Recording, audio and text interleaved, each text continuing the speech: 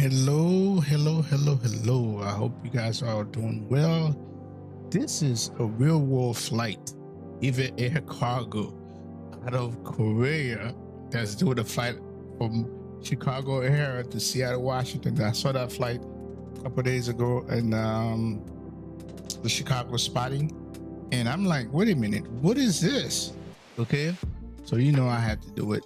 777, yeah. EVA Air Cargo, big up to EVA Air Cargo for doing that. And so today we are going to be, Bravo Romeo, what's up, man? How's frame rate this bird compared to the Total A320? It's pretty damn good. It's pretty good, man. I'm not gonna lie, it's pretty good. Welcome to the stream. So we're going to be EVA641. You guys can check that on Flight Radar or Flight Aware. You know, that's a flight that happened, I think, yesterday or the day before. So that's what we're going to be. And let's go ahead and get on Vatsim. So somebody's now on my spot over here. Let's get on Vatsim already. All right. Okay, we're gonna connect. So we're gonna be EVA641. EVA.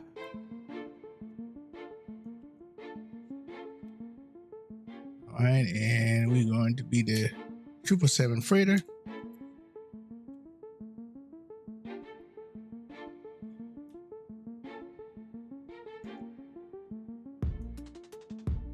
EVA Air, here it is. Connect. All right, we're on the south side. I think Kim is flying. I don't know if he's going to be on the north side or over here. So here we are. We are logged in. Yes, sir. Starting an hour earlier, I thought 4 p.m. Oh no, it's 3 p.m. Cam. No, you got time, man. You know it takes me time for me to load. I mean, can you start? Okay, let's load this music. Let's get going. Can you still fly it, bro? Okay, let's get back. So this is it, guys. So Fly Factor recently came out with procedures, and I don't know if I turn them on, but we will do the procedures for the latest stuff that Fly Factor have. It will not be today, and procedure departures and everything, whether it's in the freighter or the passenger side, but we will do that. But today we're not going to do that. So I see those little black thing already. So let's go ahead and fix that. It's gloomy over here in Chicago, Lord. Okay, it gone. All right, so let's go ahead and get started, guys. Right, so we're gonna go external services, Navigraph. I gotta set up my CPD LP. Get it from Sam Brief. Okay, I have to set that up. Briefing. Flight plan. So here's our flight plan. So you see we're going from O'Hare to Seattle. Cruise with wow, of course it's gonna be 160. 1561 distance air 1962, and that's everything. Okay. All right, cool. And then we are going to take a look at the ground stuff. Okay, we already have the stairs, DPU, and chocks. So we're going to be requesting some stuff. So let's go ahead and start. Battery can come on. All right. Available powers, cabin, deer, the heats.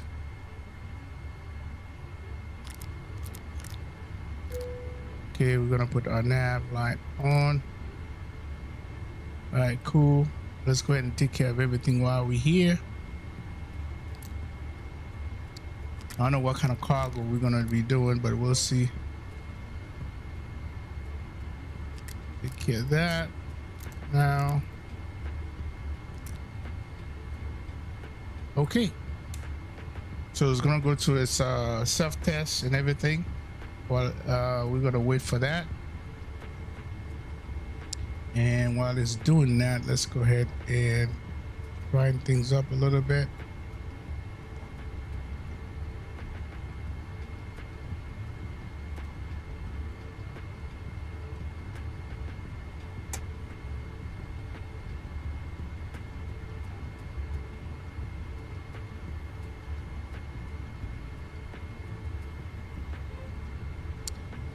All right, here it is. It's a self-test happening. Stick shaker is gonna happen. There it is. All right, cool. So now let's go ahead and start FMC. Set up our position. So we had K, Kilo, Oscar, Romeo, Delta. Copy that. Put that there. And we're gonna go to route, and let's make sure that we have let's run this route again, make sure.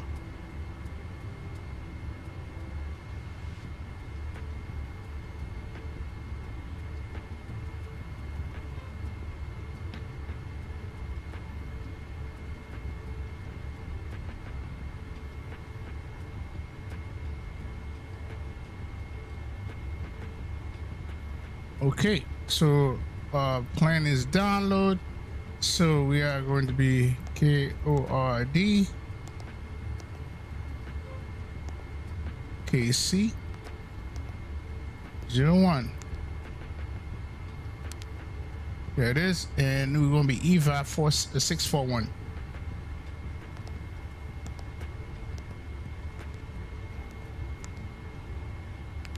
All right, activate. Execute. Okay, so now let's go ahead and call certain people here.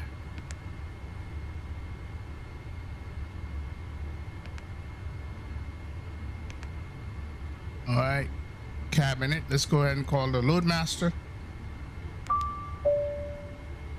Good day. Hope you are all doing well today. Loadmaster is here. Load master is here. All right, we're done with you. Let's go ahead and call the group.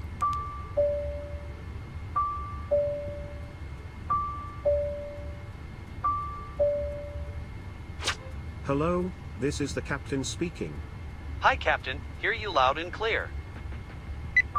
All right, so let's go ahead and go to. So we're gonna need front loader, half loader, and transporter. So We are in need of some equipment. Which one? Forwards belt loader. As soon as possible. Any other requests? yes, sir. Any other requests? Of course. Yes. All right, so we got those created. Let me see. What do we need? We need another one here. Fuel right. I think I missed a few left. Can I help you with anything else? Yes, sir. Yes. All right, let's go ahead. What's fuel right? Oh, fuel left. We did get fuel left. We get fuel right. Okay. So that's all good.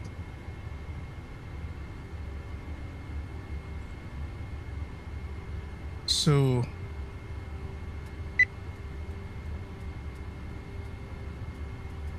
okay. So we're gonna wait for these to come up. We're gonna initialize our plan. We see got my EVA air cup. Okay, so food truck out there. We're just waiting for one thing before we start loading.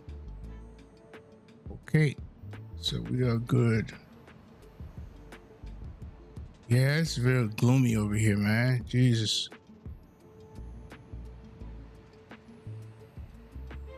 All right. Okay, I told you don't drop this thing from the skies, man. I thought I saved that. Hold on. Oh, Jesus. What is it? Simulation? General Sim. Oh, no, no, no, no. It's not there. It's on ground.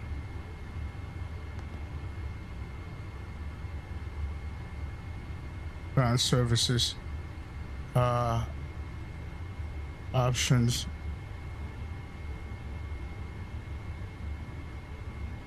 Nope. I thought I saved that. I don't want things to drop out of the sky.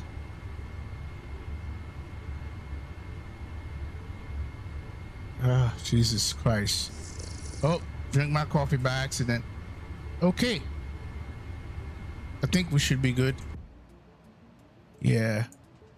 We got everything that we need here. Okay.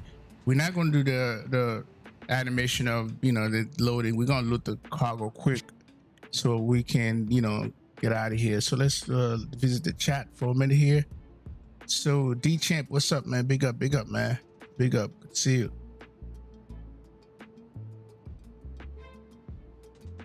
D-Champ Y2K. All right, let's go ahead and this music can come down. It's too damn loud. Hold on a second. We don't need you. All right, mixer. Okay, cool. So it's low enough. All right, so let's go back inside.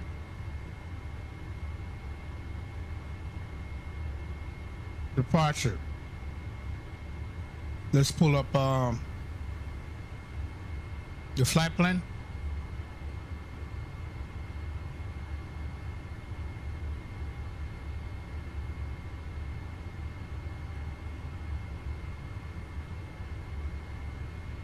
Here's a plan. So we are here in the Midwest. Well, it's really it's this is why I call this a little mini long haul.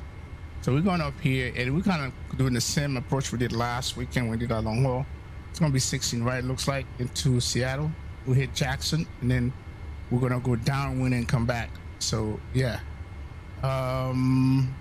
Let's see if they have any live ATC, live traffic, live ATC. So there's no ATC here. There's none here yet. So we'll see what happened. Okay. So we'll take that off. And then we're gonna take a look at the plane. So here's the plane. We're gonna be 32,000 feet. Yeah, I guess so. 32, man. We're probably gonna be hitting some clouds. We're gonna be at 32,000 feet. A very high cost index, 160. We got extra fuel. Here's alternate gonna be Portland. And here's Portland route if we have to go there. And we're doing 9 center departure. Let's take a look at the ATIS.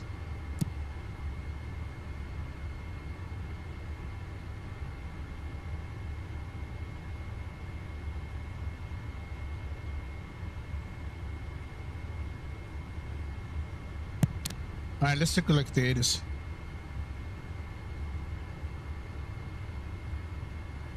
Okay, 040 16 gusting 23. Whoa, snow, light snow. Hold on. Is that why the ground is kind of wet?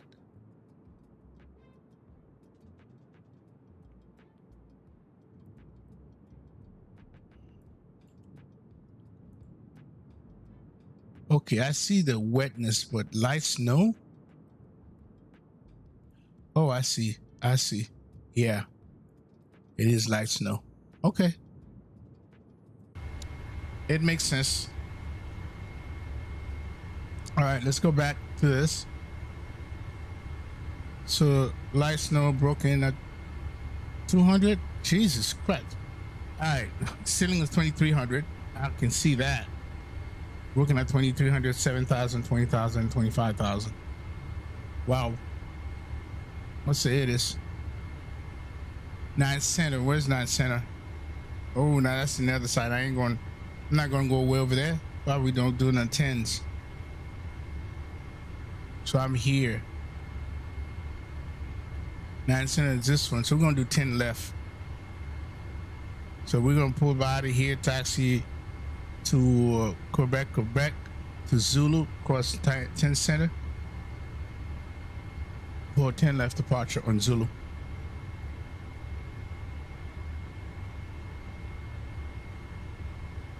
Vatsim is not on it, so we're gonna use real world. So altimeter, it is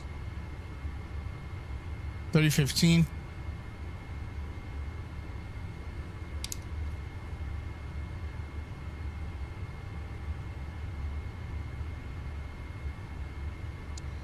Okay, 3015.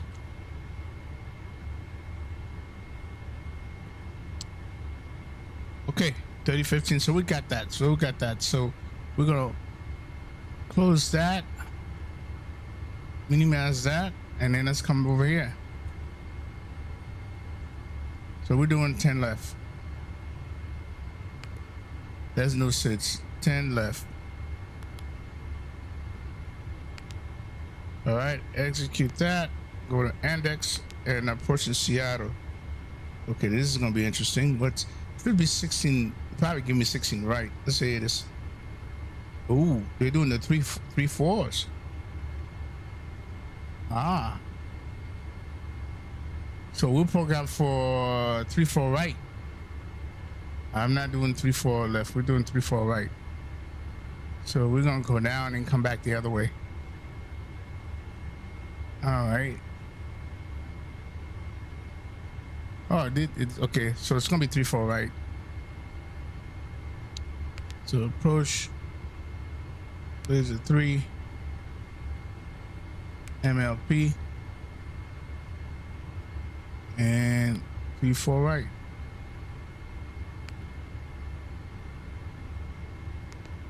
All right. Go legs.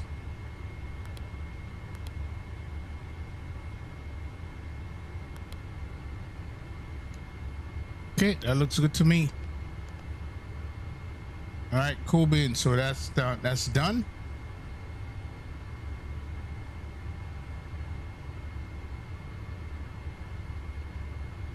Autobrick RTO. And let's do some items here.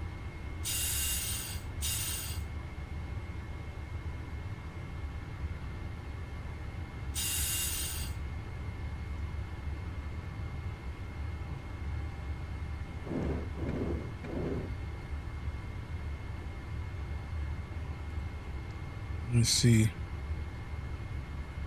Man menu.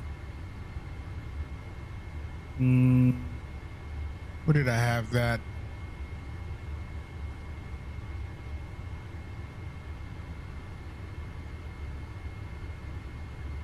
No.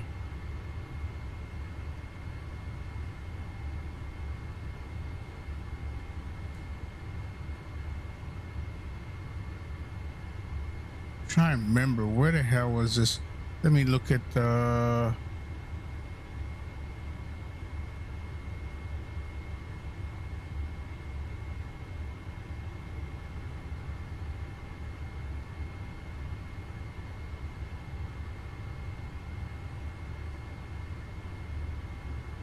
nope.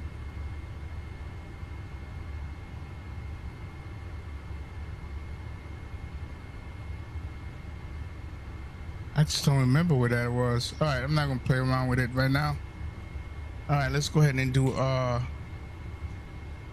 checklist. Pre-flight checklist. Oxygen. Tested 100%. Tested 100%. Flight instruments. Set. Checklist complete. All right, let's go ahead and do our performance numbers. Copy from FMC. So 10 left.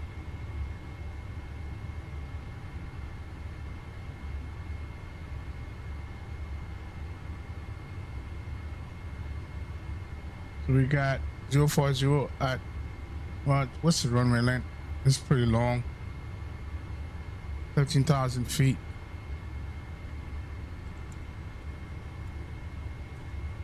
Condition, I said good, not dry. Wind is 040, 16, and it's gusting. All right, temperature 0 and 3015. Okay, and let's see what our takeoff performance is gonna be. So 10 left. All right, let's go ahead. So we got 308 500.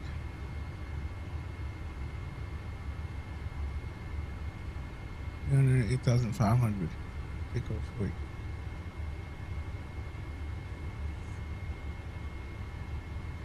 You know what? Let's exit out of there. All right. Let's go ahead and load our thing first, and then we can do, because this is gonna give us a bad reading. Let's put this away for now. Let's go to airplane, weight and balance, and we're gonna fill from SandBrief.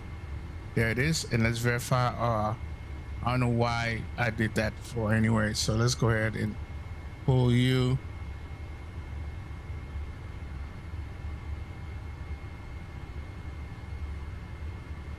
Okay, block fuel 94874, 94874. So we're good. All right, so now we load from SandBrief. We're going back. If we were doing the animation, we'll go to here, but we're not doing that. All right, excuse me, guys.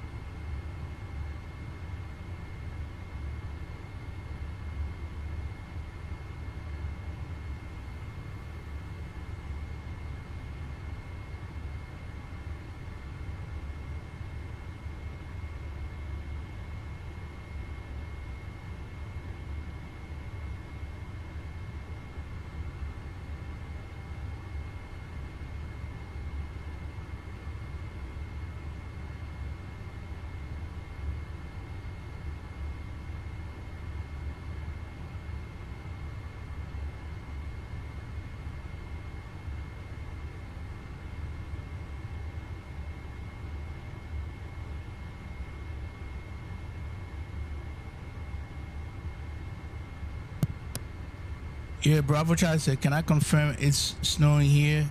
I live about. Okay, yeah, you can confirm that. All right, listen, guys. I got a phone call which I have to take, so be patient with me. I'm gonna freeze this. So I haven't loaded any fuel yet, so I'm not gonna freeze it. So give me a second, all right? Put it on this right here.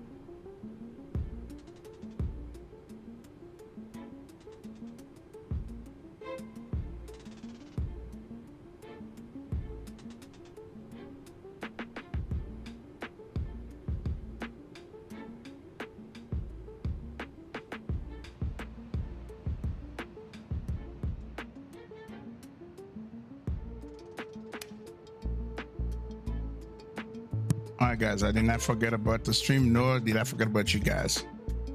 Give me another 10-15 minutes, all right?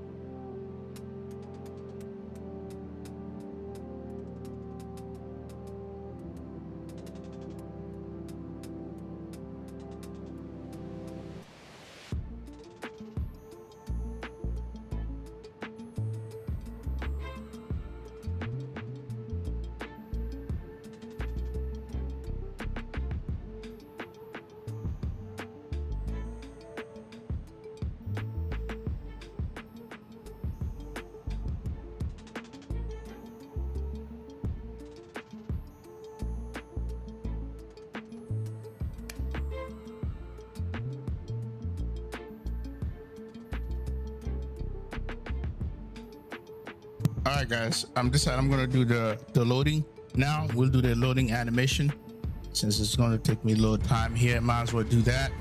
So let's go to menu, airplane, weight and balance. So we're gonna go ahead and go to the loading page, and let's go ahead and load. We're gonna load from here, okay? Go ahead and load the main freight. Loading now. You are good to start the loading. Yes, sir. Starting to load the main cargo now.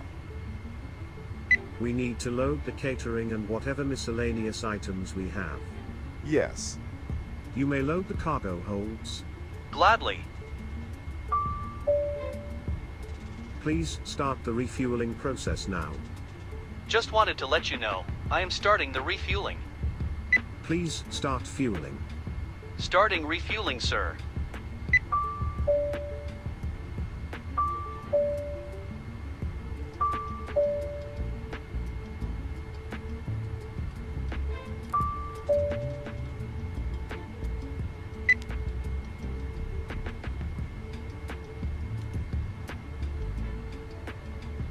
Sir, to contact the ground, you need to set up everything properly.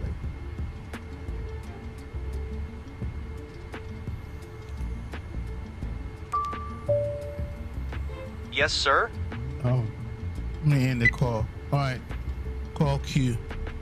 Sir, Mike, connection to ground and their actual presence near the plane is needed. We already did that, dude. What are you talking about? All right. Okay, here are the load. Think we can an elephant? Wow. Oh, and we have a Formula One car. Check this out, guys.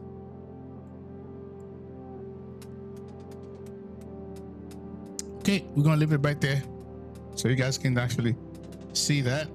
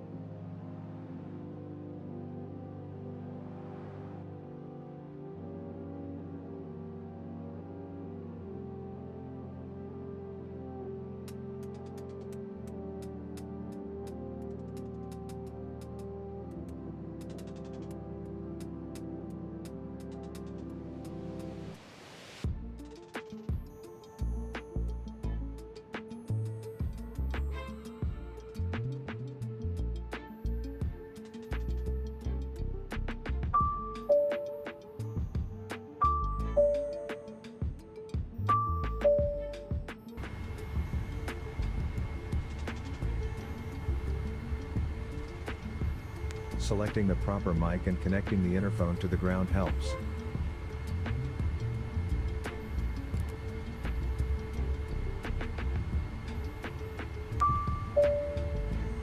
MISC items are on board. Thanks. All right, we are back.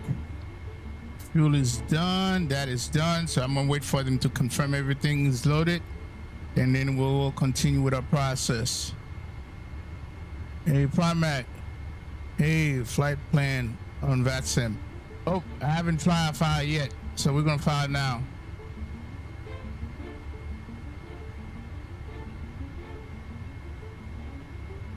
So we are filing right now. Okay, we're going to EVA641 320. All right. Oh, so that's mean that there's no ATC still. Okay, auto ATC 5622 is our squawk.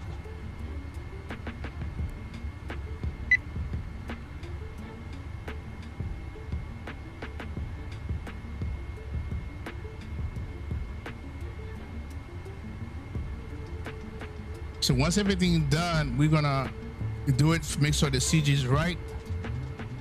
So we're gonna put this on ground control because they're the one that's gonna talk to us.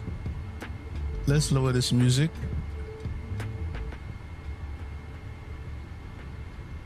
And let's go ahead and lower this. And I think that too right here. Okay. So we're still loading. So the main cargo. Oh, you see, that's closed. Now let's go and Load sheet is here for you. okay, it's done. Load sheet is here. So let's go ahead. Here's a load sheet. Let's go ahead and insert the call. We are done, sir. Fuel has been put in. Thank you. All right. So everything's done. All right. So now we are going to close. Let's see. All right, we're gonna close that front door. Okay, first of all, let's get our CG right. Before we do, let's take a look and see how everything is.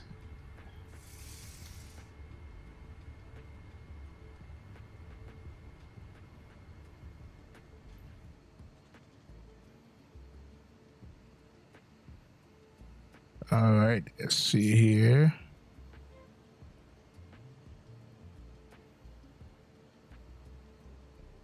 Turn the camera on.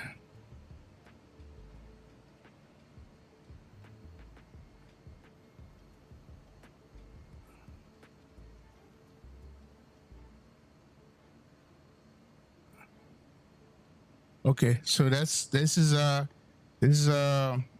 cargo area. So this is, you see some of the compartment, the elephant and this. So we're gonna have, so we're good there. So now with that said, I'm not gonna touch anything here. I'm gonna have the load master do that. Okay. And then what I'm gonna do is close that front door. Gonna call the load master.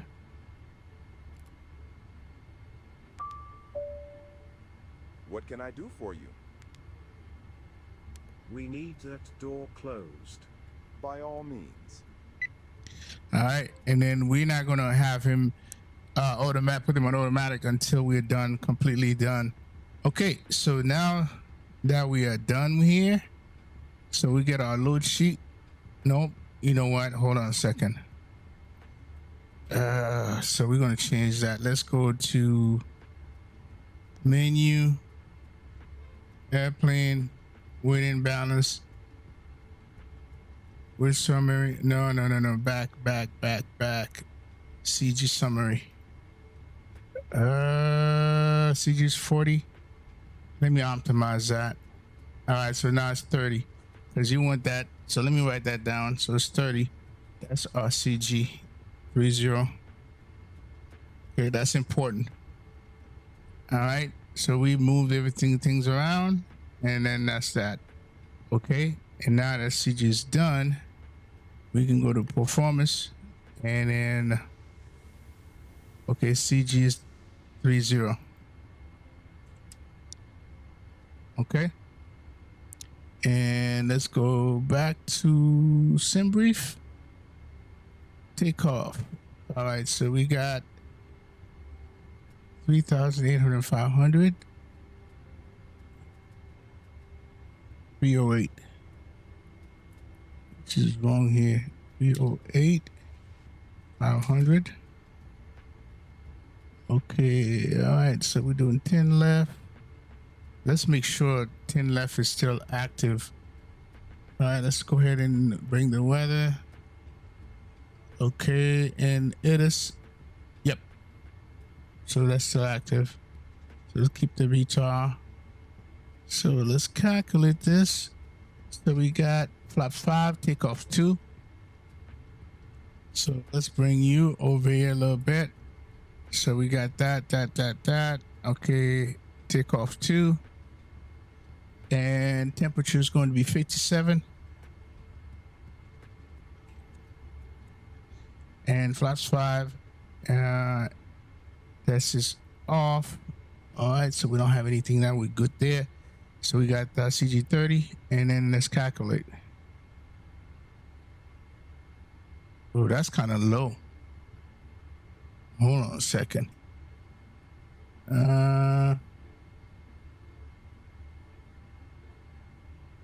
doesn't seem right.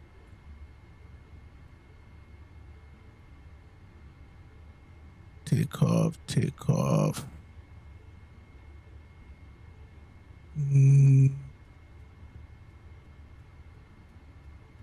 Hold on a second. This doesn't seem right.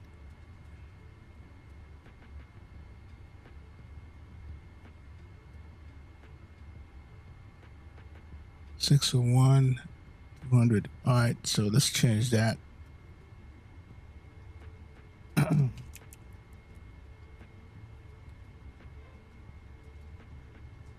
Let's calculate again. That's much better. 160, 165. All right, so we're gonna change this right here.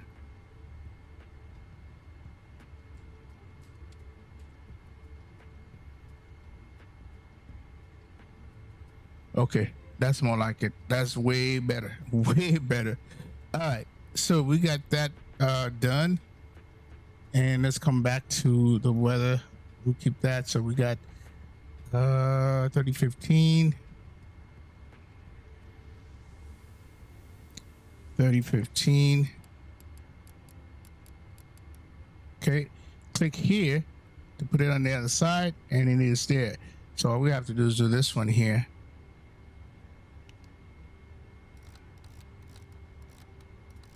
Okay, so that's good. It's done.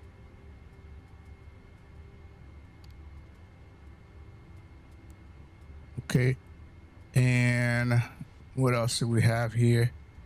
Let's put on this side. Okay, cool. And then we're going to what was the squawk that they gave me? Squawk is going to be 56. Let me see. Hold on a second. 5622.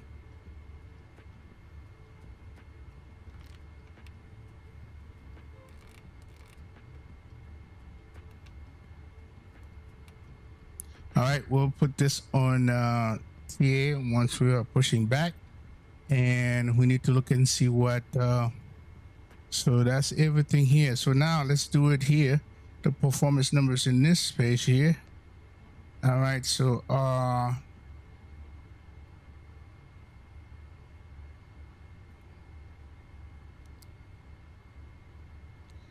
okay, zero fuel weight, 511.9.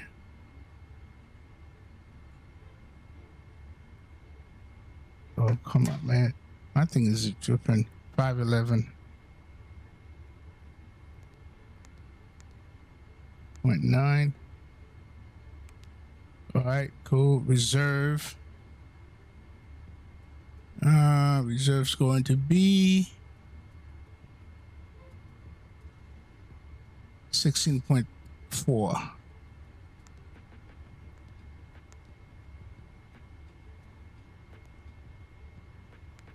All right, we're going to be at 32,000 feet,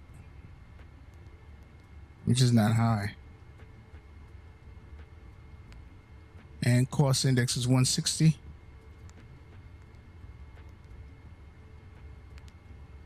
All right, thrust limit. All right, so we said, so we're going to derate at 31 Celsius.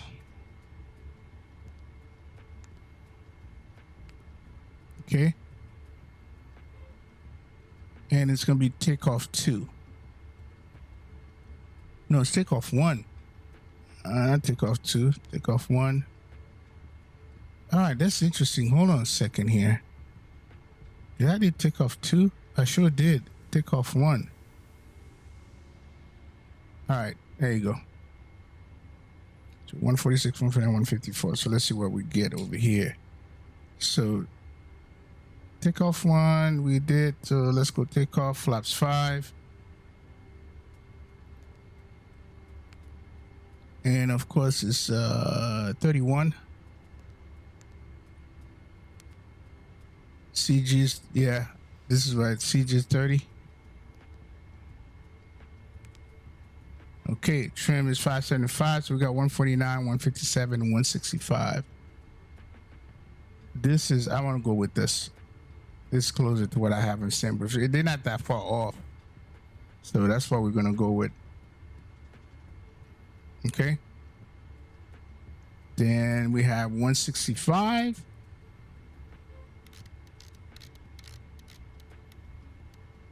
All right. And the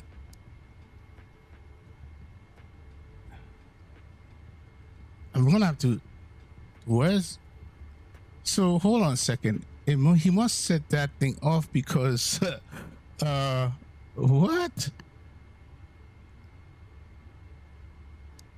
All right, let me do that. All right, so if I do this. Toga. Oh, so this is part of the procedure. I'm going to turn it off because we're not doing that yet. All right, so, oh my God, 165.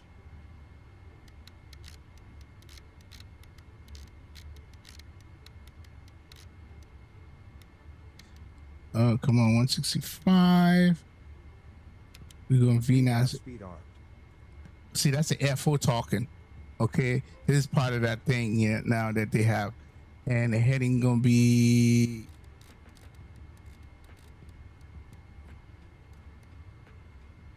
289, and then we're gonna keep it at 10,000. All right, and trim 575. All right. Okay, we gotta fix this. Oh my goodness. All right. First of all, it's a little dark in here. Let's go ahead and take care of some things here. All right. So that's good. So let's go ahead and come over here and then take care of this here. All right. We're gonna roll. Okay.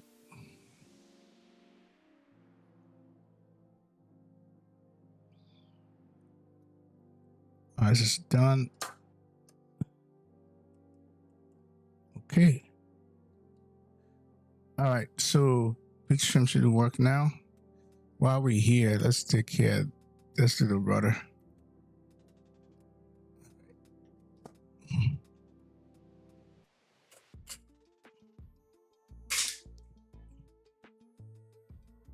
Okay, one to the left, right. Toe brakes. Yeah,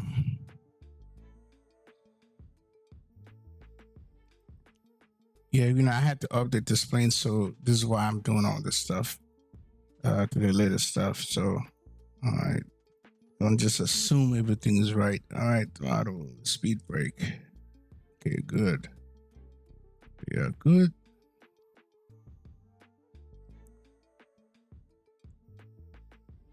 All right, let me see.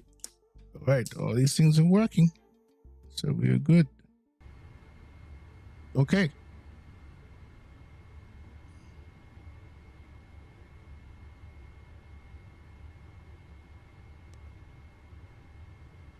Before start, checklist please. Seatbelt sign is set. Oh, I must make sure. Nope. If I check it, it wouldn't say this. And let's see. Seatbelt sign. Check. Set. Doors. All right, this is what I call the. So have him call the load master. What can I do for you? Doors to armed mode, please. Affirmative. Armed. All right, so let's wait on that one. So we're gonna start APU.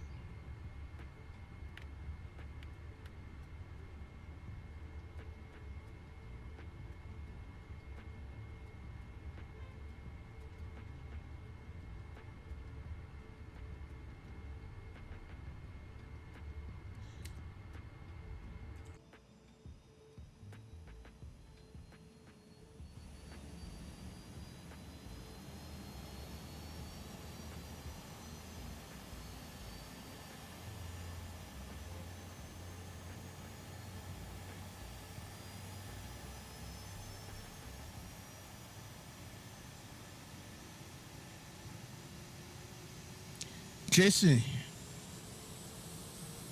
I saw you in XP12.4.0 stream yesterday. Yes, XP is my boy, man. Of course. We're really, really good homies. Welcome to the stream, man. All right, so APU Jen, so come on. All right, Peking can come on.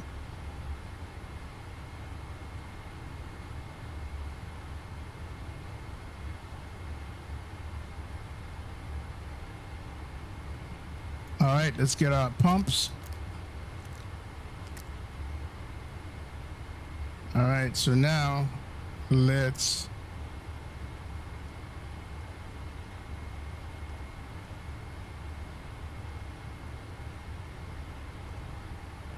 hold on a second.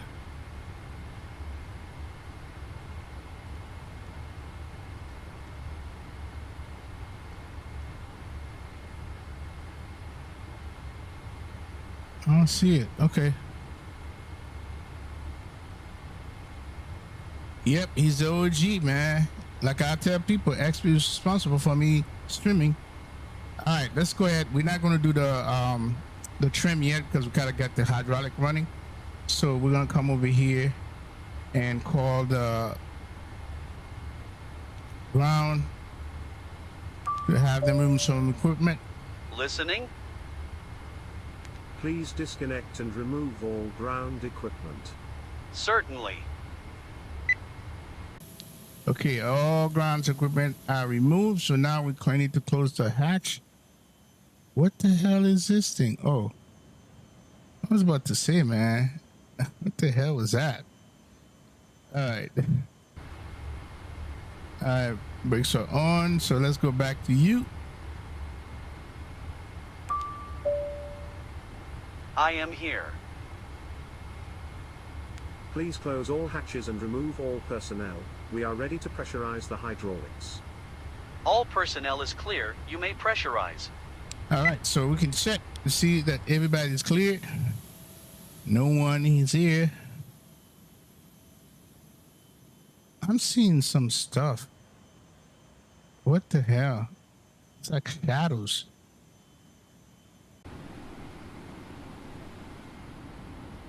It's very interesting.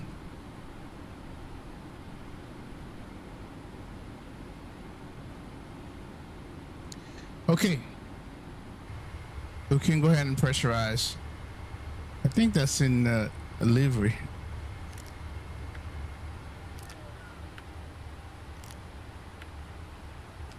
Okay, anti-ice on auto. All right, we are done pressurized. So now we can go ahead and do our trim, which is 575.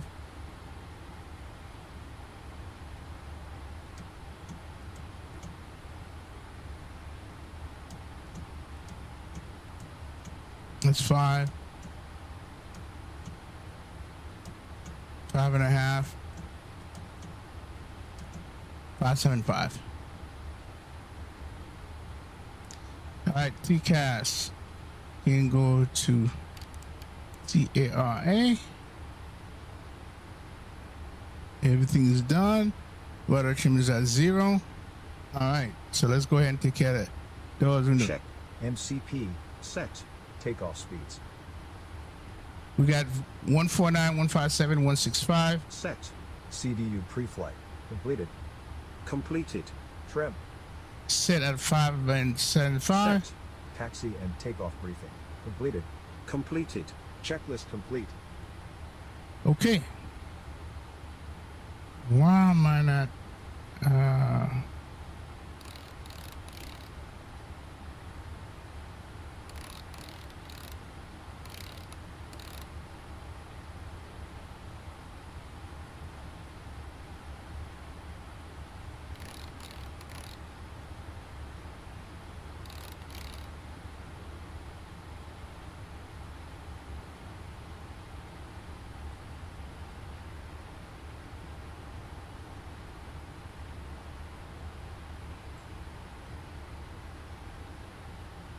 All right, so we're gonna push back here.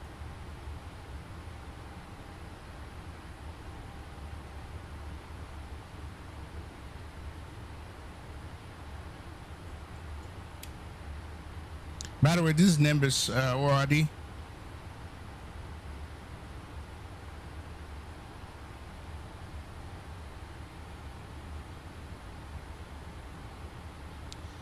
So we are here. I just saw a plane. Oh, there's 2 of them right here.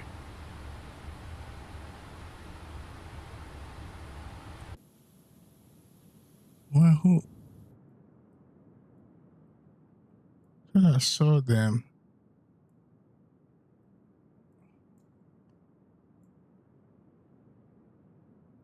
Then I saw them. Okay, so we're gonna go Quebec to Zulu, cross 10 center to 10 left on Zulu. Okay, so we're gonna push back this way. All right, and let's see what my frequency is going to be. KORD, since I fly a lot over here, so it's gonna be 127.50.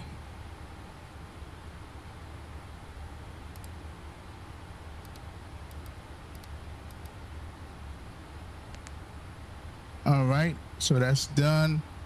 We'll put this on you. Okay, so let's check weather.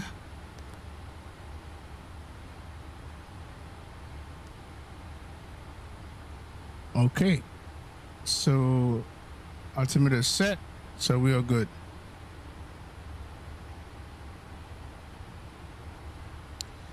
All right, let's go ahead and call pushback.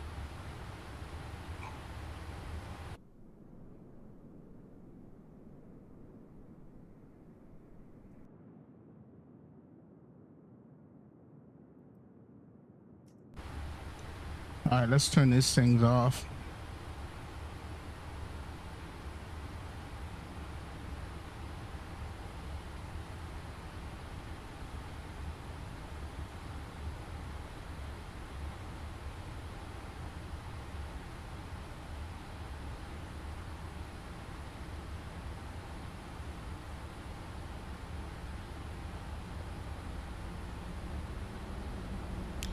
Oh, we gotta get this going.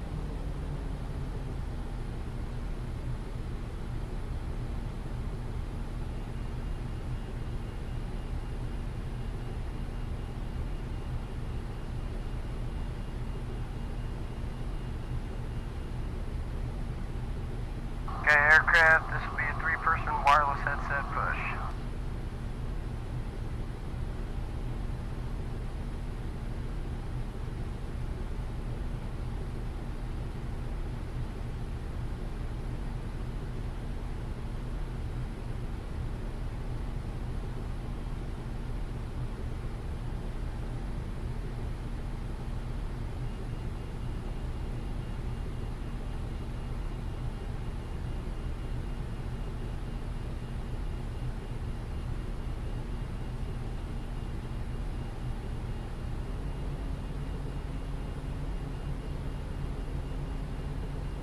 Hey, I want to give you a...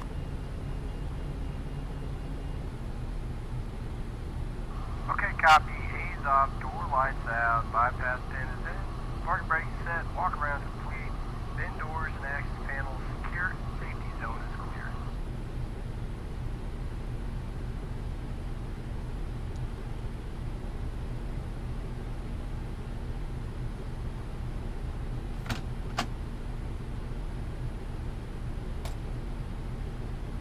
Copy, parking brake release, clear start both engines.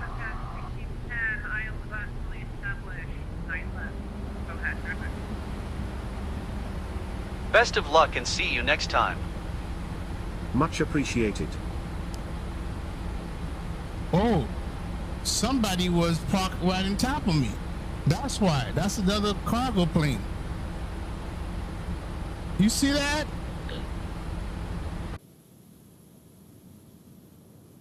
Oh my God. Seriously, bro? You didn't see me, so you didn't turn on your Vatsim to see that I was there? Oh my God. This is why I was seeing some funky stuff. Like this stuff right here. That's another 777 that looks like a 777. I don't know. Oh my God. Seriously, man?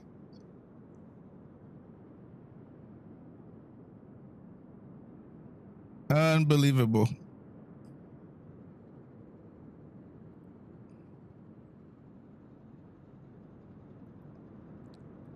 And that thing looked like, I don't know what the, what that is. All right.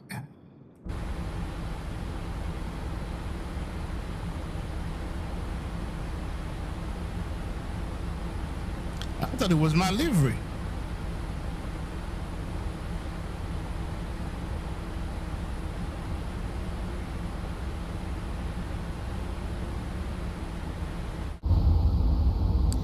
All right, we're gonna go and start number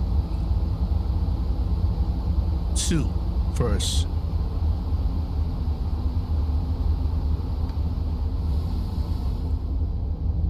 And give it some fuel.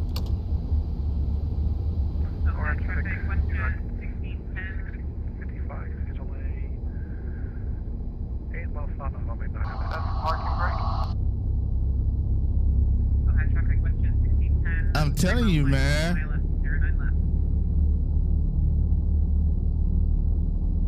That's what it looks like, Swim Club.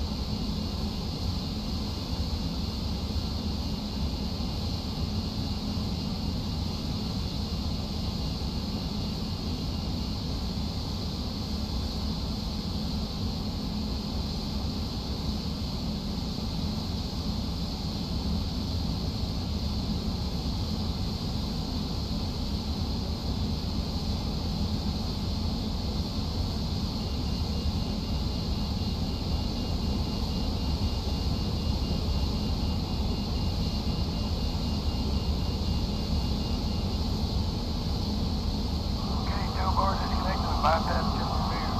How's it going, guys?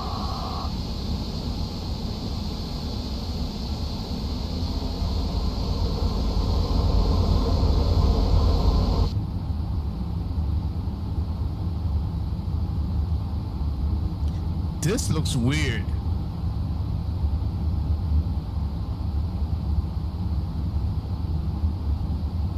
It really looks like the shell of, all right, got it. This looks weird, bro. When we turn off taxi, I'm gonna put this thing back on and see if we even have a thing on it.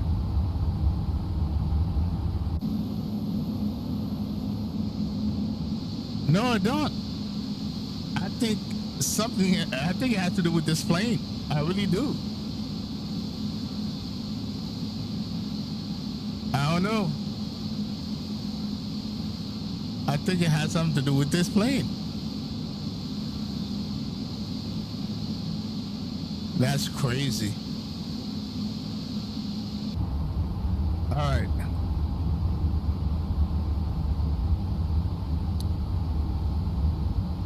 So we are set with the flaps. So let's do a flight control check.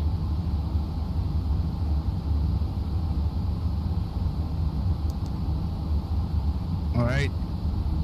Right.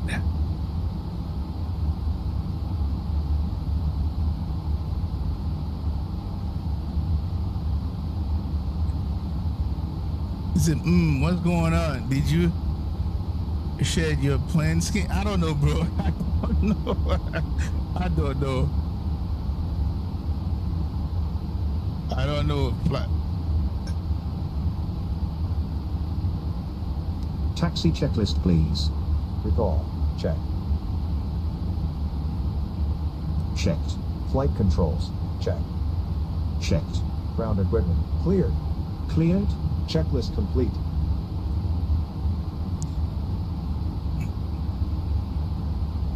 Something I'm missing.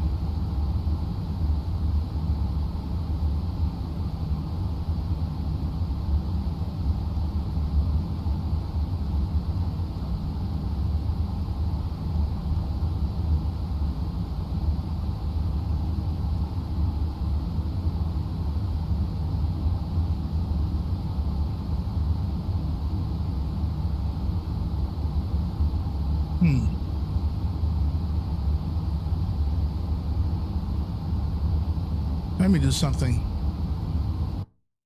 Something just seemed off. All right, let's go full screen.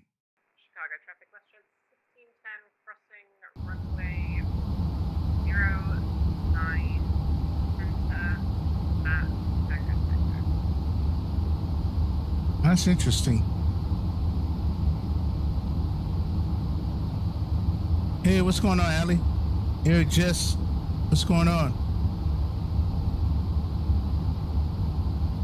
My master bright? That's up there.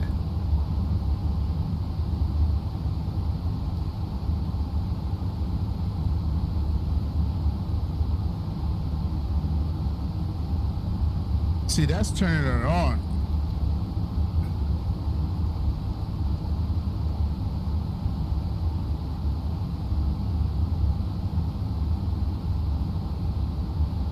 Oh, this is right here. Okay, it's there.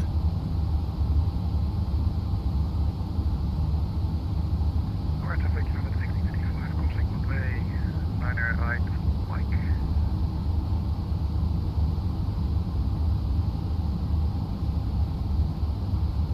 Yeah, I don't know. I don't know what's going on here. This right here, that's the part that paused me. Yeah, I don't know if it has something to do with delivery. Well, I don't know. All right, let's lower this thing here.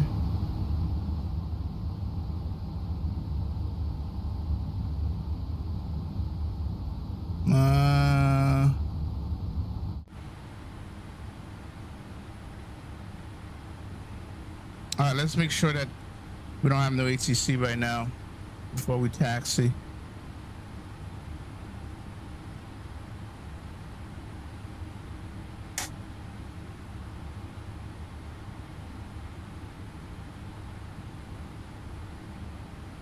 All right, so nope, we don't have any.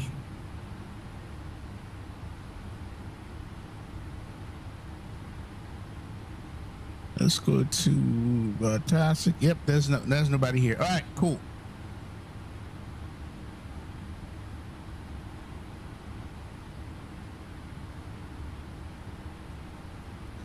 All right, we're gonna take Quebec to Zulu, cross 10 center on Zulu to 10 left for departure. All right.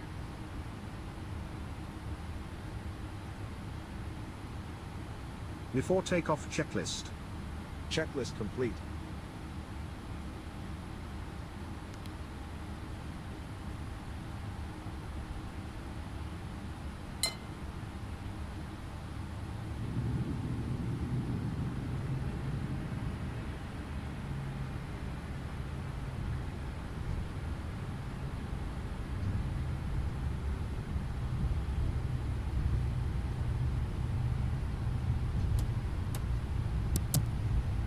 O'Hare traffic, EVA641, taxing via Quebec, Zulu, crossing 10 center on Zulu for 10 left departure, O'Hare traffic. Hey, big up yourself, HE simulation. Big up. And all air traffic, as Sky was. 4862, let's talk to push up, Bravo 7. O'Hare.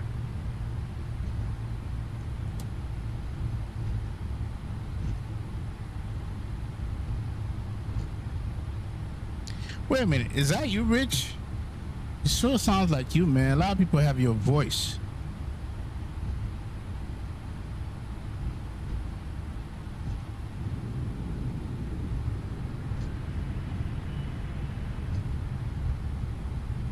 I don't like that glow on the windshield. I'm probably gonna have to take that out.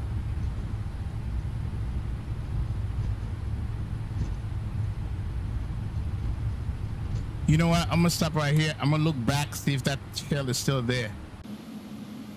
Let's see. It's still there. That is so weird. Oh my God. Yeah, you can tell it did snow over here. Still there.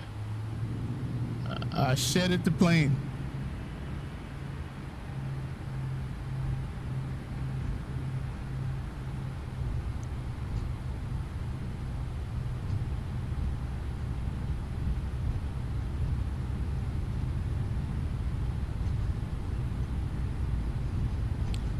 Pilot G official here. I said big up for you. I'm Sky. Oh, Pilot G, bro, you sound like Rich, man. What's up? Where you flying to, Pilot G? No, there's no, not that I know of. The only one that I know of is Fairware.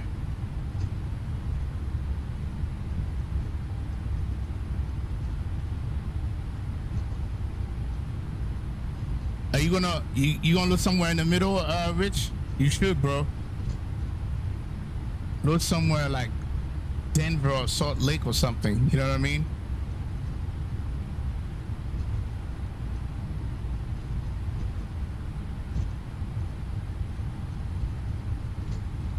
Yeah, I'm gonna. There got to be a way. Hold on a second. There got to be a way. Hold on, man. Cause that reflection is get on my nerve too. Let's go to here and plane.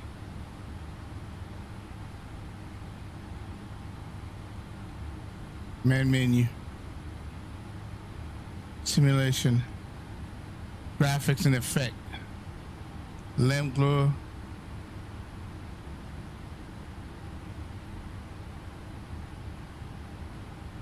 I don't see anything here. Would that be lamp glow? Let me see. Nope, it's not lamp glow.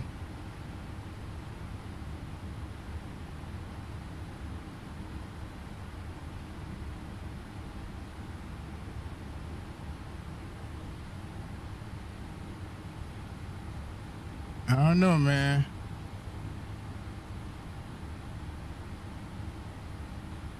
Yeah, I don't know.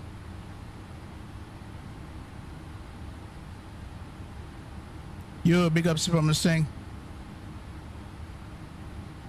You check? Yeah, man. Yeah, they gotta do something about that.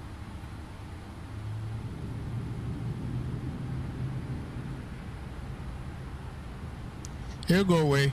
It's not gonna be here forever.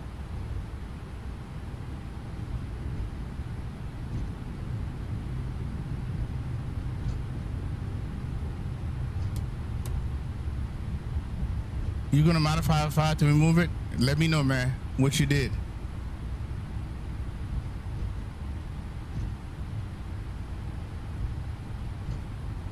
Yeah, because it's all over the place right here. That's annoying. Fire Factor, you listening? This glow is annoying, man. You guys have the video you watching. All right, clear. Nobody's coming in, so we're going across.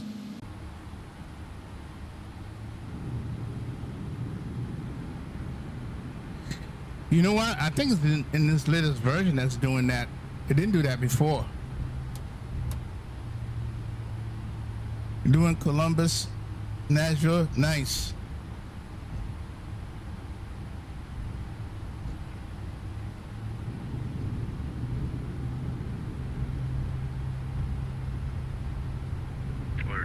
Approaching 10 center. 9 center. Where?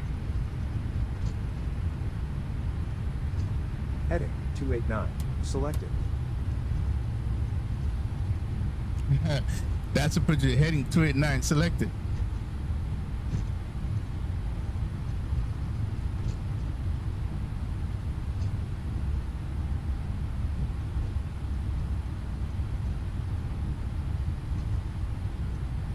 We're gonna change that heading, bro. We will.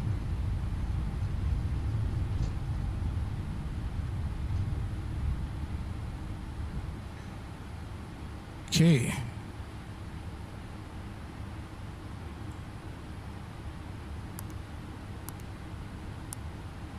That side can come off, strobe can come on, wing light can come on. All right.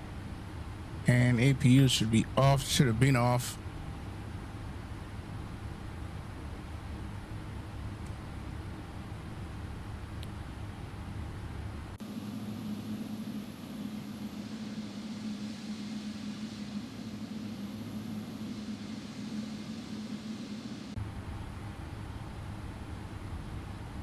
O'Hare traffic, EVA641, line up on 10 left for departure, O'Hare traffic.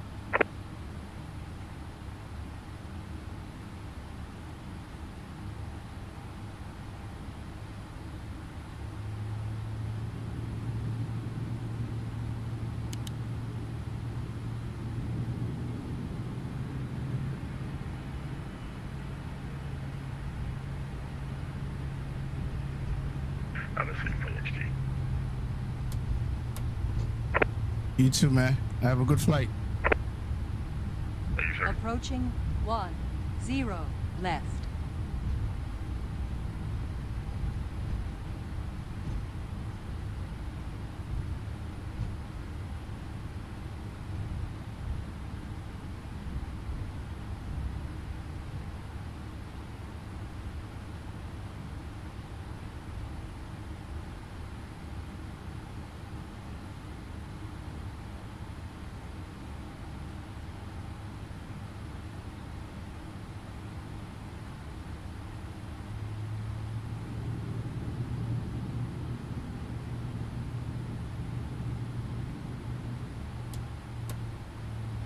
On runway 10 left. Where traffic sky was 4862 cross 1 and 4 left where actually go.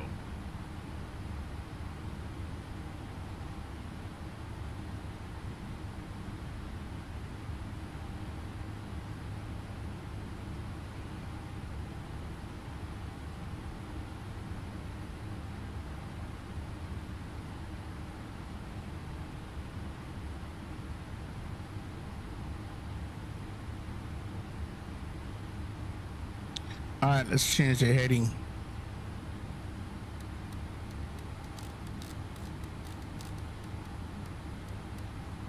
You want to give it right here? Heading 057. Check. All right, ready?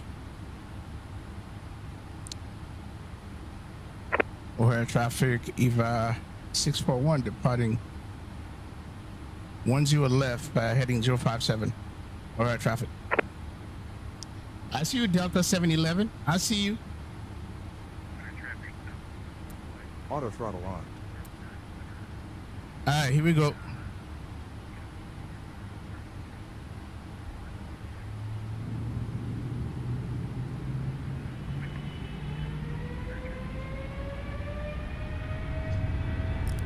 Thrust reference.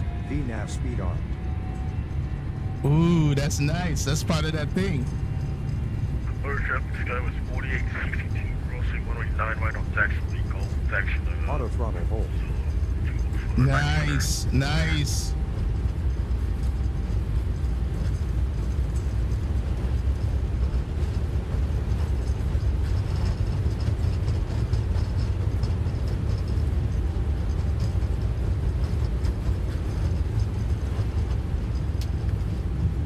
Ooh, that crosswind.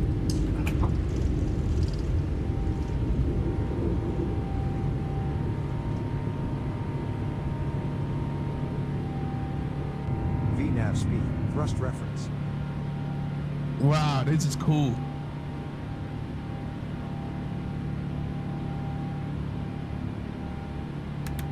Heading select. Heading to course.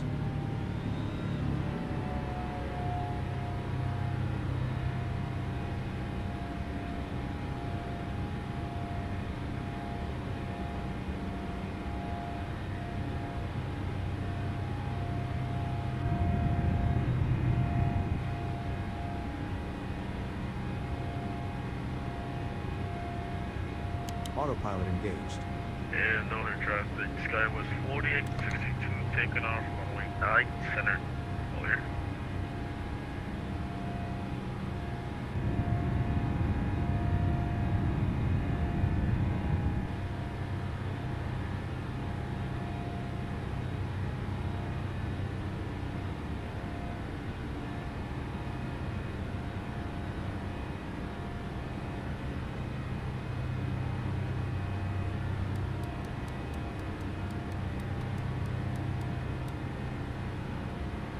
Heading 343. Check.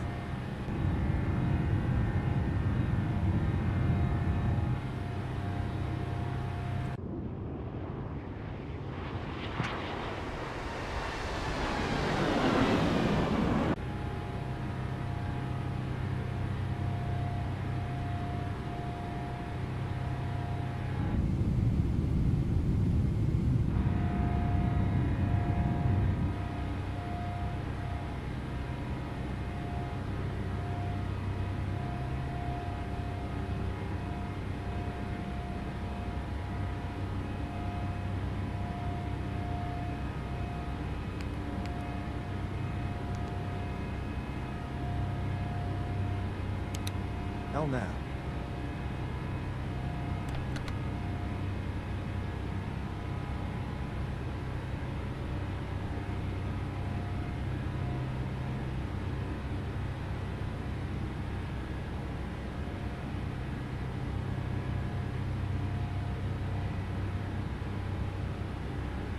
After takeoff checklist, please. Checklist complete.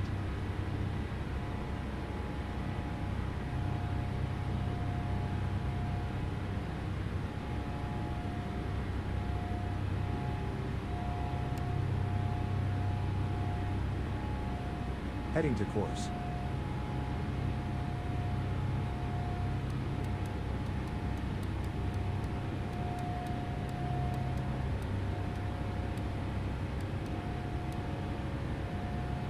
Heading 279. Set. 1000 to go. VNAV on. Auto throttle and speed mode. 90, margin east. Switch only to come. Over. VNAV speed. Thrust reference. Altitude 32,000 feet. Set.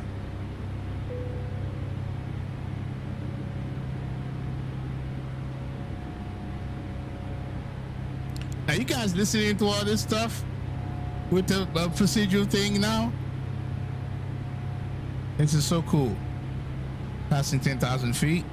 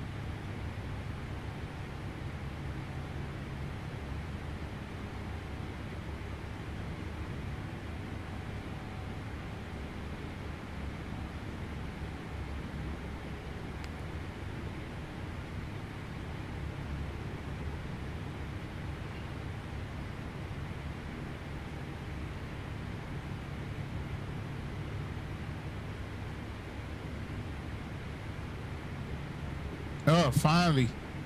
Living in this damn silver cloud, man. Oh, not yet. Get a little glimpse.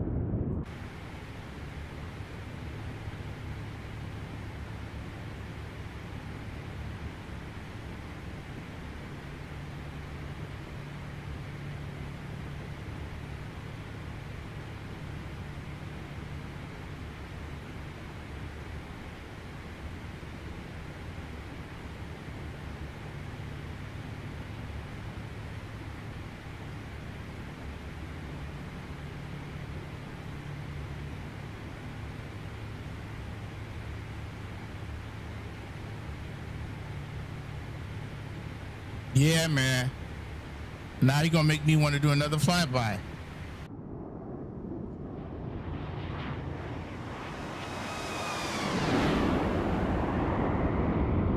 You're gonna make me do another flyby, bro.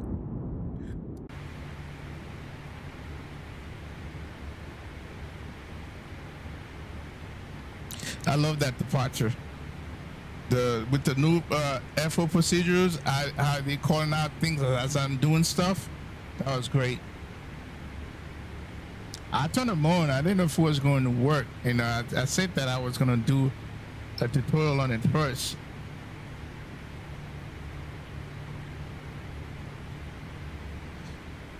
Oh man, bro, nah, this is long. I wish there was any more. It depends how I feel when I get to Seattle, but I don't know. Tomorrow, yeah, definitely tomorrow.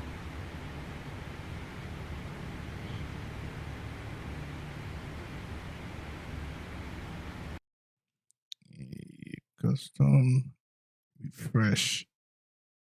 All right, cool.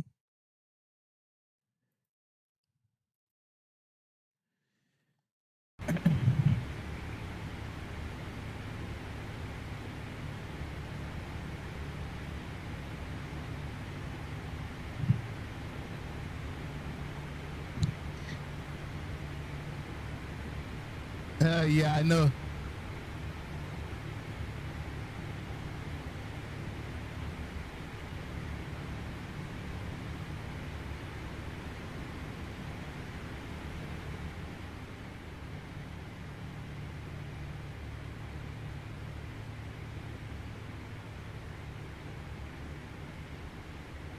All right, so let's go ahead and take a look at, because I know 7-Eleven was about to do his thing. Vatsim radar.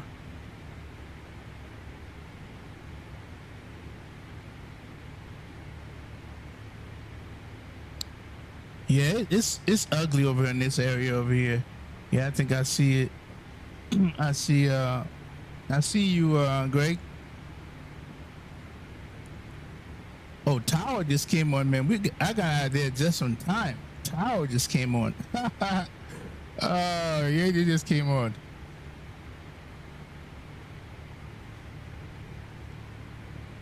Tower just came on, bro.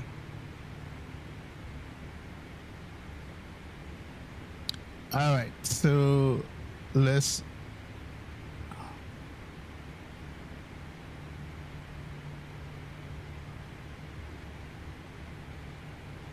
All right, let's go ahead and turn on this other map.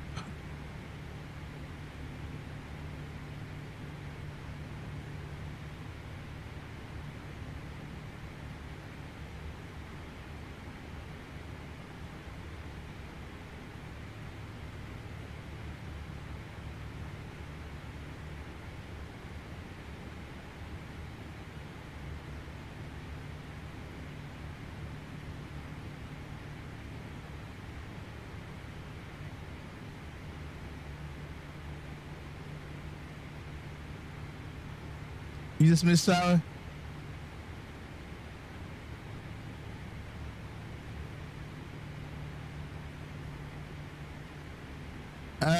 You gonna report her, man?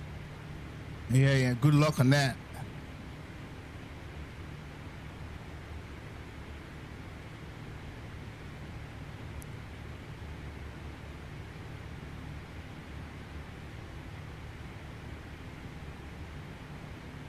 $1,000 to go.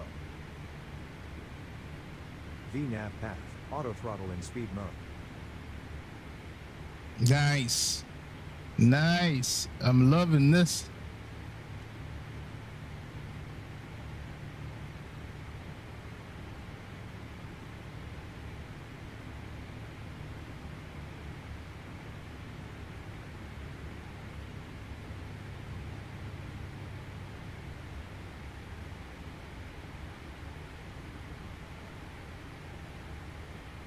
Ladies and gentlemen, we have reached our cruising altitude. We will shortly begin our in-flight service. No, we don't have We no offer a in-flight variety service. of complimentary beverages and snacks. Let's stop this thing. For your information, we are currently cruising en route to Seattle Tacoma International, with the remaining flight time of approximately 4 hours 47 minutes. Sit back, relax, and enjoy the service. Let it play. Ladies and gentlemen, this is the captain. We are currently cruising at 32,000 feet. We are on schedule for an on-time arrival into Seattle Tacoma International at approximately 15:20. The weather in Seattle Tacoma International looks good, with broken clouds. We'll update you again before we begin our descent. Thank you.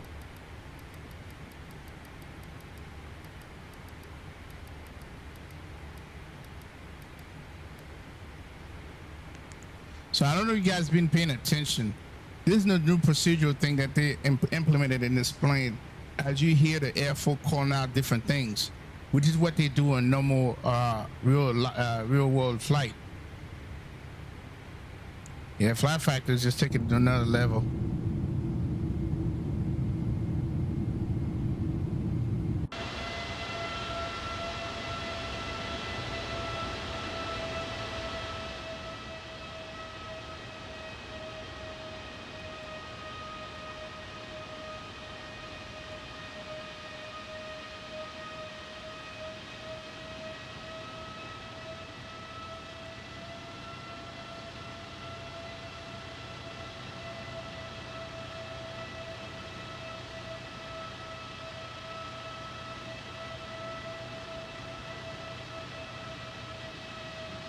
Yeah, the breakout was nice though, huh?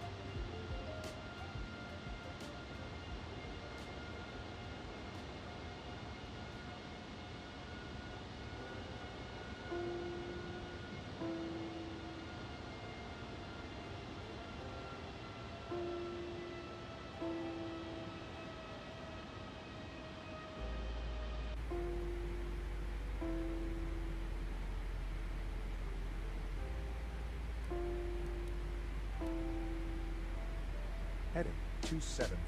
Check.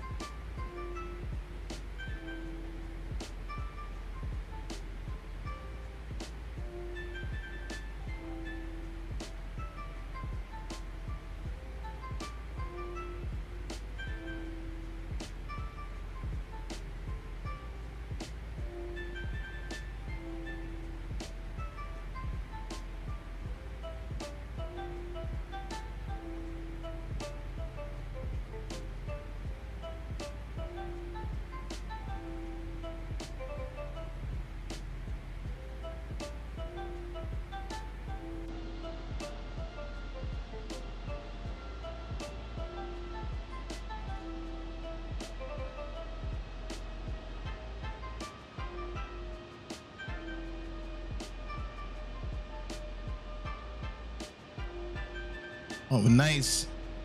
A330-900 Neo, Greg is flying.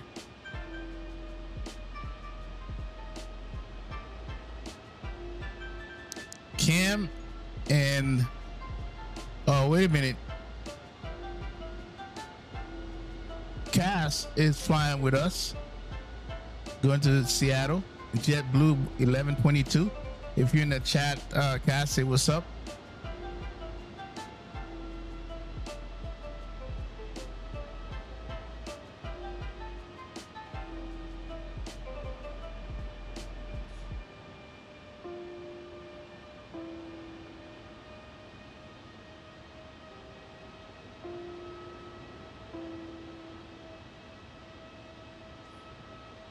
You know what? I can bring this down a little bit.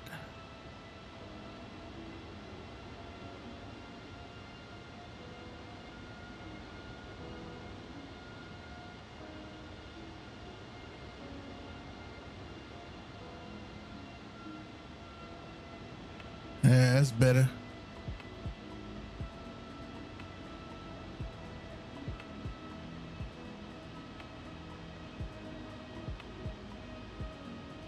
Yep, it's better.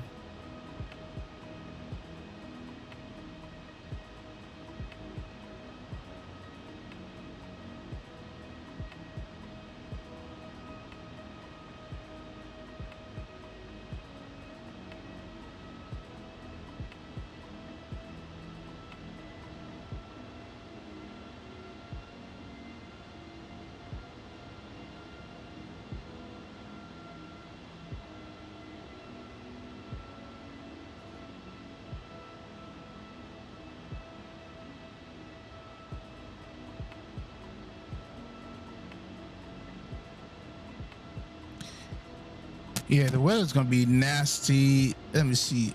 Man, there's a cloud layer until we get into Oklahoma.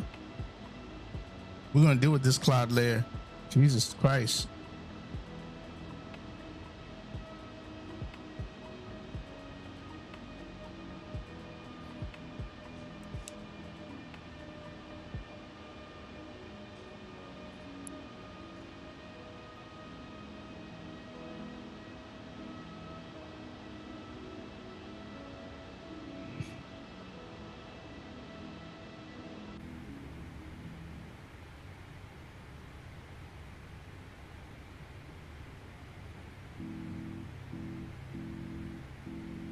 So there's a headwind. 96. Jesus.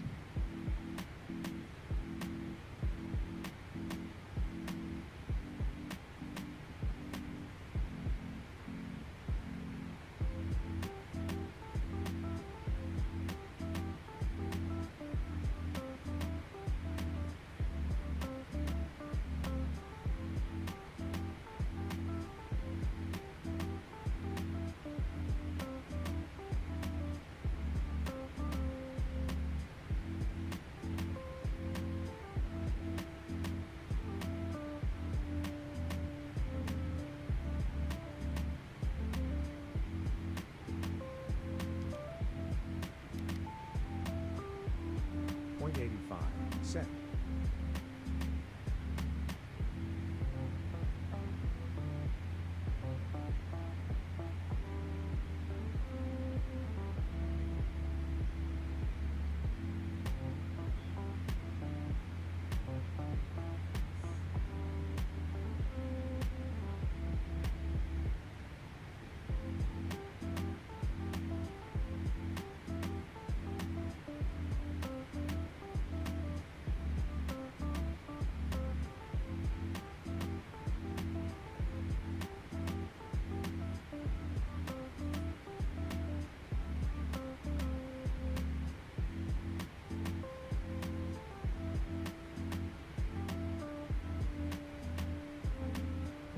Heading 273, check.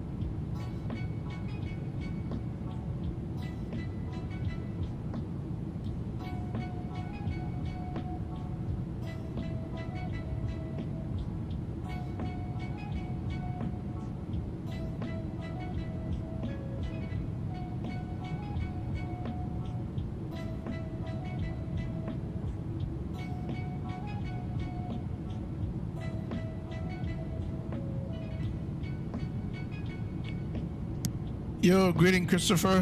How you doing? Hope you all well. I should say, hope you're well. Welcome to another freighter flight. EVA641 from Chicago O'Hare to Seattle, Washington. Real world flight that happened 2 days ago. And this here airplane, 777-200 freighter.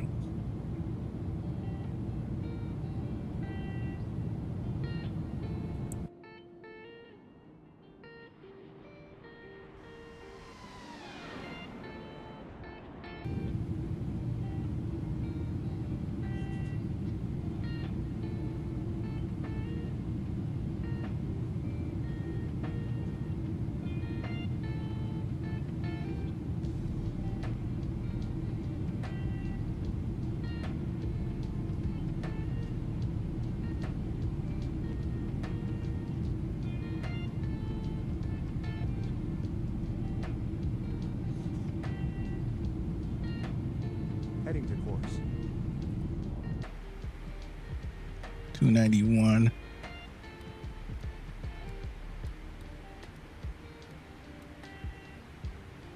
Heading 291. Set.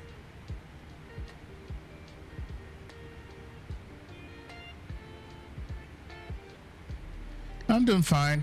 Can't complain, bro. You know what?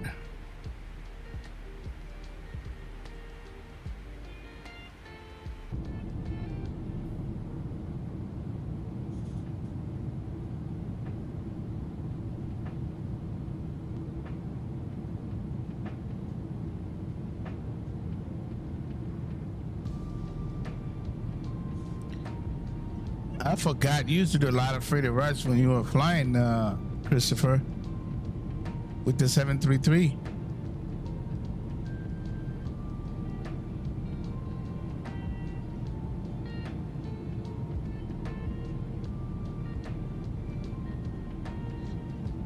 Yeah, Greg's definitely gonna pass me because it's at a higher altitude. He's definitely gonna pass me. I can't go higher. I have to set 3 at 32,000 feet.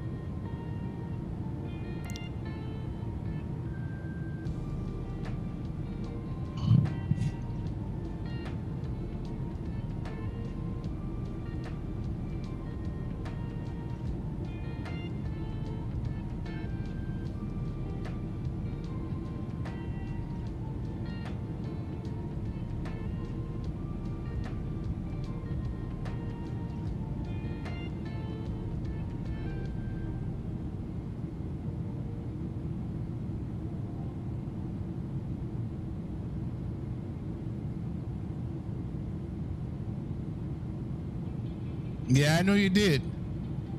I know you did, bro.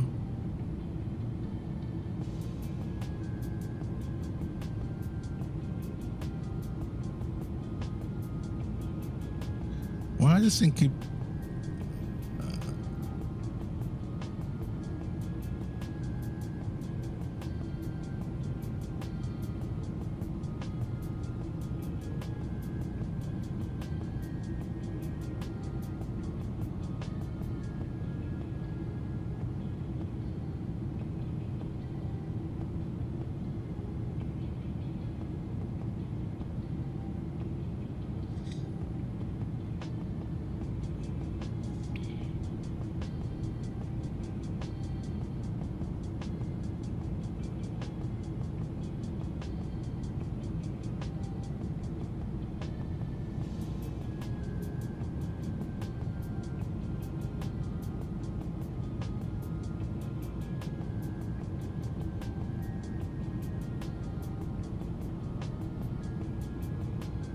Oh, nothing wrong.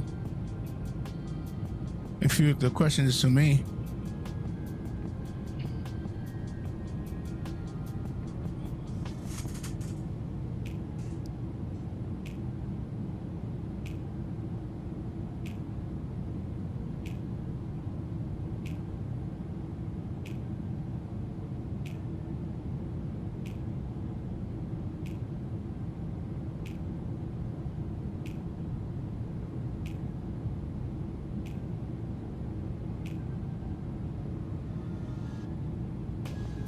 Yep.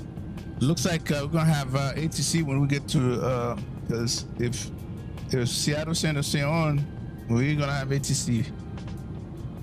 Yes, sir.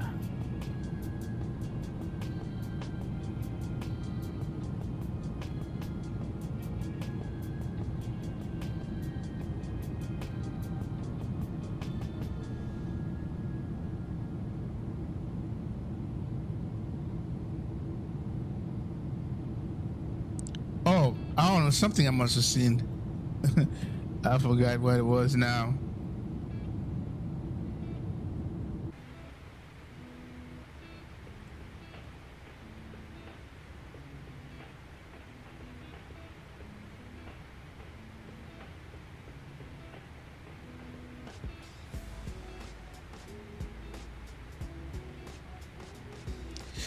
You know, this come to mind.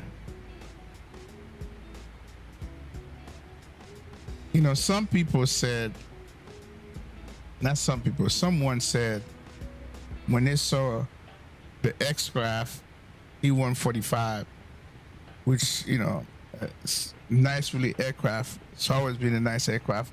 All the extra stuff are nice. Oh, that's the best textured plane I've seen in action. No, it's one of the best, not the best, one of the best, because this one is pretty dope right here. So don't forget about this one. But, you know,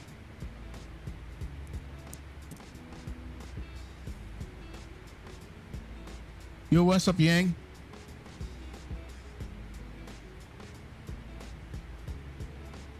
Yeah, man, it's all good, bro. We know you're busy working.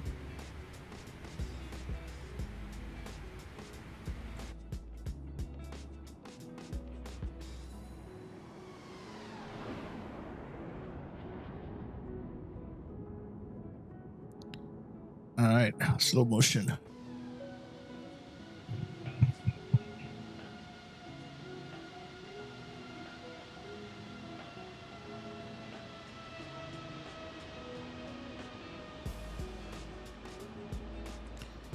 I'll be streaming the ERJ probably on Tuesday. Going to do a giveaway of the ERJ 145. So on Tuesday I'll be doing that for you guys, courtesy of Marco from X-Craft. He oh wow, changed to okay.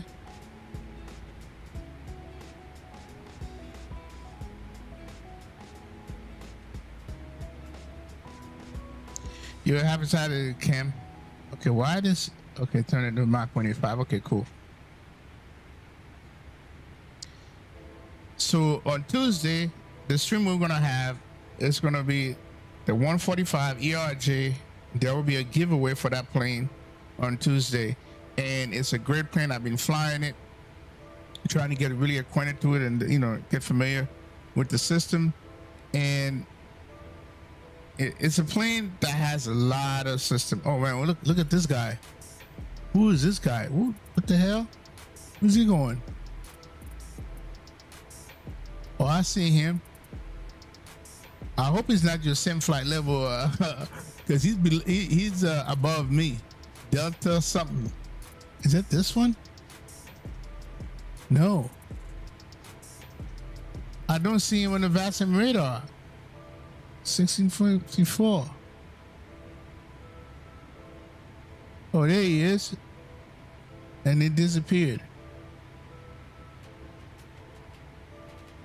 So yeah, the ERJ can do LPV, GPS approach, localizer. I had to kind of figure out when the frequency, all that stuff. And so I think I got it down packed now. I did a little offline. Well, not a stream flight. I did a flight last night to Atlanta. Just wanted to test a few things. I had to adjust my sensitivity on the roll, which is good, the pitch, and then of course test test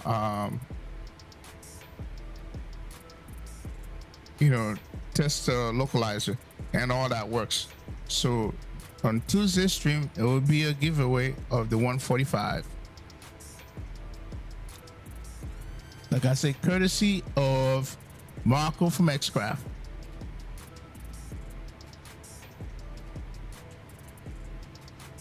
You starting your approach? Nice.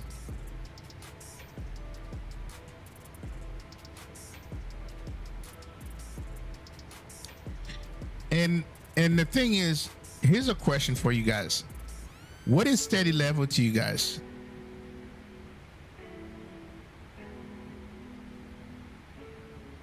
What is steady level to you guys? Because people throw the word steady level around like it's, you know, it's nothing. If a plane has really good system, it does everything that the real plane does in real life, which the ERJ does, because the ERJ pilot that was on the staff for this plane makes sure it's nothing compared to the previous one. Okay, that plane does a lot of stuff. And if you are into system like I am, and you know, I didn't used to, I was in system, but I didn't used to follow like the procedure and stuff that you do. But I feel like that the level, the work to put in the ERJ, I had to make sure I do the procedure. I have to make sure that I follow the checklist, because somebody can jump on and fly the plane and not know a lot what a lot of other things do and why they do it. Why when you start the plane, it's screaming at you. You know, they won't know none of this stuff unless you watch the tutorial on the real pilots, read the manuals, and you understand. There's no other ERJ out there except this one. So would I say in the same level as this plane I'm flying in terms of depth of simulation? Probably not, but it's in the top 5, because I consider the Challenge 650 number 1, then this one is number 2. Okay, 1 and 2. Challenge 650 and this one. And I think the E175, hell of a job system wise. So the E170, the E-Jets, E175 and ERJ, they are in the top 5 for me in terms of system depth. Okay, so now, do you want to use the word steady level? Well, listen. Well, you want to be able to pull out what you call it? You know, you want to be able to go up here to see what circuit breakers out and all that stuff. Who's going to do that? I'm just asking you, who's going to do that? Now, in a plane like this, if something goes wrong with one of the things, it's going to be helpful to go up there and you know, a failure and fix that. But just because it doesn't have circuit breakers that pops out and anything like that, well, listen, I guess everybody have their own thing, the way they look at it. If it doesn't have that kind of stuff, then it's not steady level to them. I just have to disagree with that. Heading 294. Selected.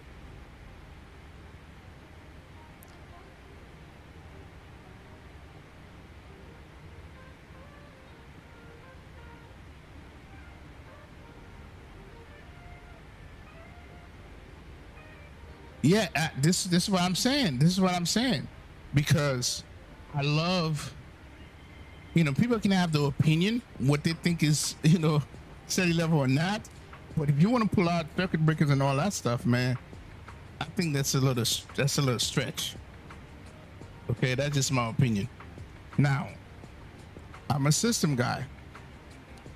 I'm not a visual guy first. I'm a system guy first.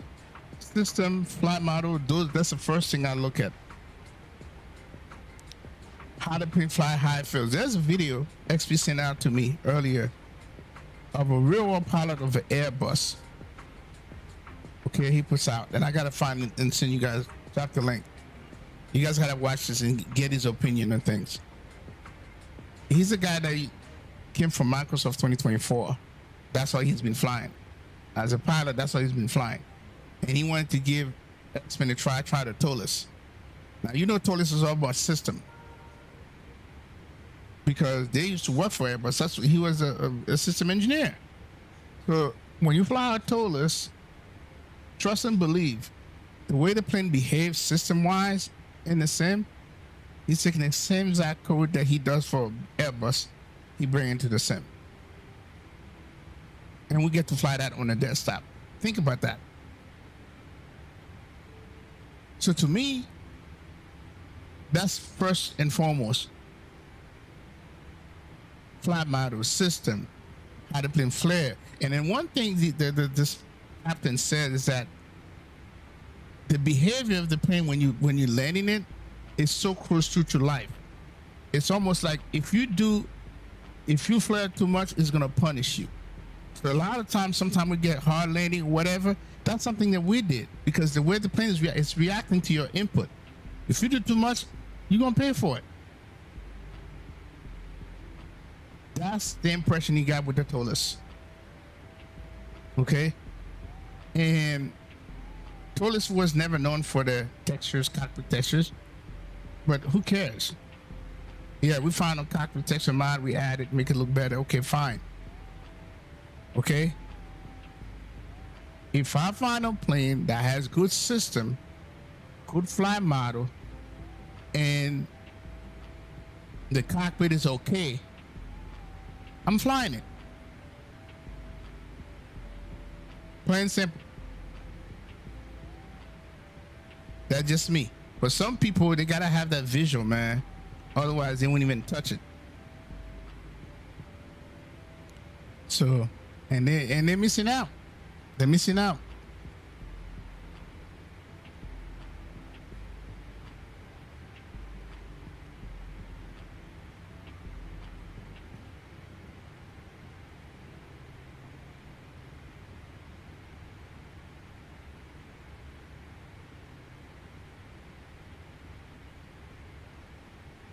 Well, I have a so-called quote-unquote cellular level Seneca. I do. Enhancement. It's a cellular level Seneca. You know, at that level, you know who makes cellular level GA plane? Okay, you got this guy. I forgot who makes it, but I got the cellular level Seneca, and then FO Labs.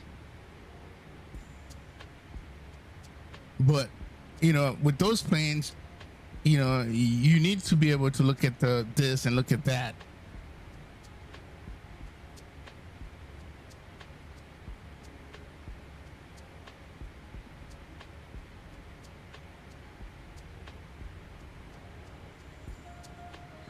Listen, hiking is great, but that's not end or be all. But that's what some people like. They prefer that over systems. Okay? And there's a plane that I fly. It's a jet. There's a lot of people that don't like it because they feel like the cockpit texture is not okay. And, you know, they feel like the 3D modeling is not all that, okay? But they're missing out on the system. The thing have hella system, flies well. The cockpit, the model, outside model is great. But it turned them off when they look at the cockpit because they're not getting a true 3D cockpit. You know? So therefore, it turned them off. And I get it. I get it. But me, no, I'm good, man. I'm gonna still fly it. Brother said, I'm only about the sound. Well, me too, man. You know I'm a sound guy, brother.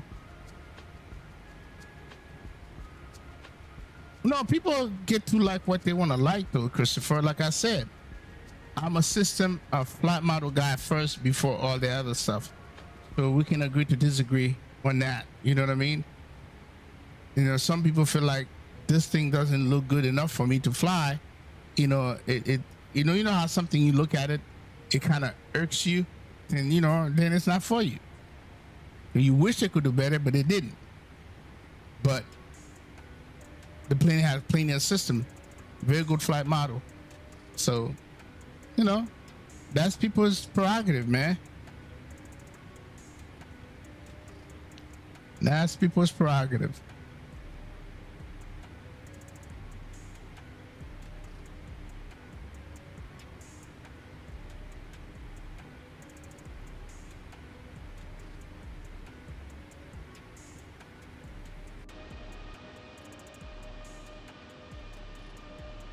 But there's nothing they can say about this bird, though. This bird has everything. As a matter of fact, for some people, it has too much. It's just too much stuff. It's like, bro, you don't have to do any of that stuff. You can still fly the plane. But for somebody like me, I'm going to simulate everything that it comes with. You know? This procedural thing that they just implemented, oh, man, I love it. Love it. But some people really, you know, they just want to do the flight plane, jump on and fly. You mess around with this plane and load this plane and your CG is wrong, you see what happened. Ask me about that, because it happened to me. The plane completely tipped over because the CG was wrong. And then that's when Jet Power told me, oh no, that's real life, bro. It happened. They sent me some pics. So how many, you know, what other plane does that in any sim except for this one? So yeah, for some people, this thing has to, like, the EFB is just too much for some people. They don't have time to be going through all that stuff. They don't. In the beginning, for me, it was intimidating, but I'm like, no, if you want to learn how to fly this plane properly, do the thing properly, every time I watch a cargo flight, that's what these guys are doing. Why not mimic the same thing in the sim if the plane allow you to do that? So that's what I'm doing.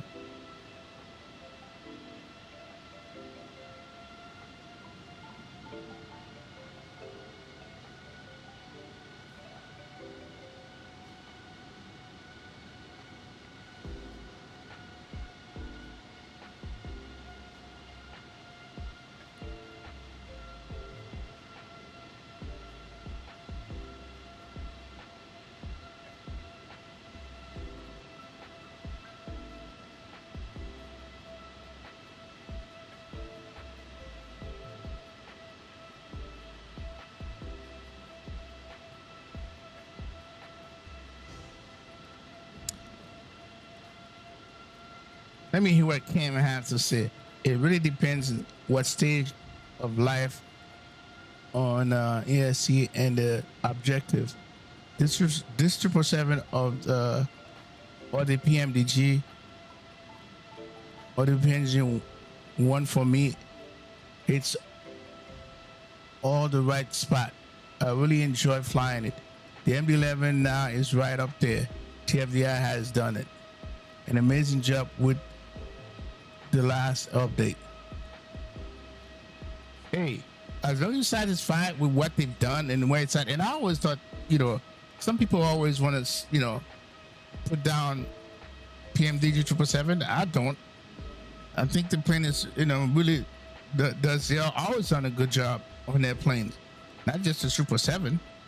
So let's get that out of the way. Now, is it, you know, there's some things that they done in this plane that they don't do over there because they don't feel they don't have to do that. That's each developer have their objective, what they want to get out of the plane. You know, and then plus it's not fair to compare them because they're in two different sim. To me right now, that's because they're two different sim, then it's not a comparison. It's not. Visually, they both done a good job, okay, and the PMDG might have an edge on that because of Microsoft. Microsoft give you that extra layer of visual that makes everything looks good, okay. So they might have the edge on that, okay. But other than that, everything else, now sound-wise, they really can't compete with this plane. You know, you got to get the board sound for the PMDG to make it sound like this one, okay. But PMDG don't care about that. They're gonna give you what they give you. So if you want to go ahead and buy a sound pack, then that's up to you. But that doesn't make the plane not good. you know. So, but as far as everything else, you can't compare them. They're in two different sims. I don't think it's fair to compare the flight model. Okay, when it comes to that, the physical, I don't think it's fair because X-Men behave very differently from Microsoft. So that's where it stopped for me.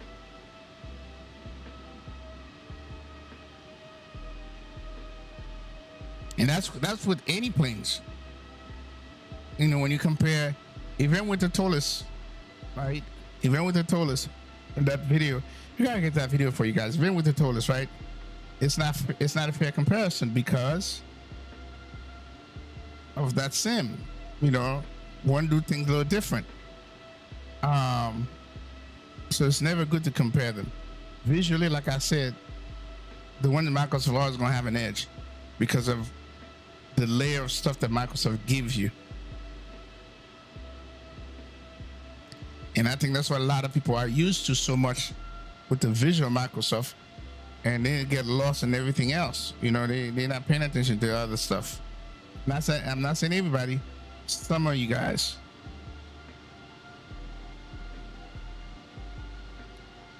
You know who you are.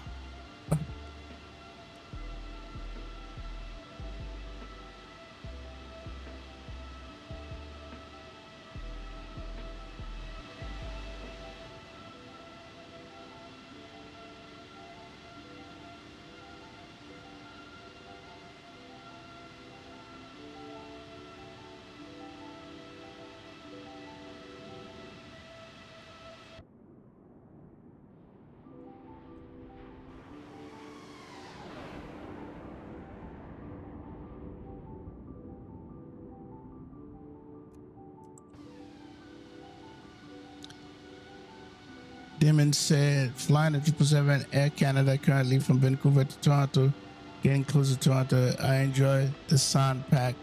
Yep, boys. Works work. You know, he and the guy from OSP, they share ideas. So yeah, if you have that, you better have the boys sound pack.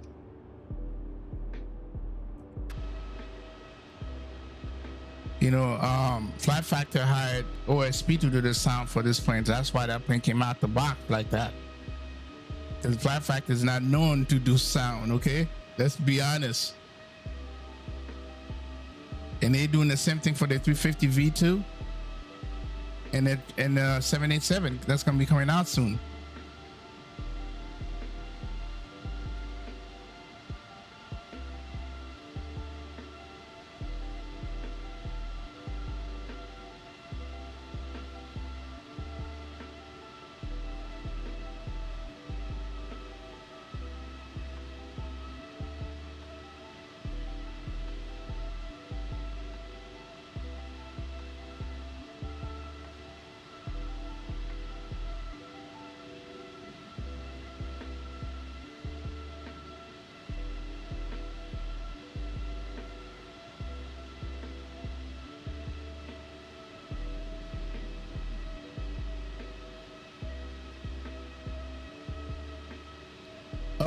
Greg, I don't see you, man. What happened?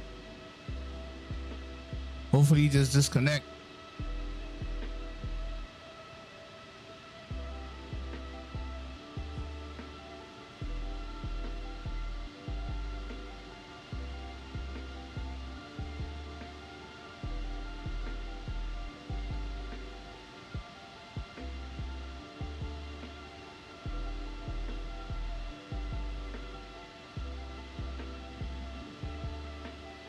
You know what? I'm gonna find that video and post the link in the chat. Give me a second here.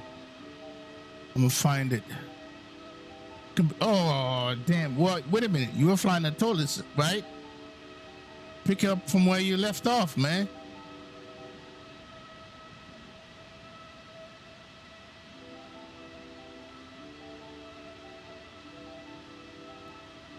MD-80 and MD-11. Well, they got some sound pack for the MD-11.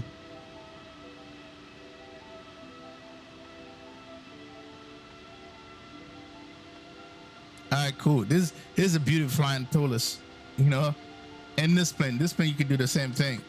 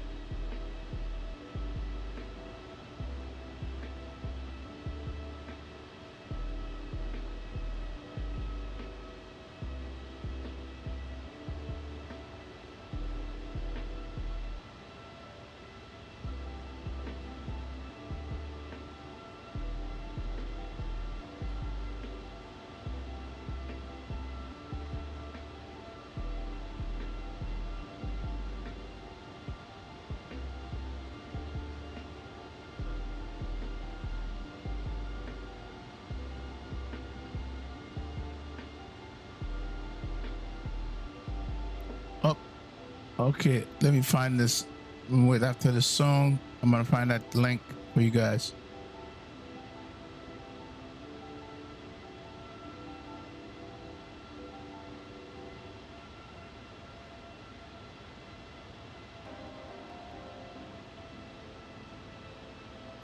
All right, let me find the link.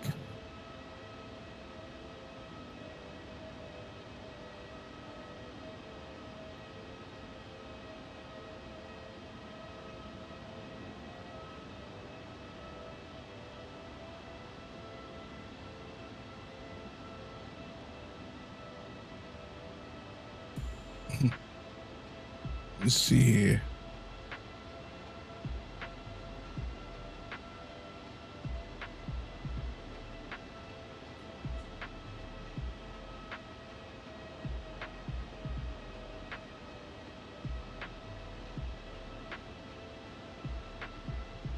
Oh, hold on a second. Playlist. And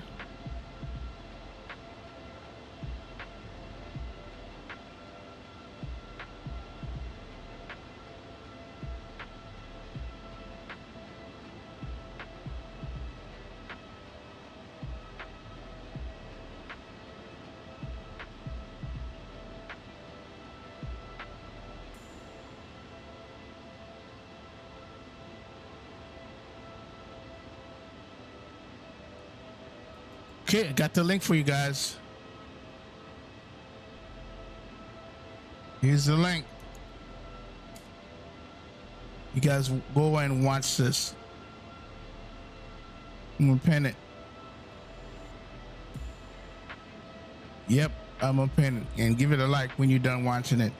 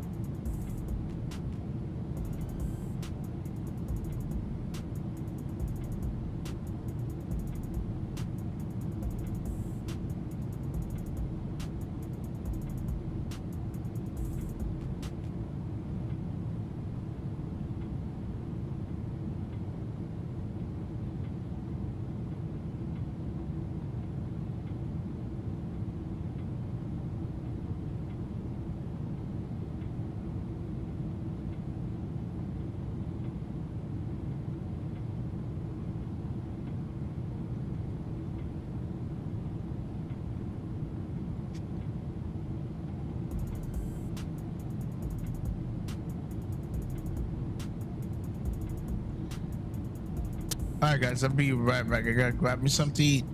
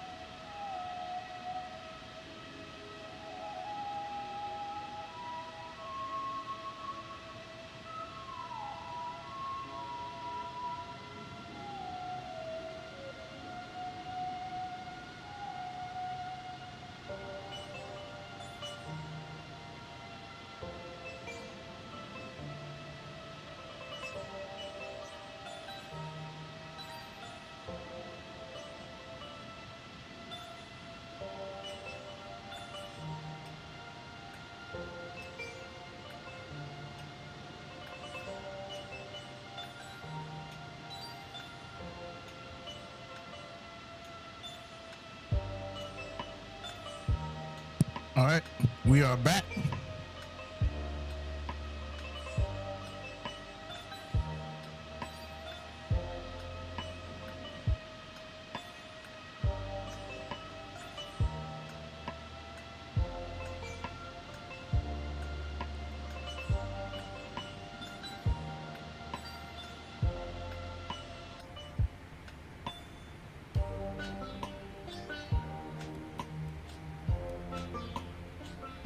Heading 289. Selected.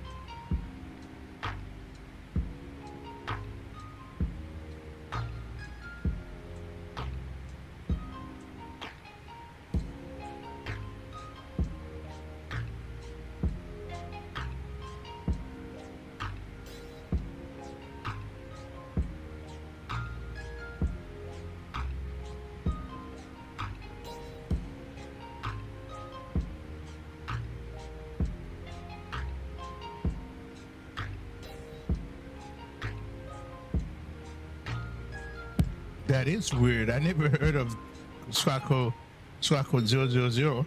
That is weird.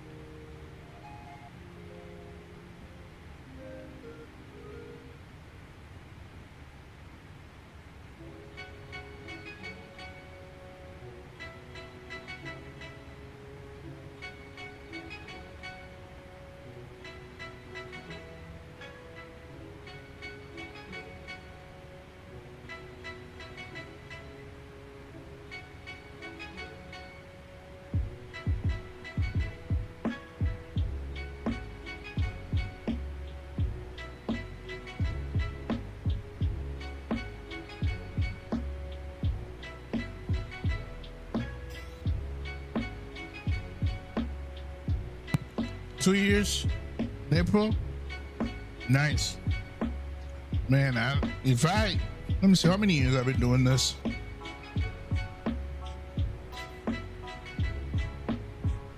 I have to go back to 2015.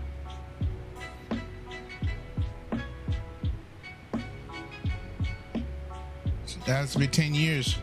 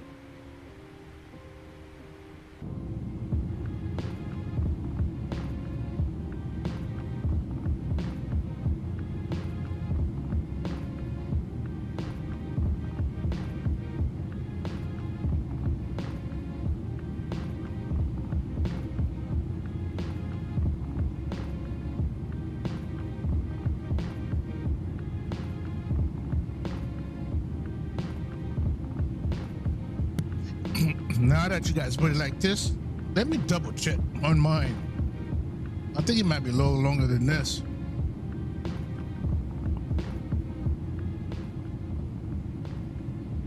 Let me see.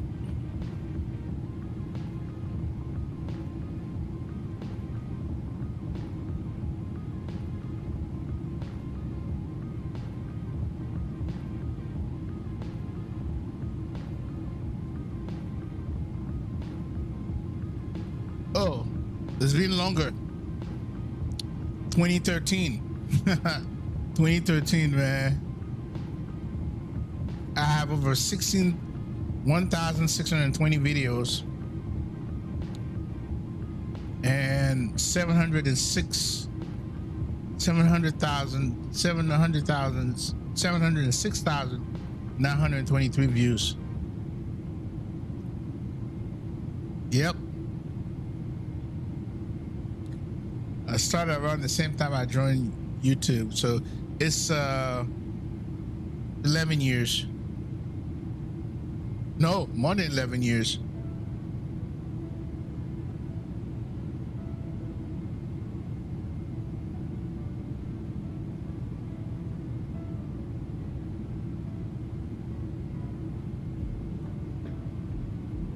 $13 Yep, 13 years, man. 1,620 videos and 706,000 views.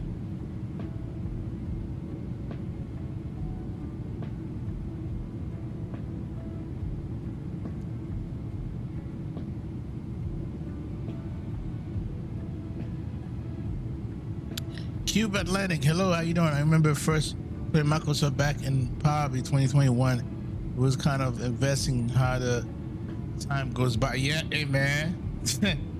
Bro, I don't even want to add all my receipt to see what I spend in flight sim. I'm talking about sceneries, plane, add-ons. The computer, it's not so much because, my son used various parts to build it, but it's just, if I add it, bro, I don't want to do that. Do not want to do that. Well, Damon, for me, it becomes a passion. It becomes more like a hobby. I don't do nothing else. It's a hobby. And here's a question I have for you guys. And Rich, I'll start with you. When did you start getting into aviation?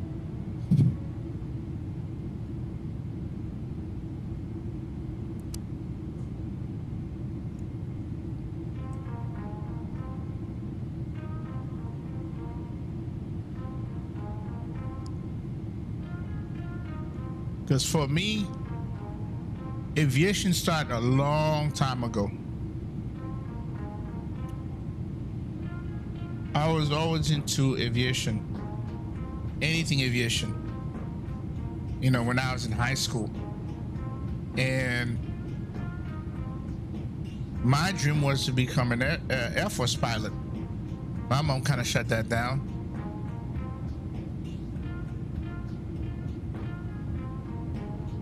Yeah, that's how I did my PC. Since the early 30s. I was in aviation since I was in high school, man. I wanted to be a Air Force pilot. Wanted to go to the Air Force Academy. And my mom said, no, why don't you go to school and learn how to build the plane and start flying it, because I don't like the idea these things can have accident and training. So that's what I did. I went into engineering school. I stayed in engineering school for about a year and changed it to IT. But while I was in engineering school, I had some really good field trip. And we had a couple field trips. We went to Northrop Grumman base out of Hawthorne, California. That's where they built the avionics in the cockpit and everything for the F-16. So I got to see that, but that was cool. And then we went to the Air Force, there's an Air Force lab in El Segundo, not far from the LAX. And that kind of made me change my mind about being an engineer. I'm like, I said, you know, I was looking at those guys, man. They were white coat, you know, lab coats and stuff like that. I said, nah, I don't think I want to do this. So, switching to IT. We never look back. Now, as far as aviation is concerned, that was part of it, right? My family, some of my friends, they were in the Navy. So I used to go down to Miramar every weekend, San Diego. That's when Miramar was the base for Fighter Town USA. That's before, you know, they moved that out into the desert. Now I think the Marine occupied that, but it was all naval. F-14 Tomcat, you know, F-18. But back then it was F-14 Tomcat. That was a plane. And that's how I got acquainted with F-14 Tomcat. That's why it's one of my favorite fighter jet of all time. I don't care what they have the new one. It's nothing like a Tomcat, bro. Nothing like a Tomcat. Yeah, you told me you work in IT now. So yeah, so I used to go down there every weekend to the base because my friend was in the Navy. So I got to be around all the naval planes and stuff like that. Used to see the aircraft carrier, and then, you know, and then of course Top Gun came out. I was like, whoa, I know this place. And then I was into, the first plane I was into was like, I'm trying to remember it.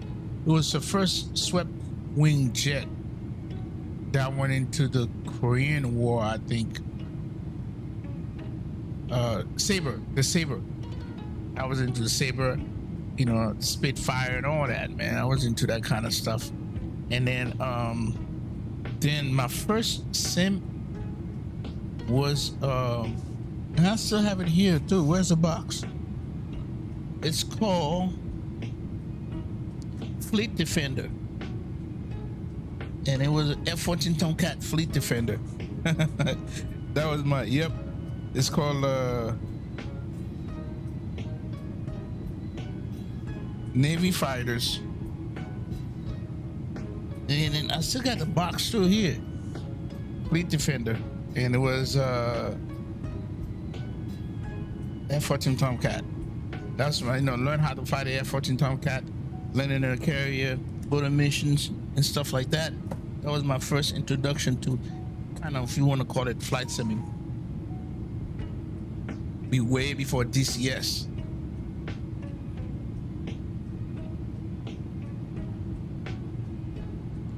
Oh, what the hell is this?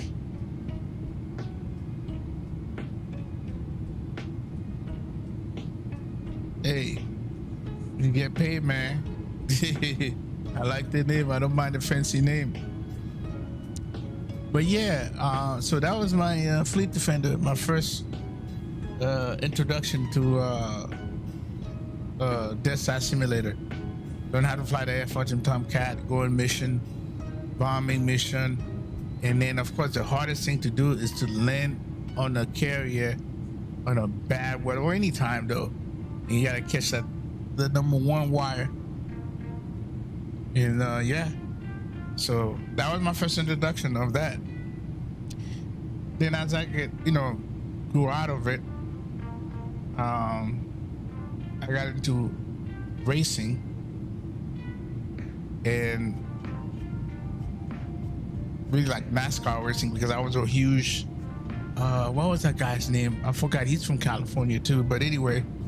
But NASCAR racing really didn't grab me like that because, you know, they just kind of go around oval. I'm more of a track guy, you know, so not, you know, run around oval, going so fast and stuff. Now, doing around oval, it's not an easy thing to do because when you start drifting toward that wall, that's some scary stuff. But I was more into Le Mans, racing, circuit racing, Indy, Formula One, because I was always into cars like that since I was in high school. So, you know, the thing about me, people say, why the things that you're into, they all go fast? I say, well, I guess that's just me. Oh man. And then I kind of left the racing. I had the whole racing gig with the wheels and everything, and I grew out of that. Then I started doing there was a Le Mans race thing that I used to download on my iPad, and I love Le Mans, and I got to, you know, drive those GT cars, you know, and, you know, around the Le Mans circuit, man. Woof. If you never driven around Le Mans, watch any old video of these cars going down those chicanes and coming in the straights, doing damn near 200 miles an hour, and they have to downshift, man. Woof, bro, that's adrenaline. And this game was pretty good. And I see that Mickey Mike was driving the circuit the other night. He streamed it, and it's called Le Mans something. I think I might get that. I mean, you really have to experience going down that one stretch, man. And you go through all the gears, and then all of a sudden a corner comes where you have to go down to like in the third or second gear and take that corner and get out of that corner. They got one they call a Porsche corner, and then they got several names for this different part of the track. But love Le Mans.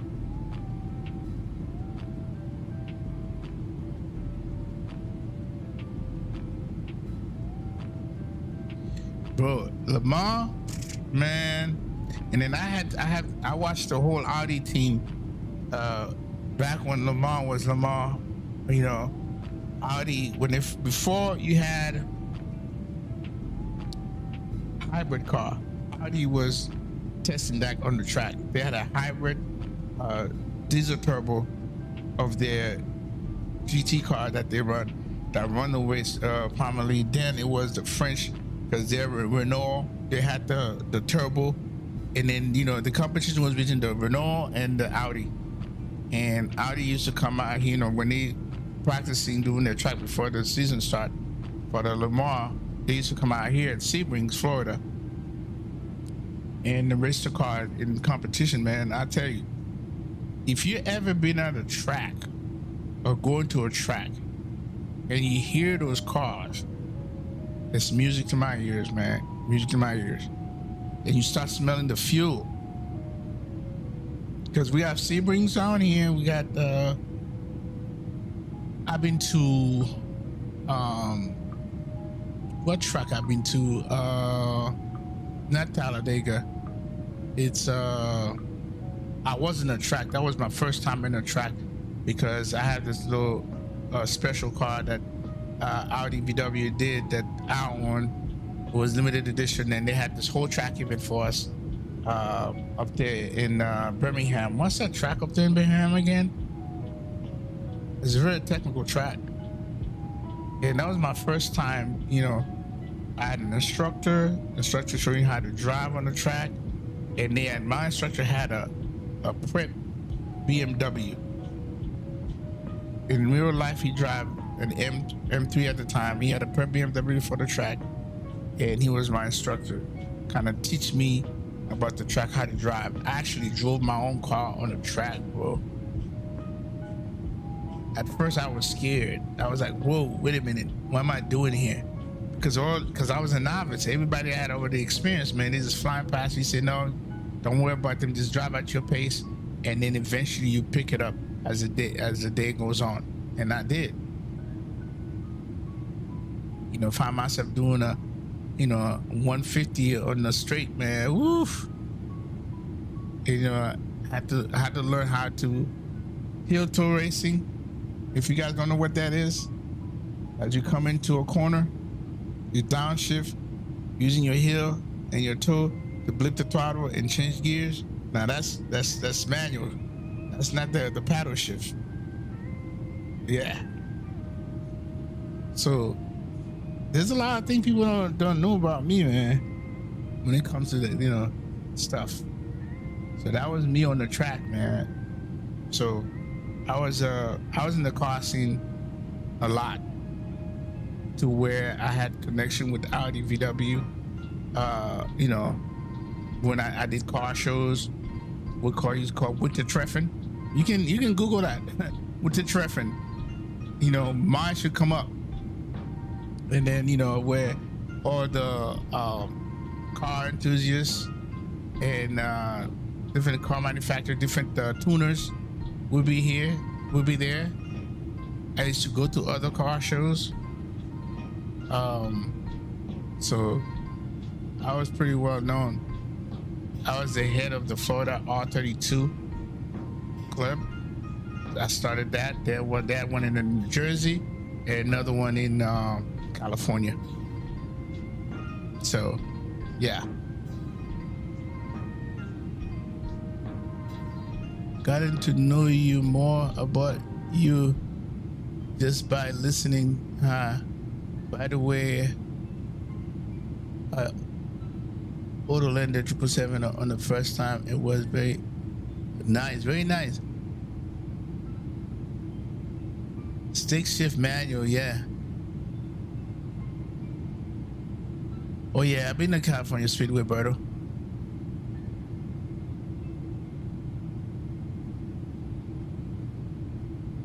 Hey, I don't do motorcycle, Rich. No, buddy. Nope, no.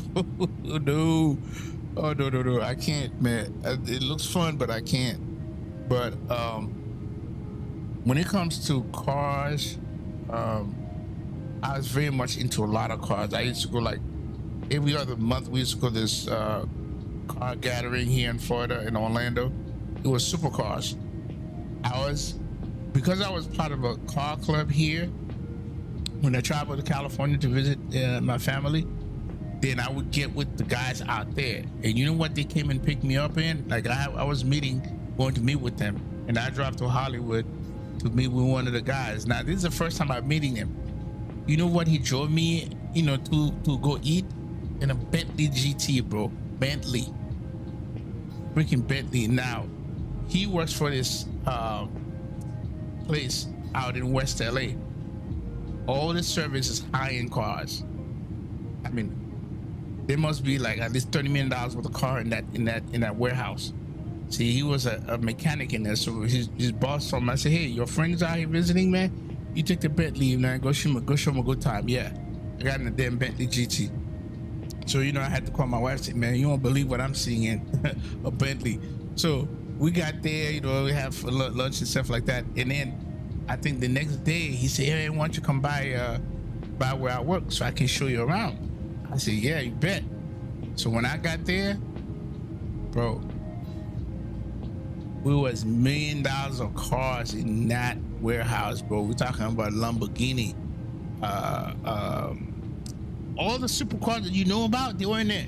Okay, let me put it that way. They were in there. The only thing they asked me, nah, we don't want you to do video or film. I said, no problem. Right here, I'm just admiring everything. And then, so when we left the place and we went to grab something to eat, and another dude that I communicate with that lives out there, he didn't work for Audi, but he does a lot of thing for Audi. So they would give him cars to go do a shoot. So he get to keep the car for about a month, do a shoot with it, and then turn it back to Audi. That's what he does. So we eating, we see that Audi R8 pulling up. I'm like, damn, look at this R8 pulling up. And he parked. When he parked, he get out. I said, whoa, that's so and so. I like, whoa, okay. And it's just like and dude say, hey, man, I gotta head back to work. And he said, hey, let's take a spin in the Audi. I'm like, yeah, sure. Got in it, and we get in the car. He throws me the key. I'm like, I'm not driving this. He said, and he called me and said, what, you scared? I said, see, you can't call me out like that. You call me out and I'm going to say, oh, no, man, I'm not scared. So yeah, I got in and was driving a R8. around West LA. Yep. So I've been fortunate to be in a couple. I've been in a modified Golf R32 like mine. Well, mine is not modified like that.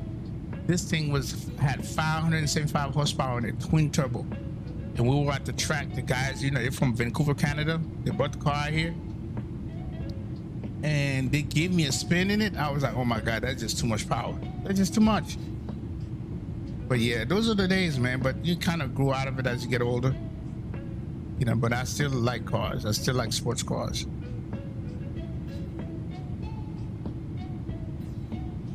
One of your boy have a Bentley. I'm telling you, man.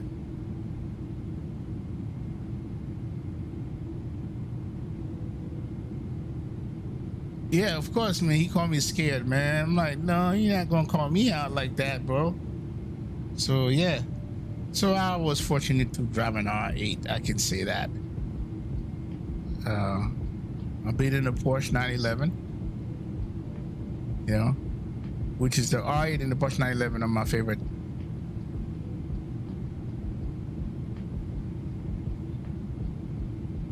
Yeah, and then now I'm in flight simming. Go figures. How does those two go match? They don't. Oh, but what they do have in common is they're fast. You know, that's what they have in common. Time for a flyby.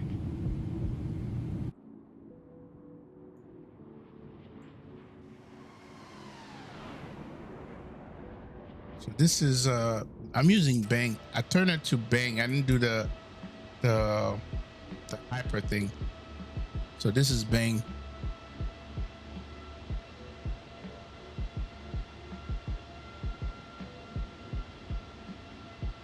The G90, man, who doesn't?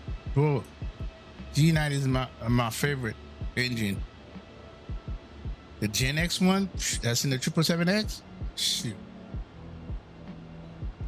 Okay, now where are we? Let me see. Part of the country we at? Oh, South Dakota. We probably passed South Dakota. Okay.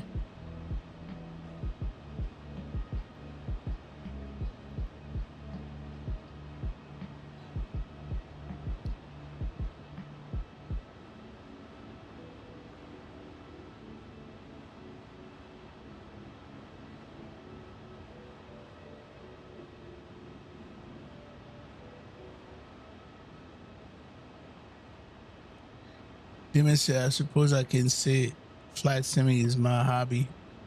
Yeah, it is. It's a hobby, man. Especially when you start spending money in it too. It's a hobby. Look, I'd rather have that as a hobby versus, you know, going out and gambling.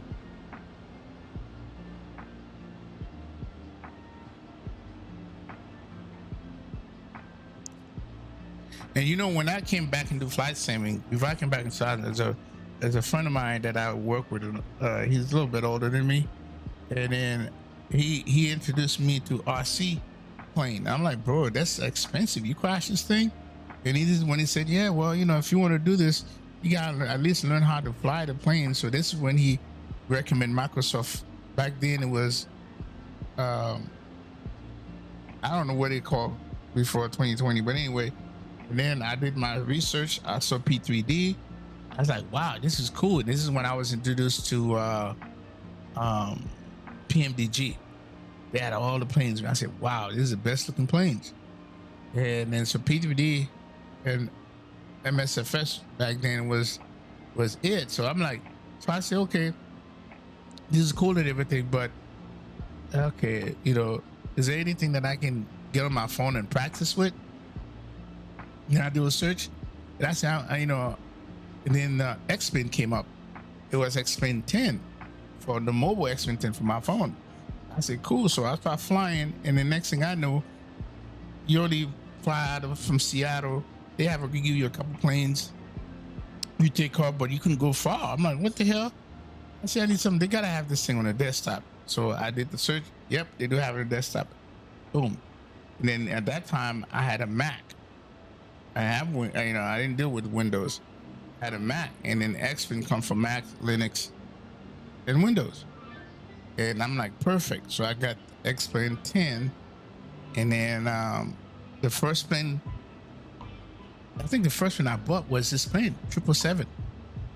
The old Fly Factor 777. I learned how to fly that plane from QA Pilot. That's how I learned how to fly it. Okay. And then, Police first came out. He had the Fly Factor 767 and 757. And back then you had Jar Design A330 and A320. Yeah, I remember those. But I used to watch other streamers. I used to watch this gentleman named Castrator. He was big time, man. Every Friday, Castrator he'll be streaming a lot out in the West Coast because he was on Pilot Edge a lot. So that's how I learned, what ATC, because Pilot Edge is a subscription ATC service. And so Castrator, I was like a big fan of his. And then you had John Fly out in Salt Lake. All those guys kind of knew each other. And then there was another guy, he's out in the East Coast, but he used to fly in the West Coast a lot. He was the first one that I seen that used Google Auto. Back then Google used to stop you from using it because they didn't want you to download, but he used to fly GA and fly very low. And he fly in Southern California. Because I'm from there, I knew the area, so I used to always watch his videos, see where he was going and stuff like that.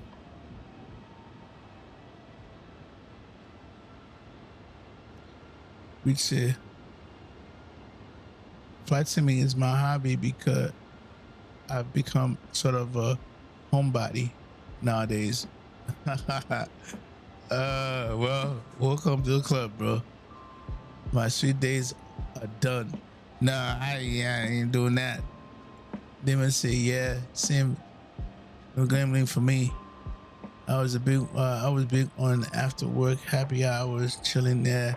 Yeah, I'm good, man. But yeah, so this is those guys that I started watching flight simming, and then then I was the first Jamaican guy that I was when was called Belgio. I don't know if he still does this thing, but that was before XP. Belgio, okay? And then so I used to follow those guys. And then the first Fly Sim Expo, they didn't call Fly Sim Expo, it called something, but it was up in the north. It's at Bradley Airport. The Vatsim ATC, Boston ATC, those group of guys got together and did it. And then they had people come, and it was a success. And then Mike and them picked it up and then make it official. And then we branded Fly Sim Expo. And the first one was in Vegas. And I was determined to go to that one, and I did. And that's where I met Castrator, Dewey, Jeff Faviano, and Citation Max. I saw also all those guys. And I ran into them again in 2019 at the Orlando event. And I had met XP in 2019 earlier. Well, I've been a subscriber of his channel before that because I found him and I'm like, yep, I like this dude. I'm gonna subscribe. I started watching him, and then this is when he first started. And then there was another brother, CJ. Find out that CJ knew him online as well. So those are the guys I started watching. But back then I was just doing videos. I was making videos. I wasn't streaming. And then because you have a laptop, you have a Mac, and I think Christopher remember all that stuff because Christopher knows me when I had what 10 subscribers. Christopher knew me way back then, bro. And he knows the struggles I went through with my computer wasn't up to par. I used to but I was consistent though. I tried to make it smooth. I did everything I could, but man, Christopher would tell you I came a long way. I came a long way from those days because he was there. He remembered. Because I used to watch his video he put out. I used to do my videos. And my video was okay because it was, it was a Mac. It wasn't even the best Mac, but I still was determined to do it, So when I met XP said, bro, why don't you just stream it, man? Instead of doing video, doing all this cutting and all that stuff. And I'm like, you sure? He said, yeah. And that's when I started streaming. So XP convinced me to stream. And Christopher said, indeed, XP convinced me. And then we met at in Lakeland for the show there. That's when I first met XP and his two boys. And it's funny because XP is always on camera, right? So I saw him because all I saw this guy with a bald head and then the hiding. I said, yeah, that gotta be him. And I walked up to him and said, hey, what's up, man? He said, hey, and we hit it off ever since. We hit it off. He's down in West Palm. I'm up here in Tampa. He's a fellow Caribbean, so we get along real well. And then CJ is from Cali. So, of course, I'm going to get along with him. We all met over in Orlando at the 2019 Sim Expo. That's when I met Blue Game. XP introduced me to Blue Game. And then that's when I met Gio in person because Gio, I met him through XP stream, but I met him in person. So we all were there, got together, we didn't grab a bite to eat and hang out and stuff like that. That was cool. And I've consequently missed all the other shows because of situation. I couldn't go. So you got, Greg Hill and among other people that wanted to meet me and stuff like that. They feel like they know me. I feel like I know them, but we still, haven't met in person. So I think hopefully this will happen this summer when we go to Vatsim Expo in Minneapolis.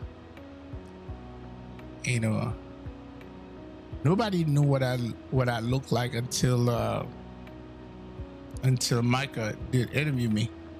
He said, "Oh, that's HD." Yep, that's me. Christopher said, you were always consistent even from the start. Yeah, hey, man. Yeah. And I think that's why a lot of people appreciate. Even though I didn't have the best looking video, but because I was consistent, they say, you know what? I'm going to give this guy a shot.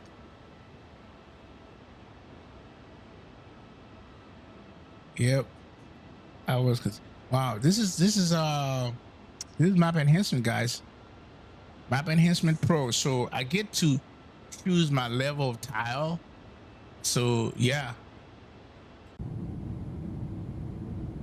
And now the latest map enhancement, so what it does is kind of like if you have a low end PC, it will pull some of the stuff back so your PC doesn't struggle as it load this stuff. So I think they're doing a great job. All right, excuse me, guys.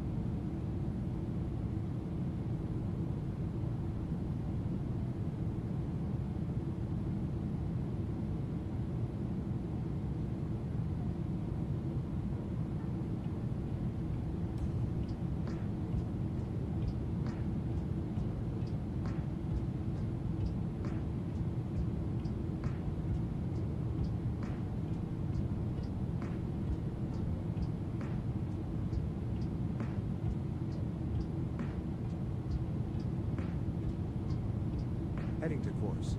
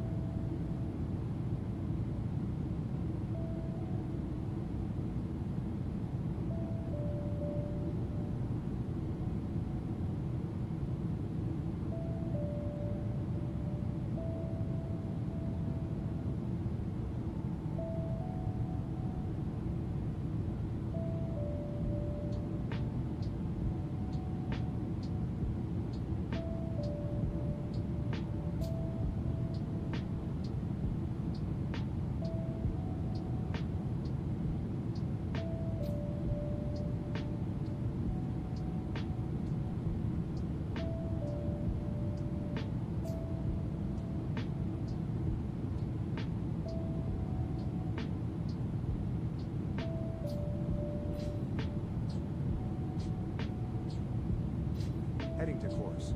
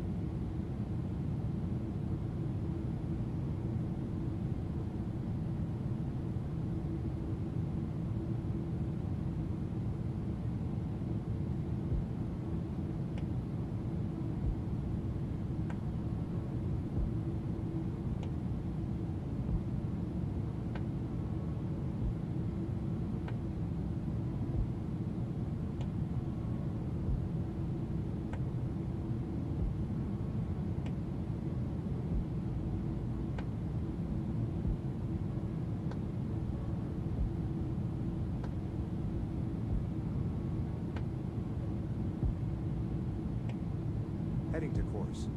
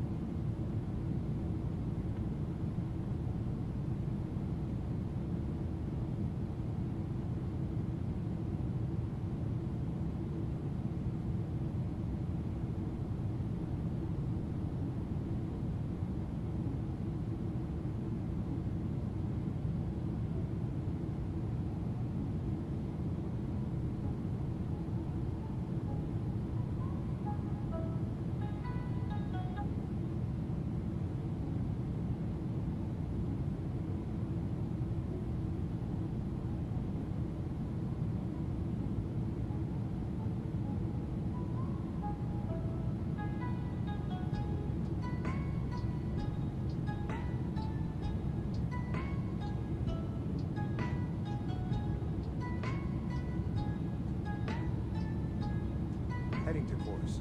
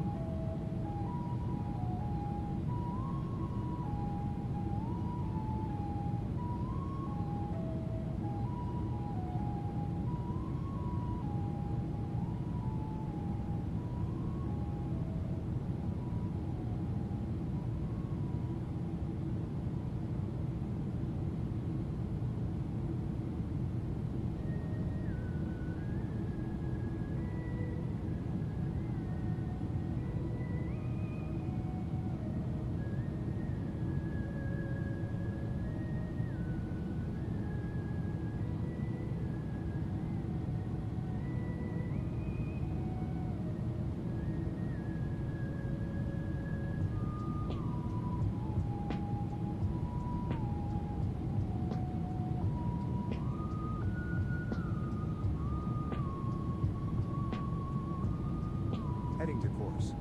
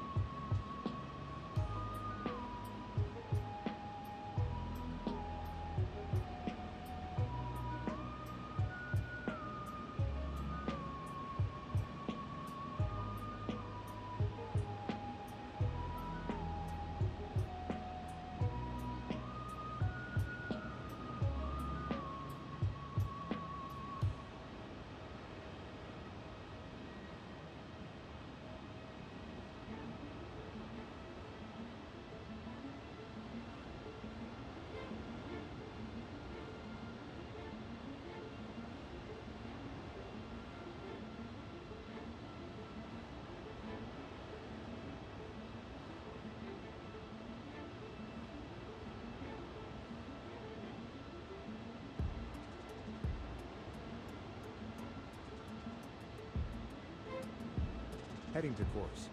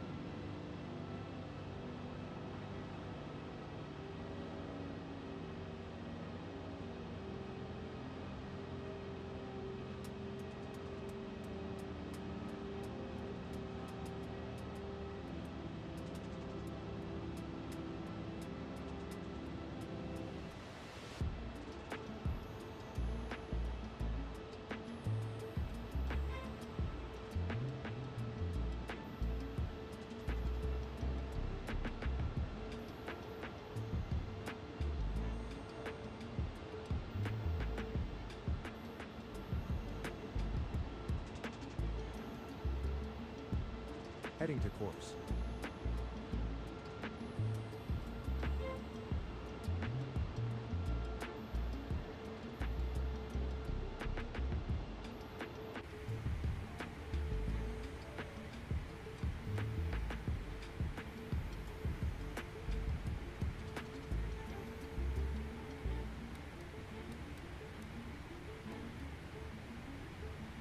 Heading 278. Selected.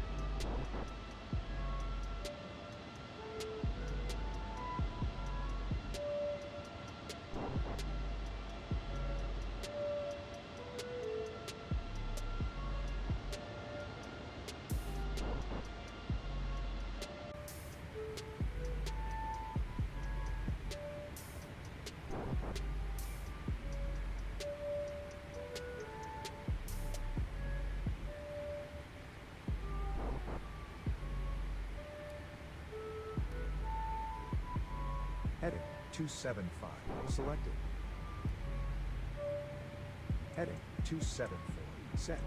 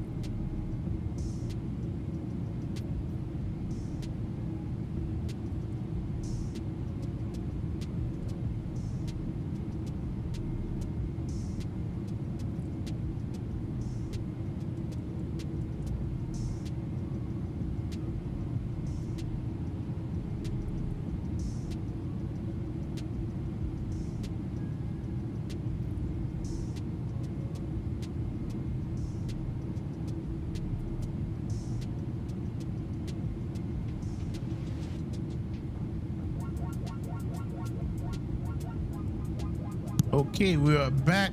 Damon said, got to go catch the next stream if I can. Yeah, it'll be cool.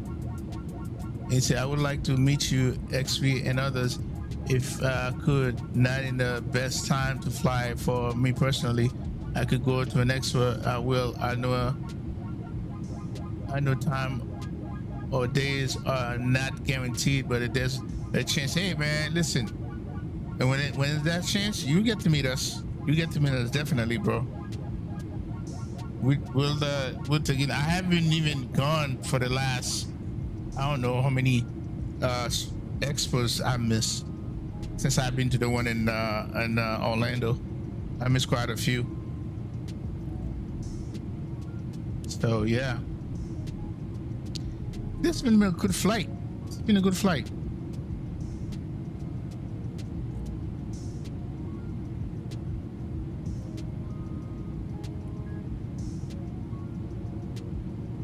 So let's look at the weather in Seattle. There's no ATC right now. So let's see it. Weather's, yep, it's gonna be the 340 at 11. It looks like it's nice over there, man. Clouds broken at 20,000. Oh man, it's gonna be nice. It's probably gonna look like this. I think we're gonna. I want to get the real time, you know, when because I'm not in real time right now. So it is. We're doing 3-4 right.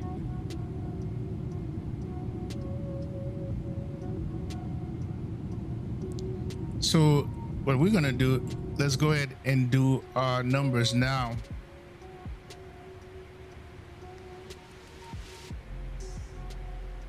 So copy from. Show landing data, copy from FMC. So we're gonna do 3-4 right. Condition dry. And 340 at 11. Oh no, 340. And it's going to be 11 Celsius. And 3006. Okay. We'll come back to here. So rev. Okay, let's go ahead and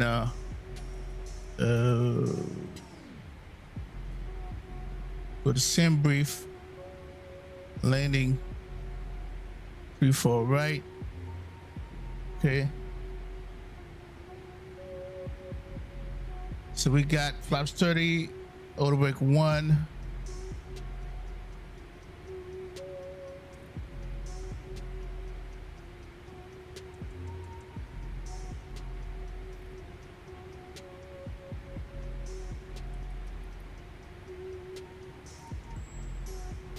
Okay, so landing. So we'll go to sample for that.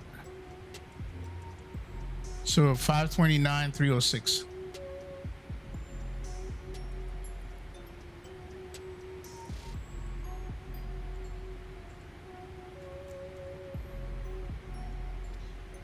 Okay, +5. Calculate. 148. That sounds good. All right, and I think the bottom out is gonna be 12,000, and we go from there. So when we get here, it's a straight in. We're gonna come 3-4 right, and we're gonna roll it to Echo and get off Echo and go to the cargo area.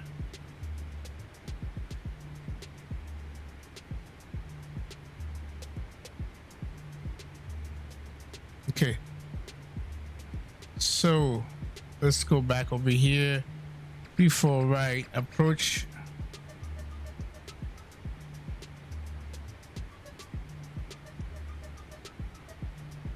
Center.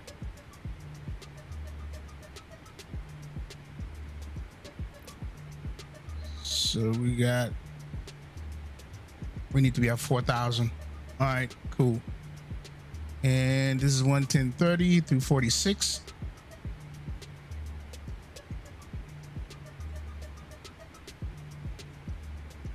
So we're gonna go to Navrat. 110.30, 344. Perfect. So now what we're gonna do, go back to legs. We're gonna create some rings. So 3-4 right.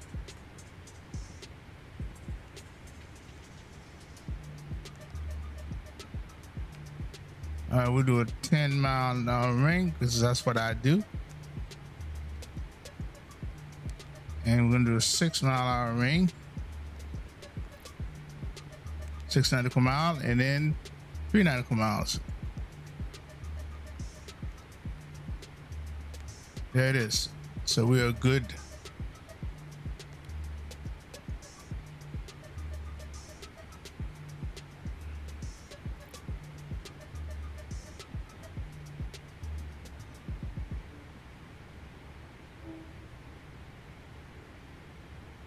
Okay, that's taken care of.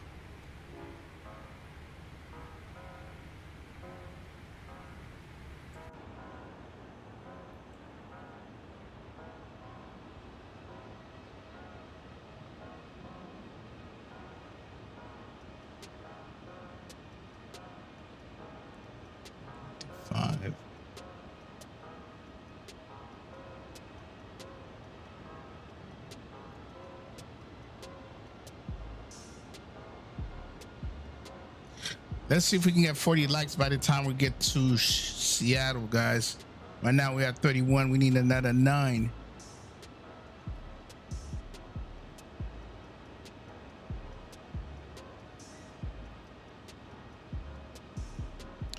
This is a clean AK livery too. Very clean.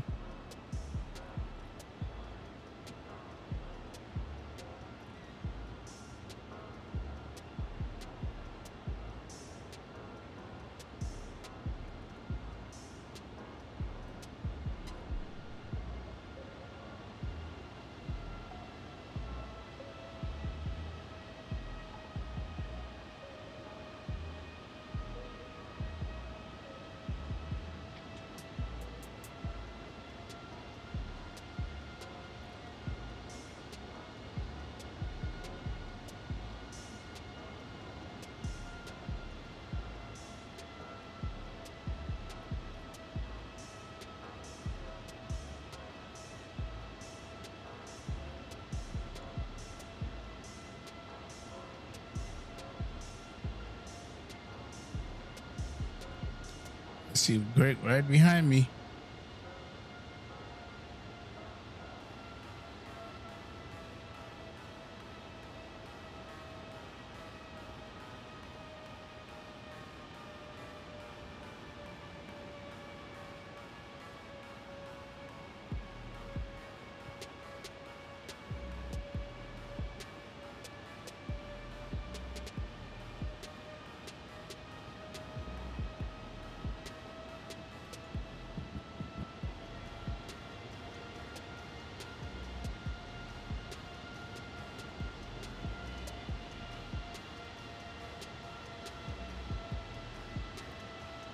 Look at the strobe blinking real nice and wing flex.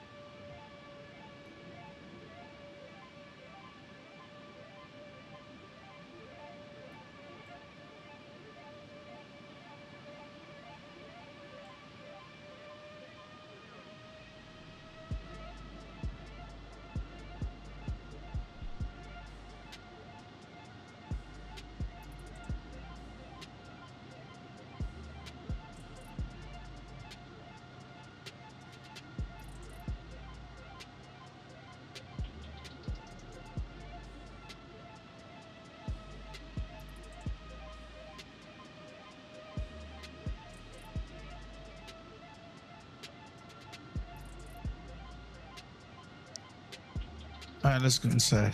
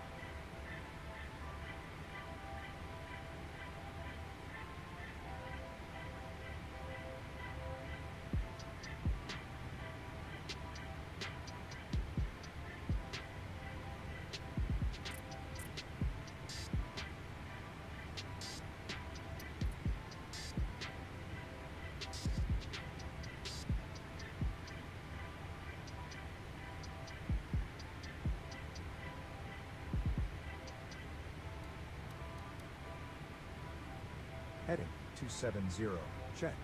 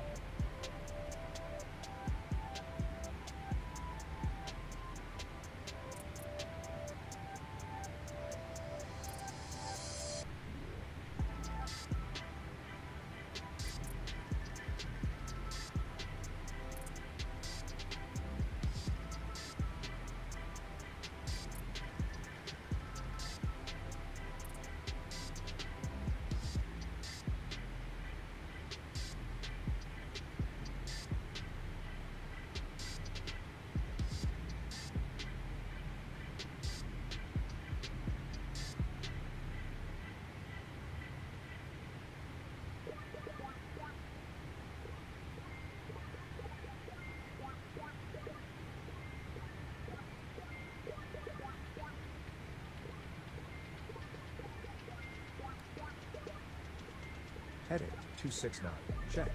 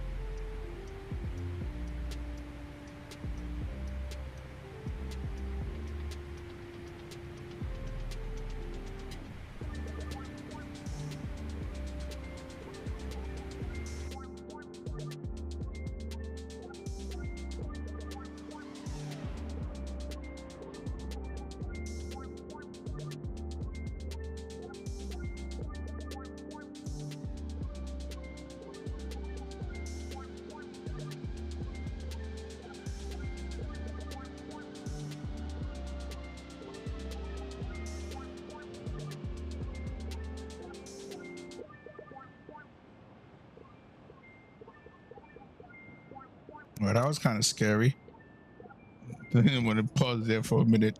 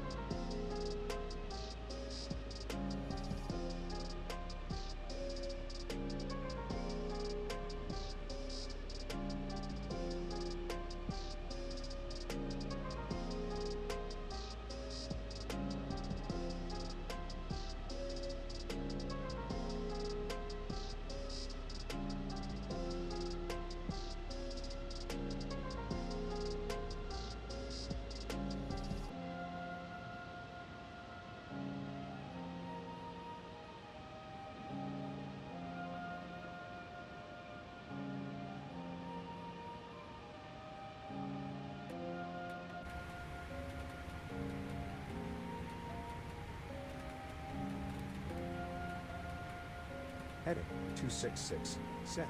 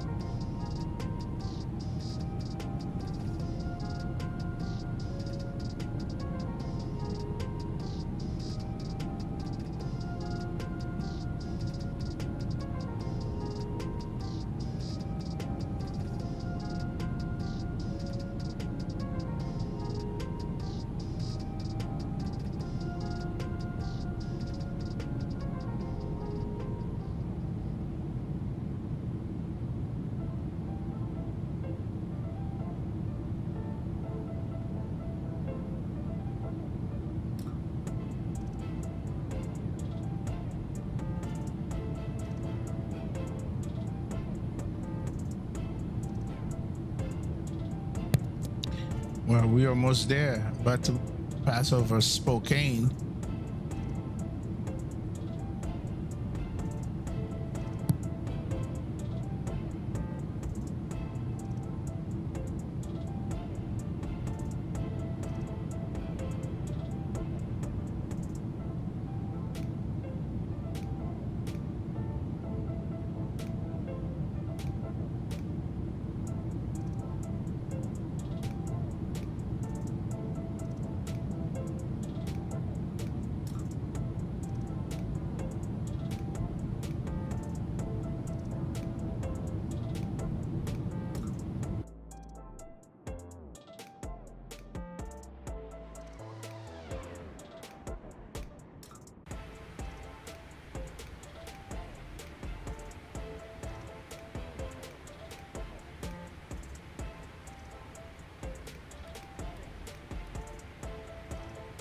Heading 262, selected.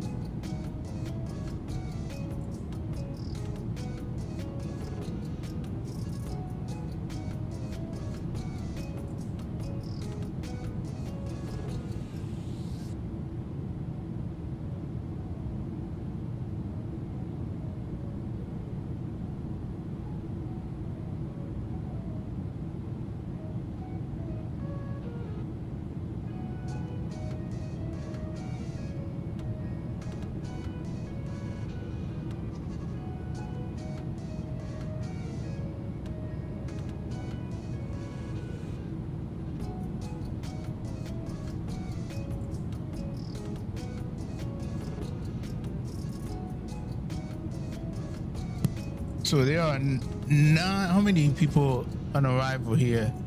Me. There's one from Salt Lake. Got Greg. So 1, 2, 3, 4. think there's 9 of us. Yeah, 9. Listen, I wouldn't be surprised if Tower popped in or something. But then again, you and I are the only ones gonna get here a lot sooner than these other guys. That JetBlue is way back there. We left them. They're struggling with that headwind, man.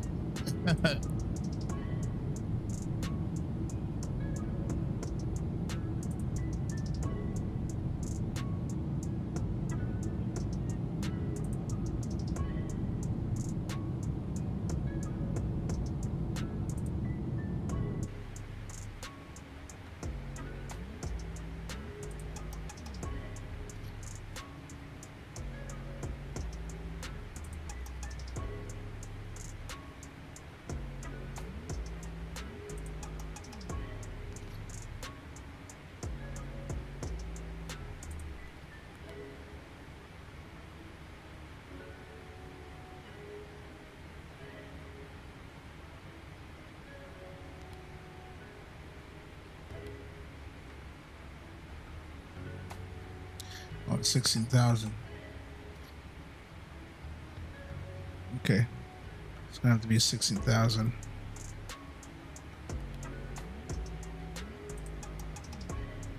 We need below 14,000. 12,000.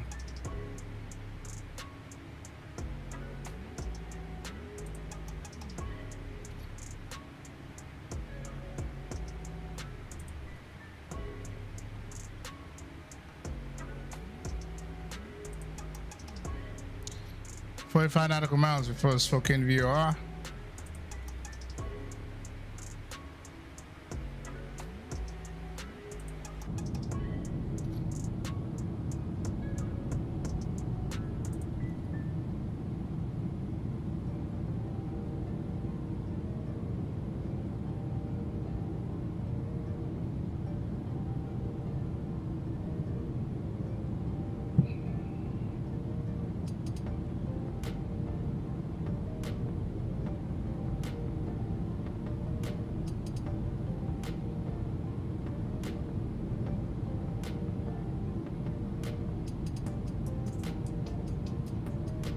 They need to fix that engine animation.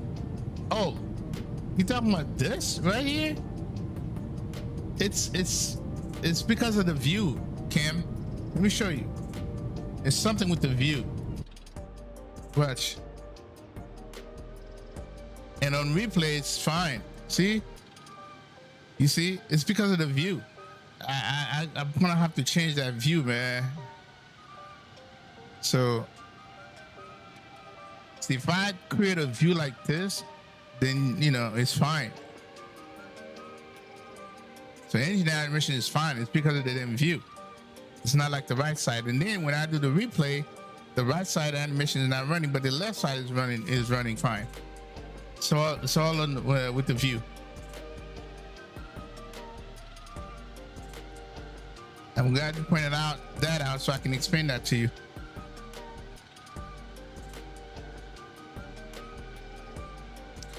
So I gotta find, you know, something. I think I'm gonna change the view. Probably come outside and do this right here. You know.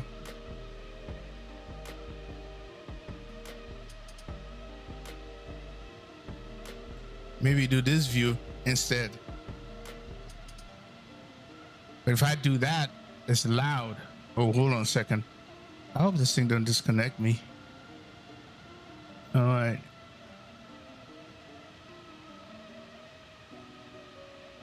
I forgot how. Let me see something.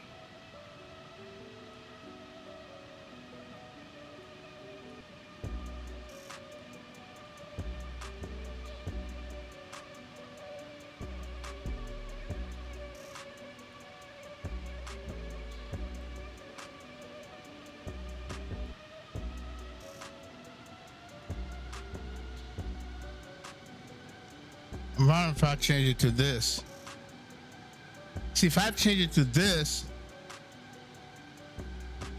I'm gonna hear the engine. Versus when I do this. This is where I'm supposed to. I'm gonna figure it out.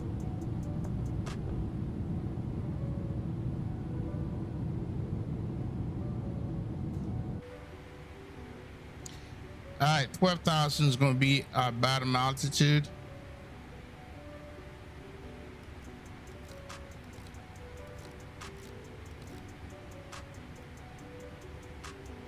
Flight level 120 selected.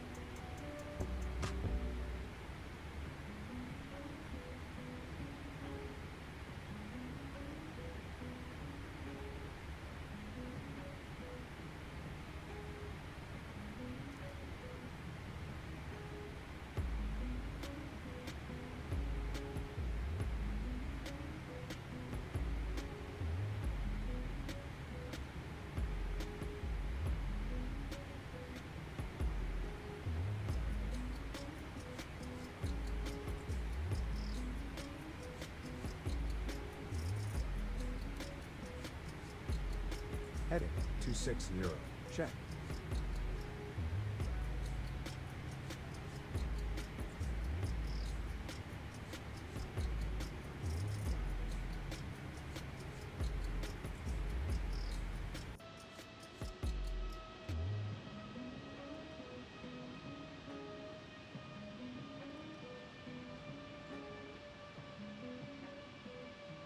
Is that Spokane?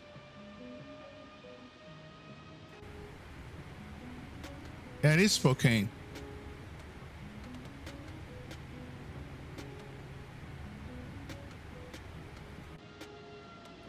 Yeah, it is Spokane.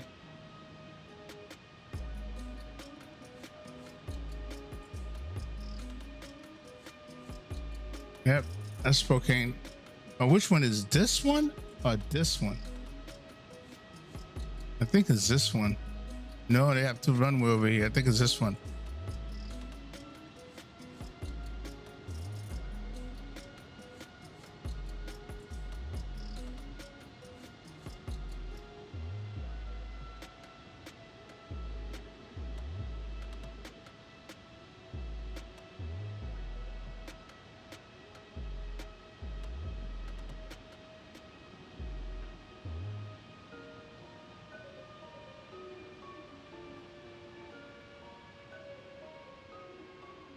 Okay, speed coming down.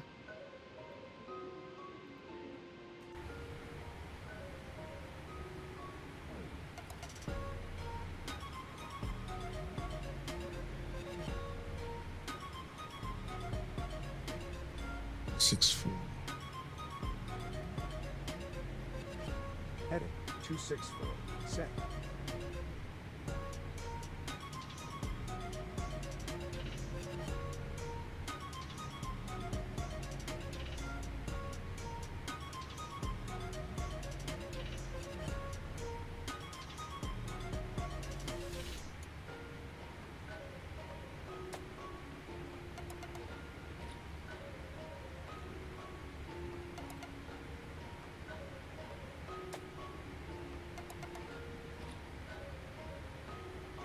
Descent checklist.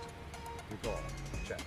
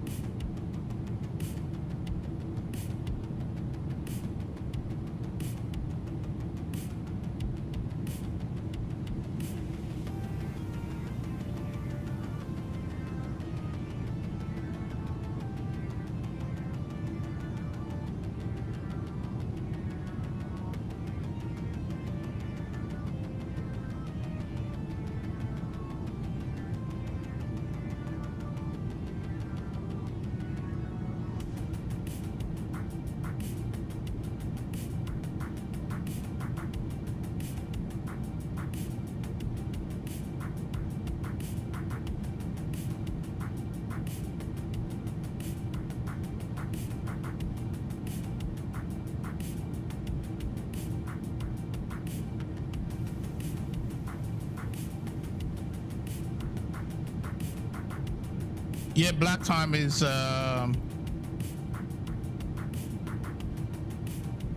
black time is 4 hours and 47 minutes, so you might as well say 5 hours.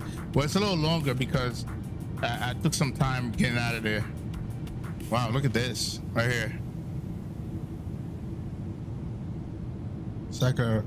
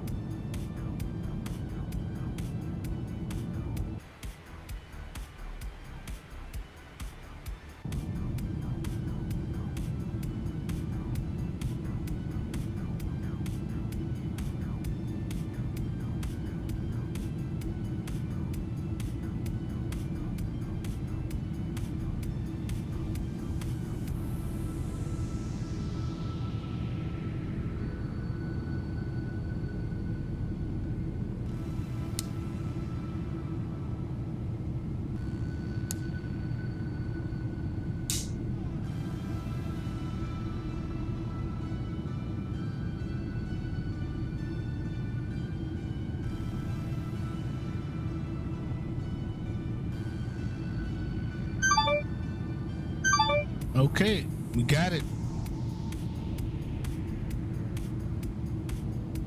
Seattle descent via the Glacier 3 arrival, Seattle altimeter 3006. No separation.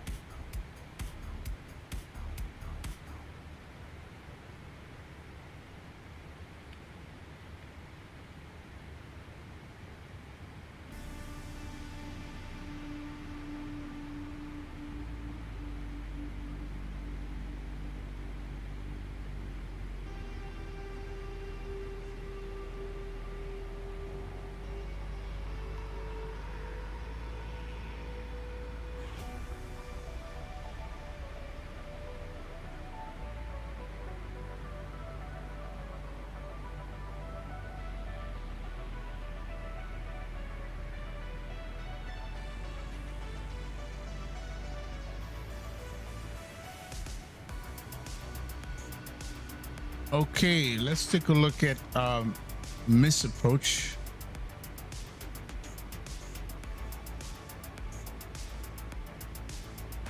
For right. So circumference 110.30, which we have 344. We got that. Misapproach climb on heading 343 and outbound to Seattle VOR.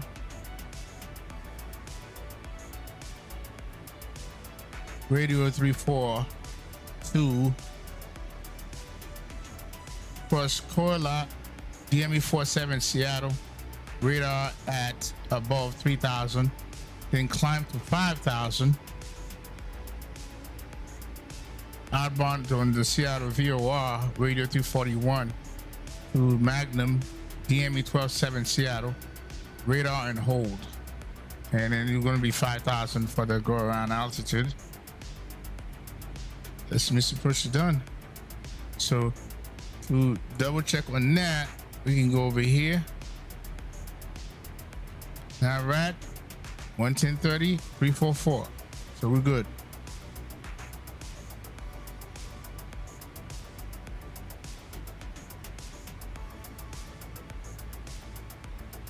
So let's put traffic on, see what's going on over here. So that's Greg behind me.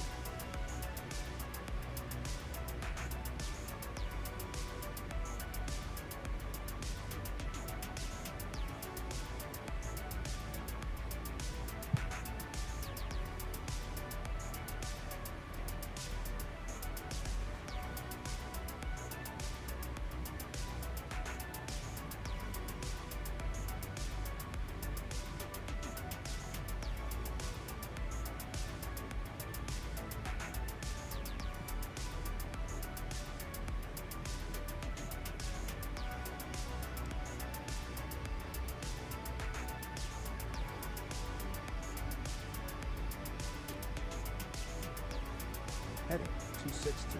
Selected.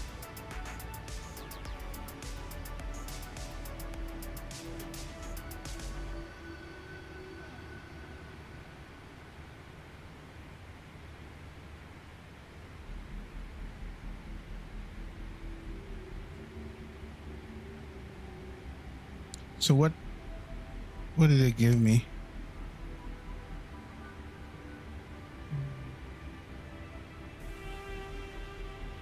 $306.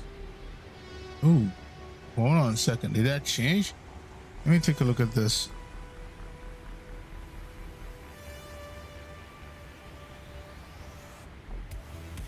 Yep, 306.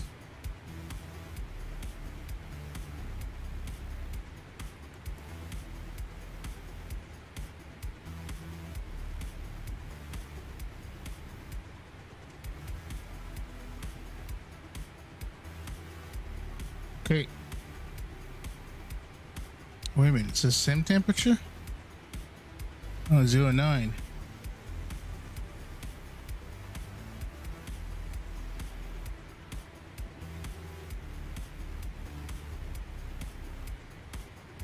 It should be dry. Okay, there it is.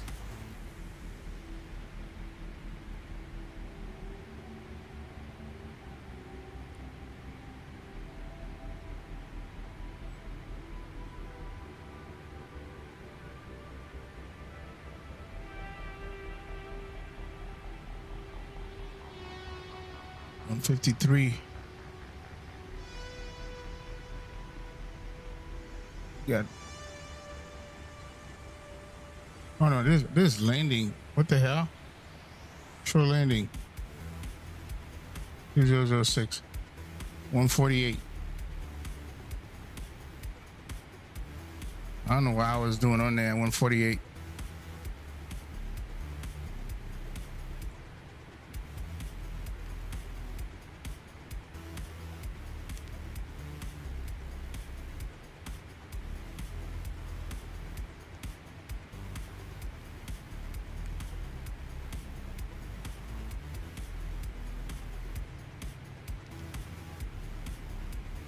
.82. Check.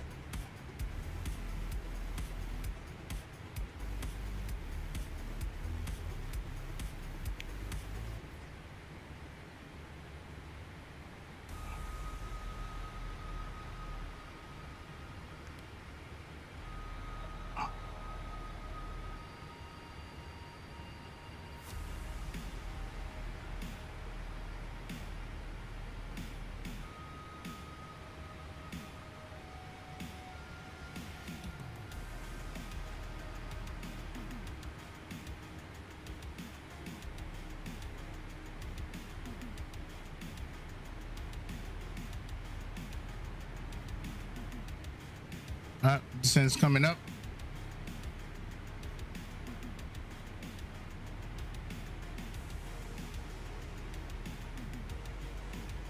VNAV path. Auto throttle idle.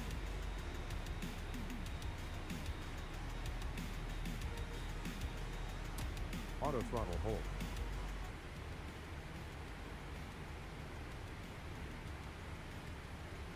All right, so we're going to recall.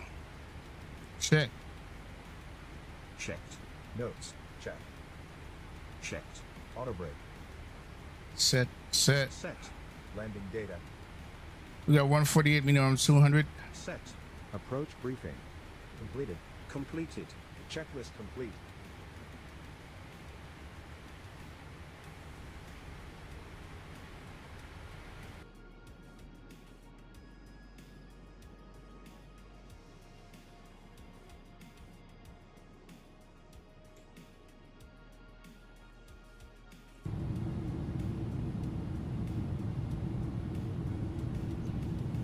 Auto throttle in speed mode.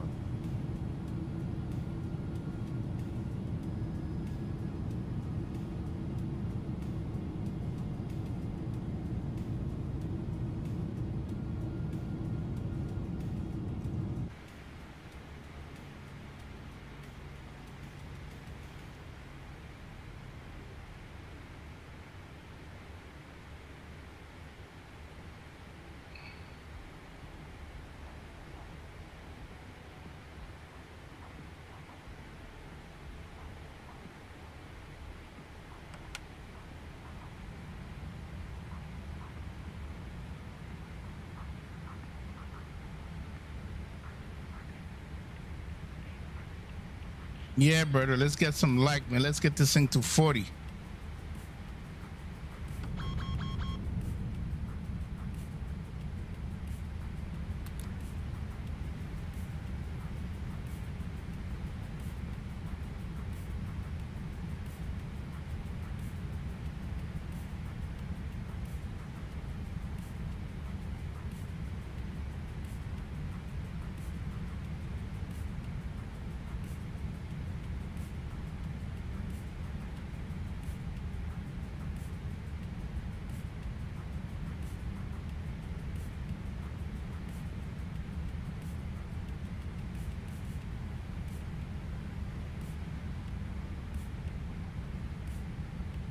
All right, we're gonna take that bottom map off.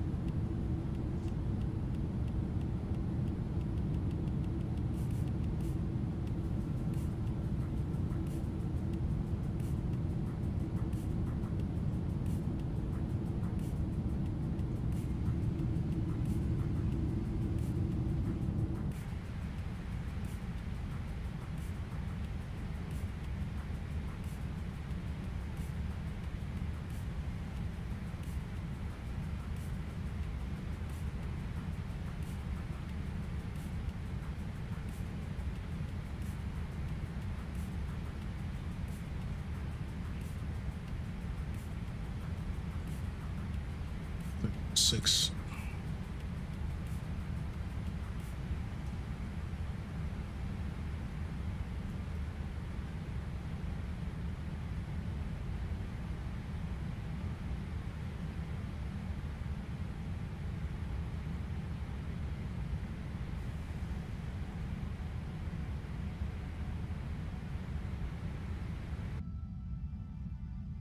Real world.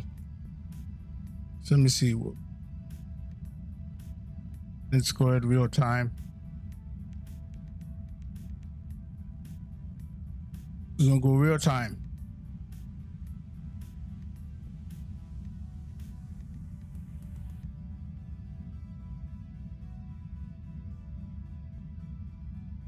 We have the real world, so that's not going to affect anything. It's a time change. Let's see what happened. We might have to adjust it.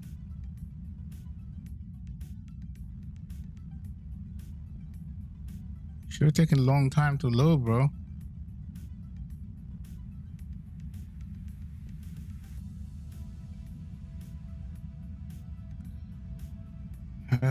Jesus, I should have left it alone.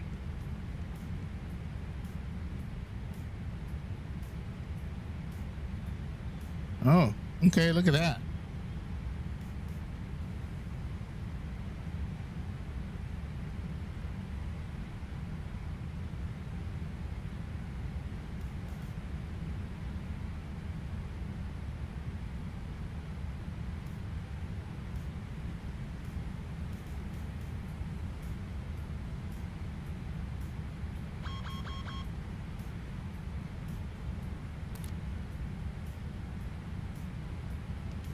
Auto throttle line. VNAV speed.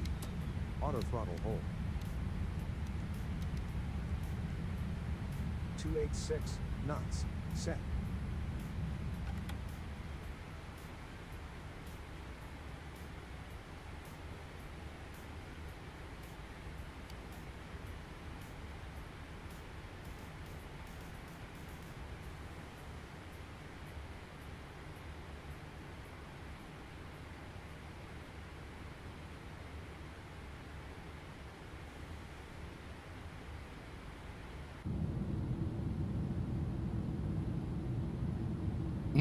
That.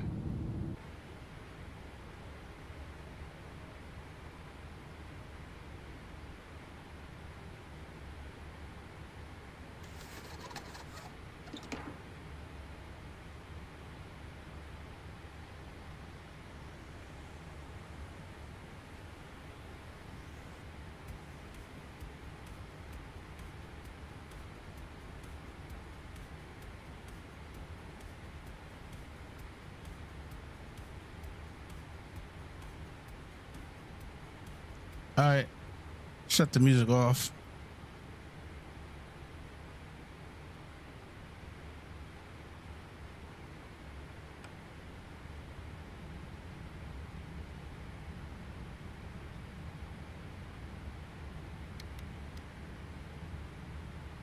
.280 knots. Set.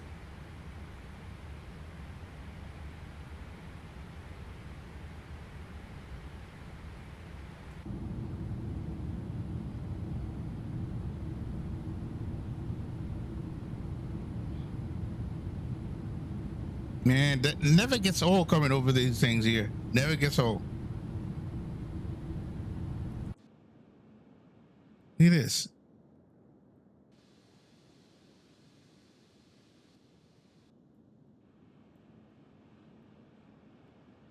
Doesn't get old, bro.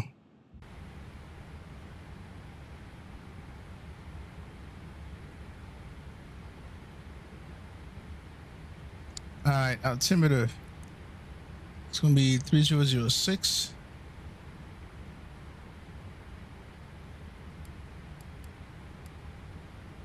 Click here, put it on the other side, and we're gonna come over here.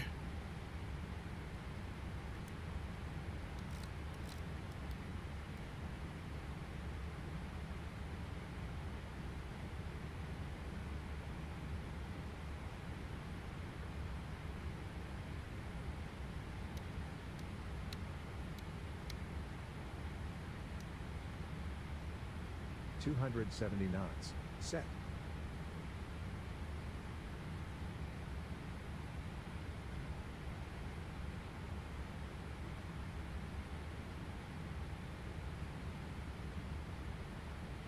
All right, let's see. Okay, there's no ATC, so let's get CTAF. VNAV path. Auto throttle in speed mode. Okay, so let's go push KC.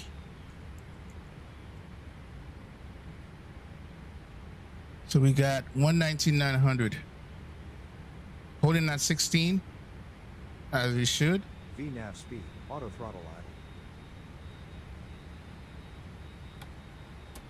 Auto throttle hold. All right, so 119,900.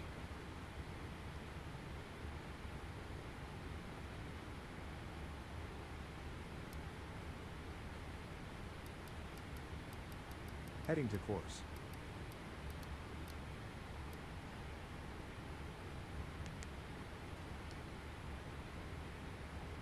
$214, $213.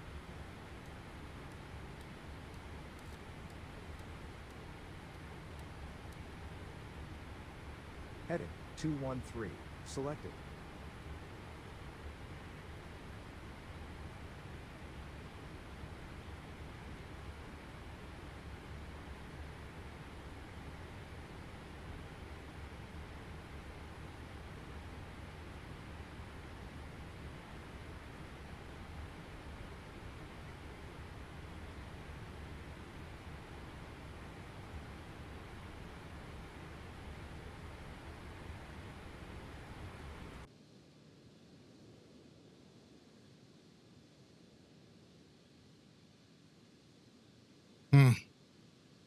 That.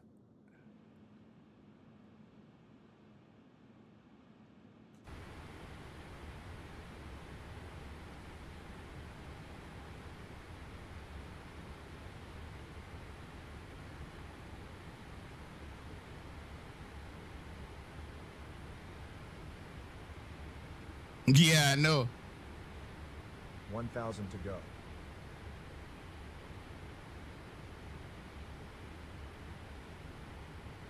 So it's gonna hold at 12,000.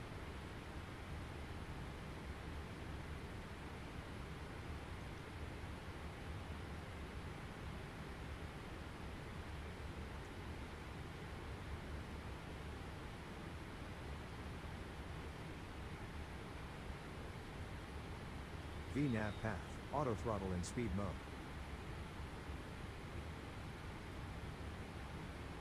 250.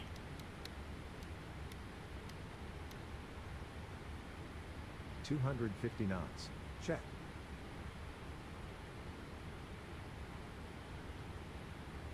$12,000.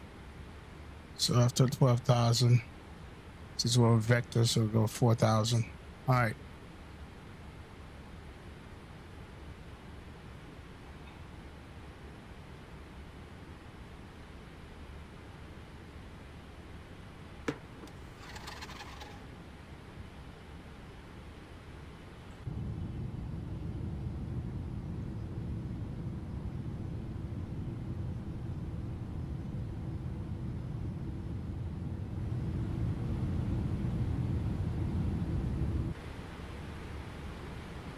All right, let's go ahead and configure early with the lights.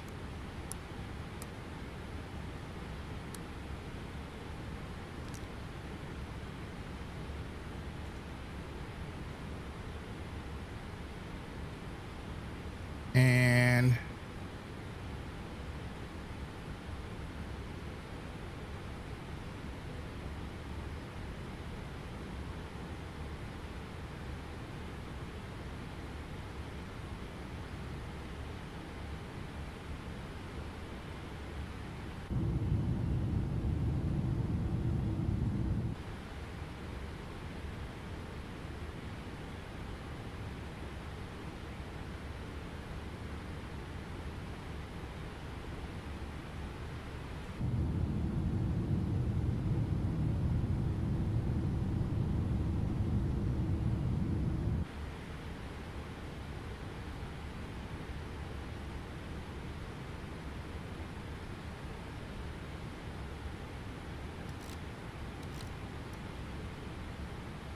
Altitude, 6,000 feet. Set.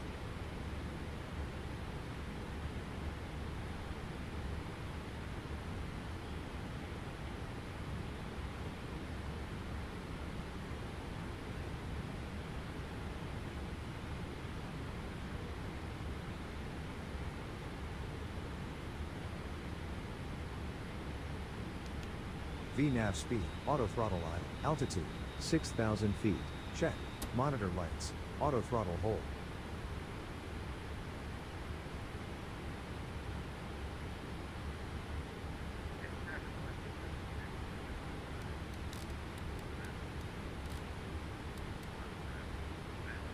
Heading 163, check. Heading select.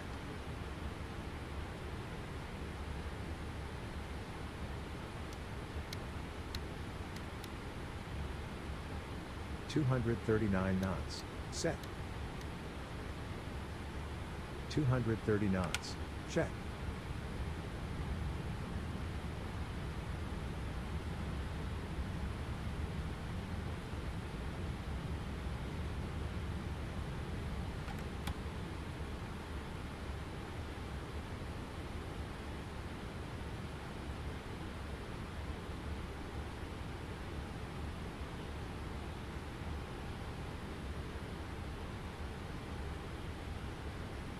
Seattle traffic, EVA641 heavy on the left down for ILS 34 right. Seattle traffic.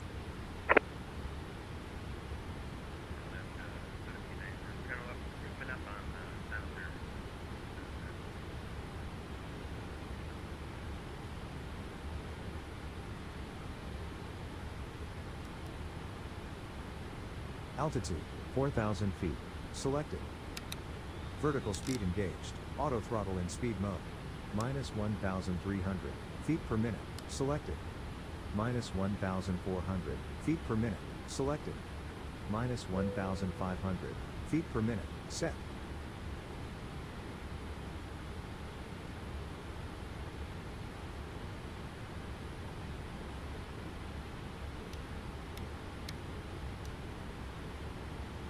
$220 knots, selected.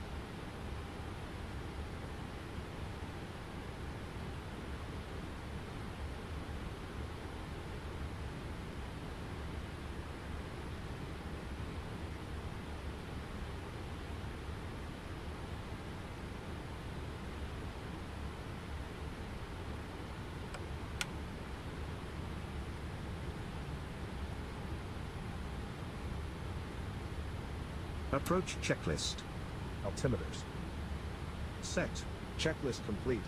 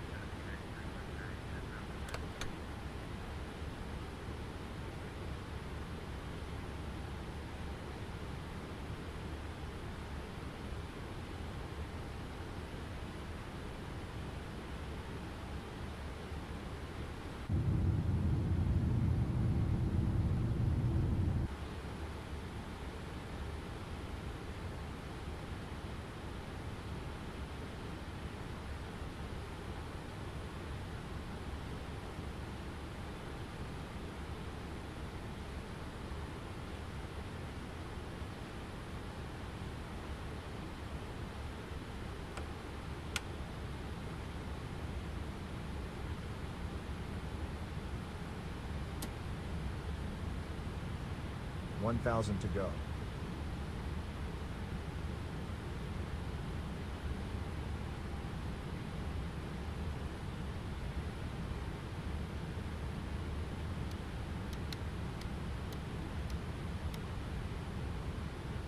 .210 knots. Selected.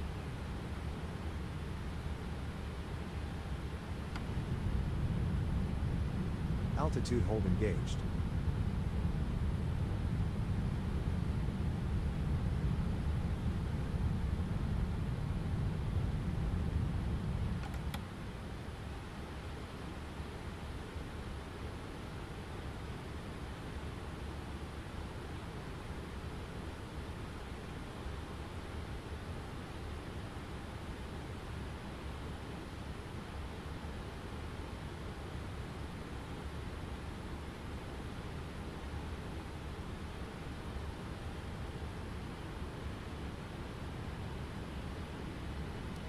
Heading to course.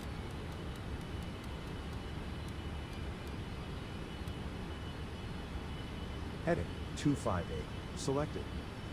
Seattle traffic, EVA641 heavy, turning base for 34 right. Seattle traffic.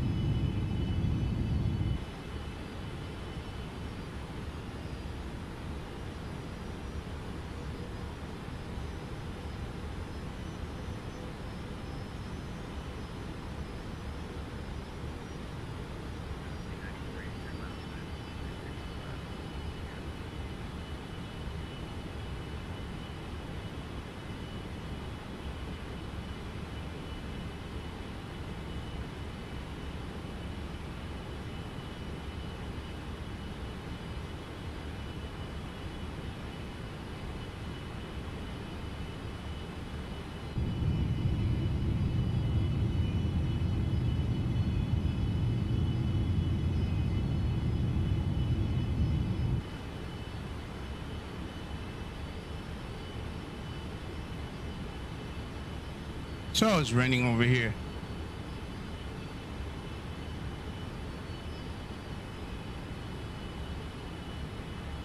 All right, here's the turn.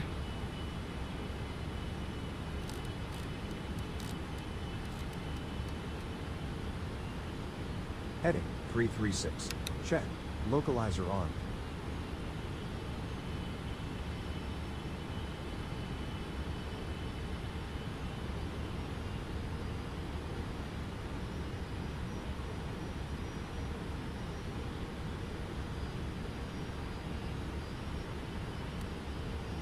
Localizer engaged. Heading 344. Set.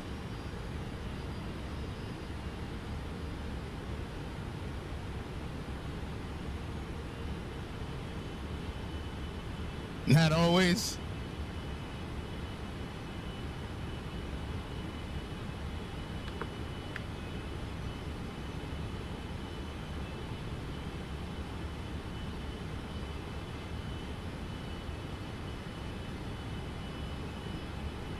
Landing checklist. Speed brake. Mark.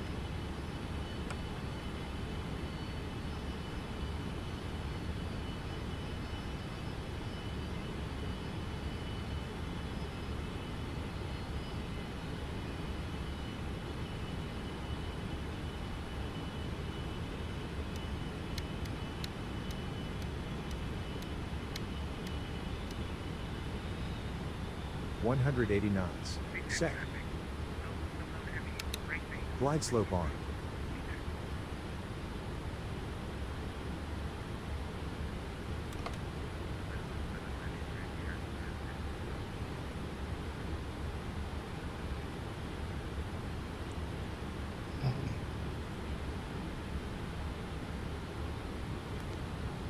.148.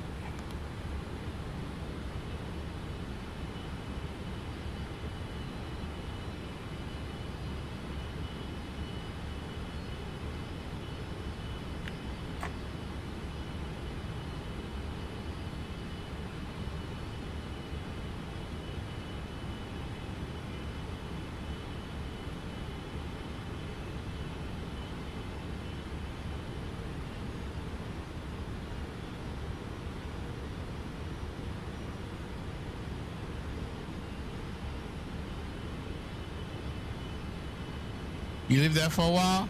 Oh, nice. I didn't know that, Greg.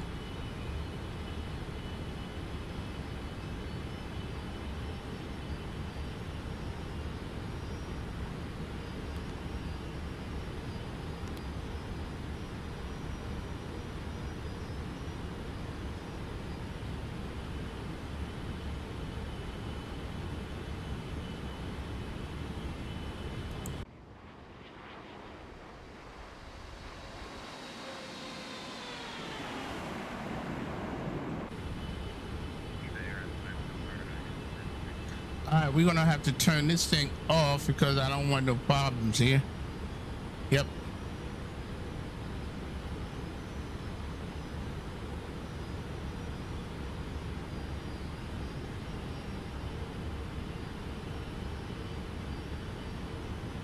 Glide slope capture.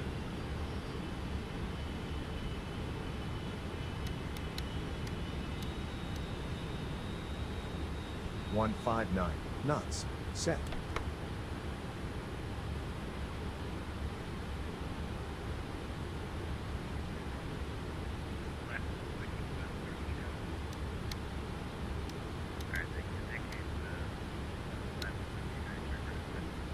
.150 knots. Set. 148 knots. Set. Shadow traffic, EVA641. We got 10 nautical miles, 34 right. Shadow traffic.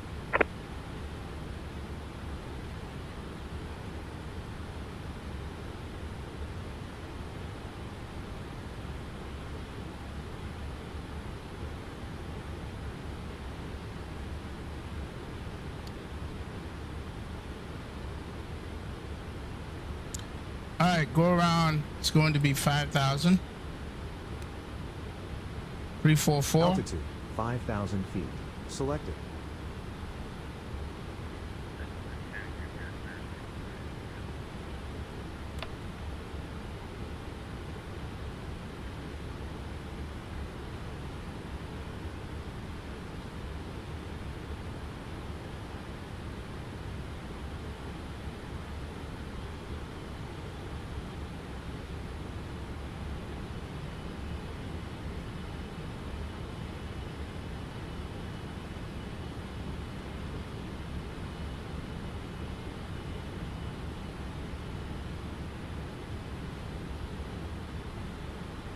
All right, let's get this thing ready.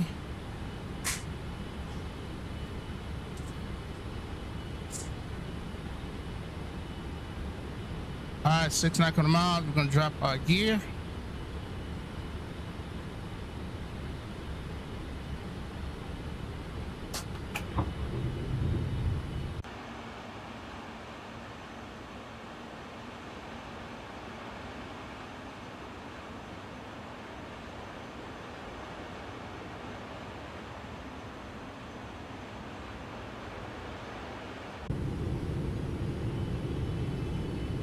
Flaps 30.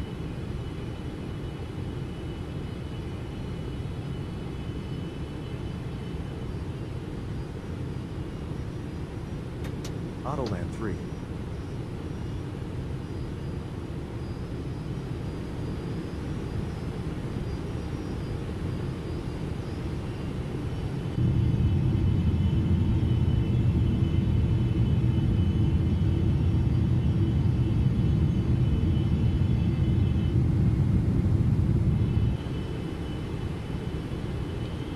Let's go.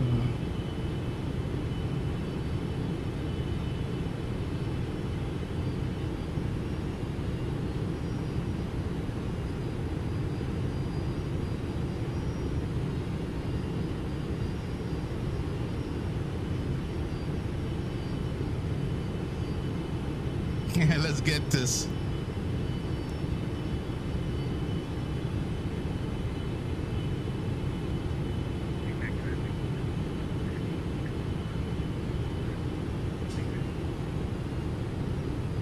$1,000.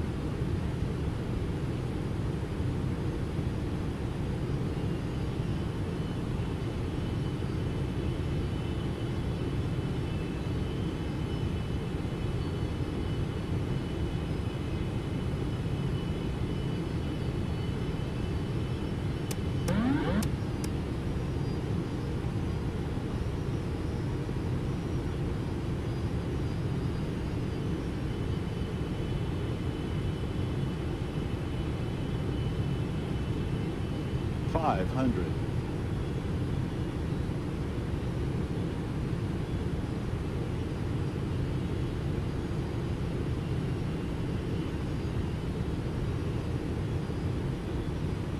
400.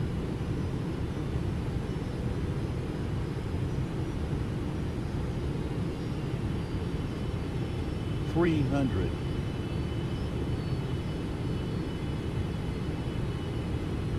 200. 100. 50. 40. 30. 20. Auto throttle line. 10.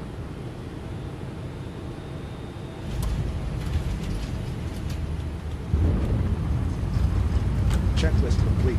Auto throttle on.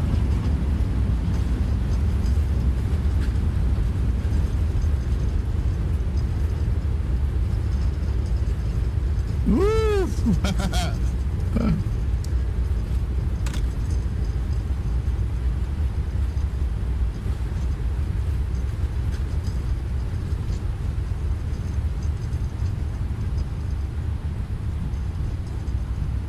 All right, can we?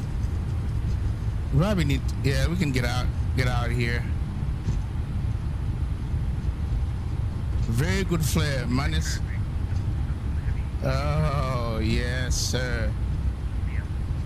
I'm happy with that.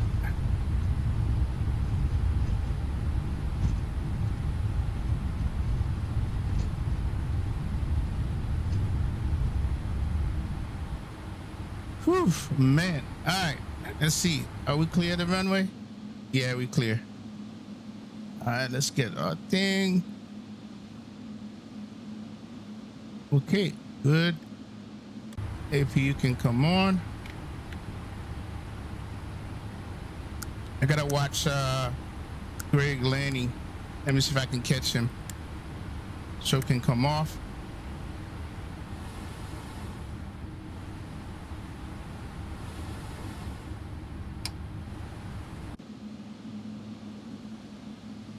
Come on.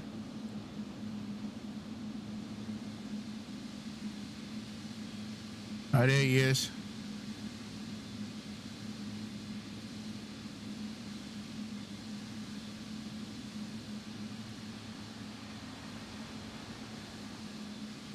Shadow traffic, EVA 641 and clear of active.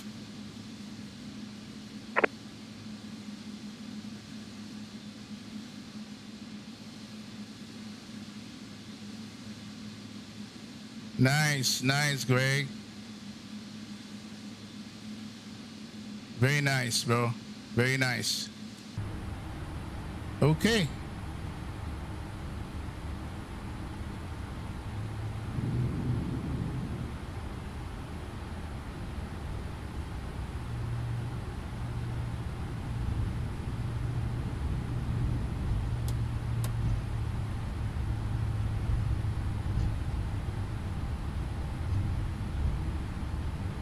Shadow traffic, EVA641, kilo for the cargo hangar 3. Shadow traffic. Clear left. Clear right.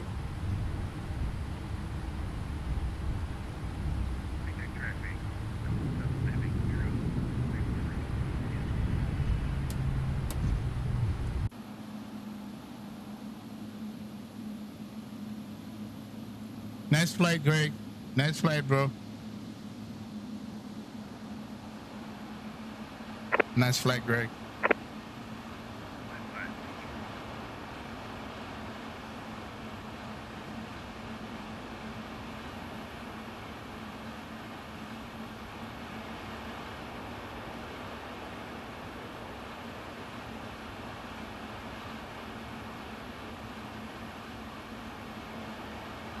You guys like that, huh? Thank you, guys. Thank you. Thank you.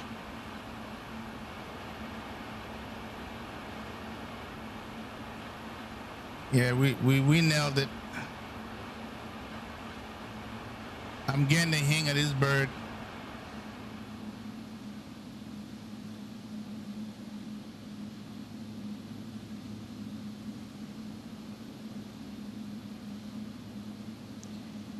Yep, that's how you want to end a flight.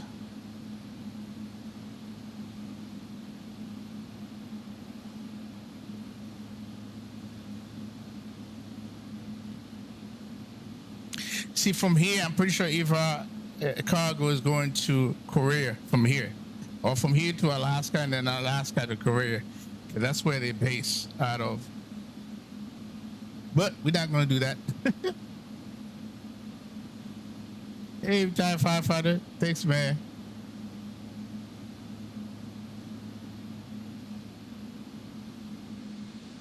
It was a nice flight.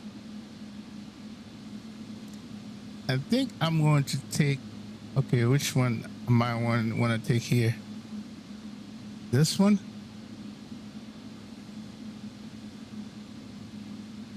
Clear right. Check.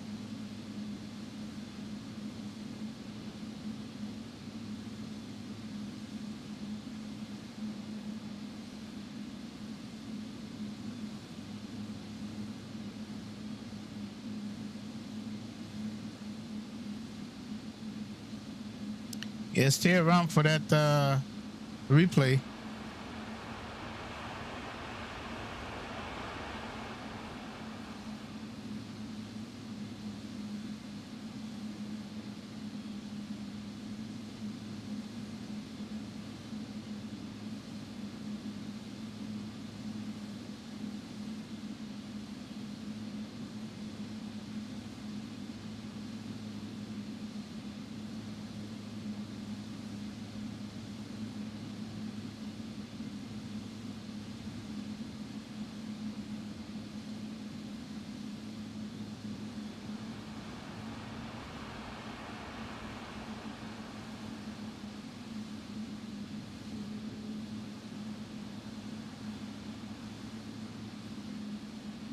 Is that the marshal standing on that thing? I think it is. All right, later, Roberto. Yeah, I think it is. Yes, it is. The marshaller.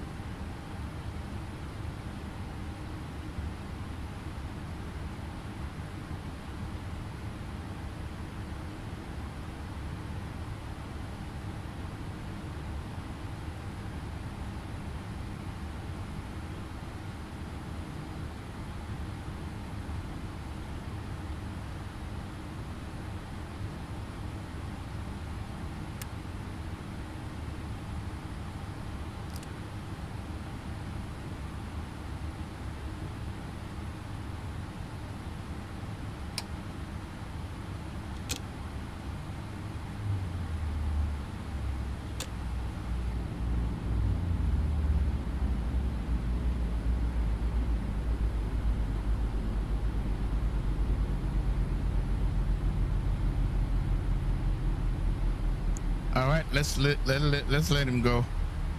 Now Ivan Beacon can come off. Now he's gone. Yep, he got us well. Nice parking. Wow, what a flight. What a flight. It's from Taiwan, not I think you told me that. Who told me that? I think you or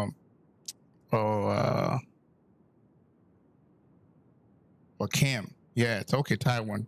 I stand corrected. So they probably go from here to Taiwan. But yeah, this is a flight they did from Chicago O'Hare to here. So I'm pretty sure they probably taking that flight all the way back home. Wow, this was a good flight. All right, let's go ahead and stop thing here. All right. Let's end this. And it says 90, minus 90 when it flashes, but it says 89. So doesn't matter.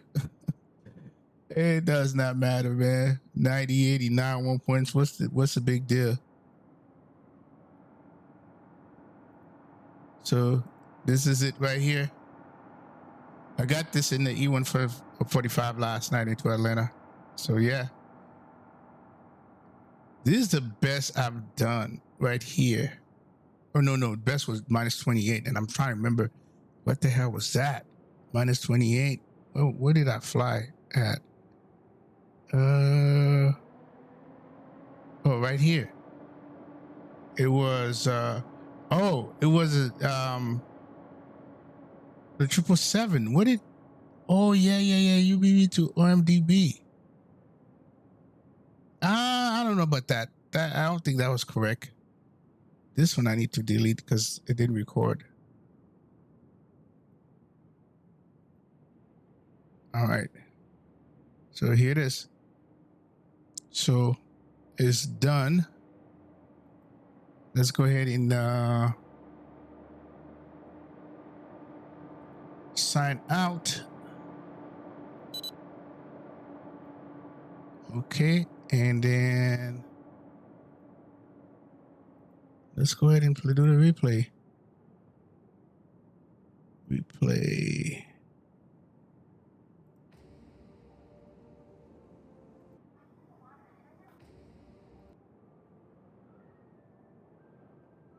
No, we could use this one right here. Something a little bit more.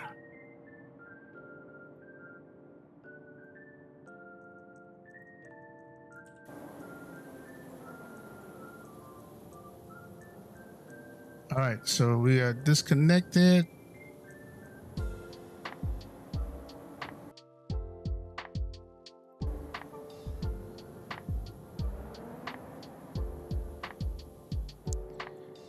Probably was off the center line a little bit.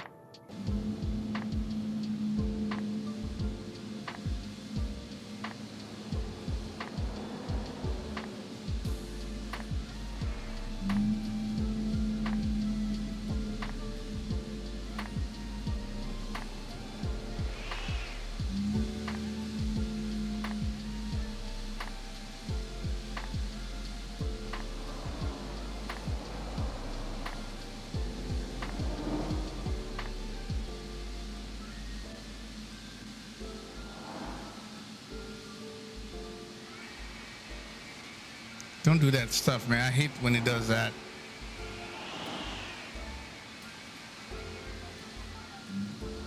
Probably have to keep it normal speed.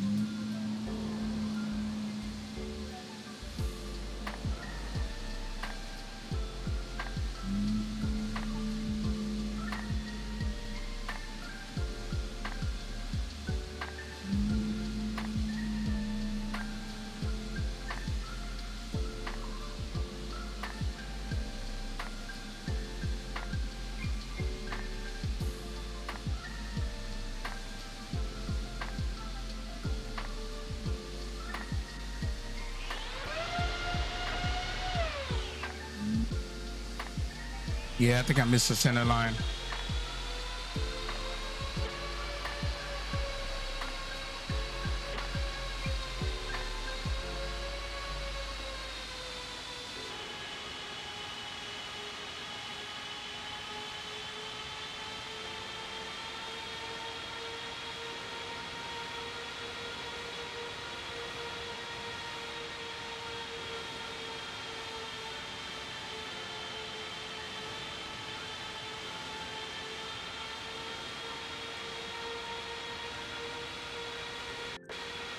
Yeah, this stuff right here, when you do this approach and replay, it all do that. Can't stand that.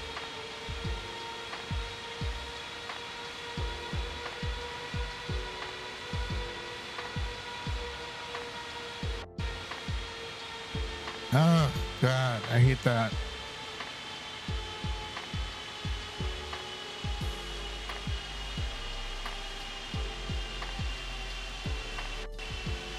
Please don't do that again. Oh. Let's see where we put it. I think I'm off. Yeah, I'm off the center.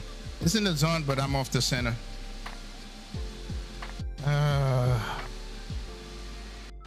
Yeah, I don't know what the hell that is. They keep doing that.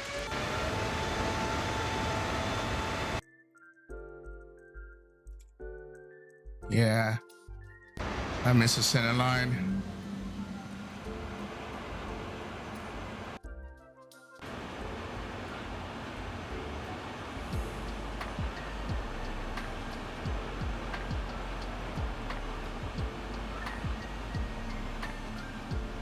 Yep, miss it.